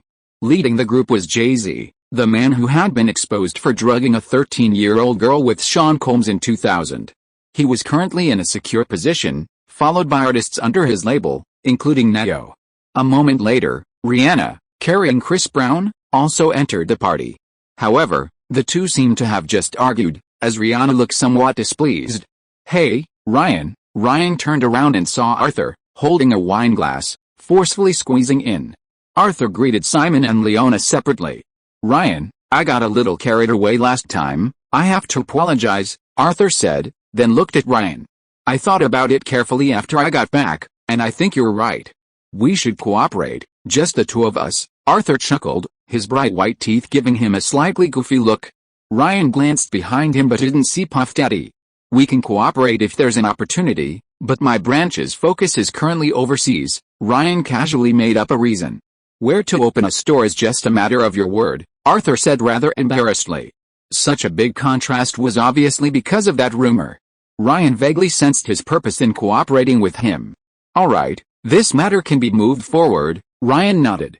"Thank you so much." Arthur took the initiative to clink glasses with Ryan. Taylor and Selena stood in the corner. Taylor's gaze occasionally swept over Ryan, and she saw Ryan talking to Arthur and Simon. "What are your fiancés talking about? Should we go over and say hello?" Selena suggested, seemingly bored. "Don't disturb them." Taylor shook her head.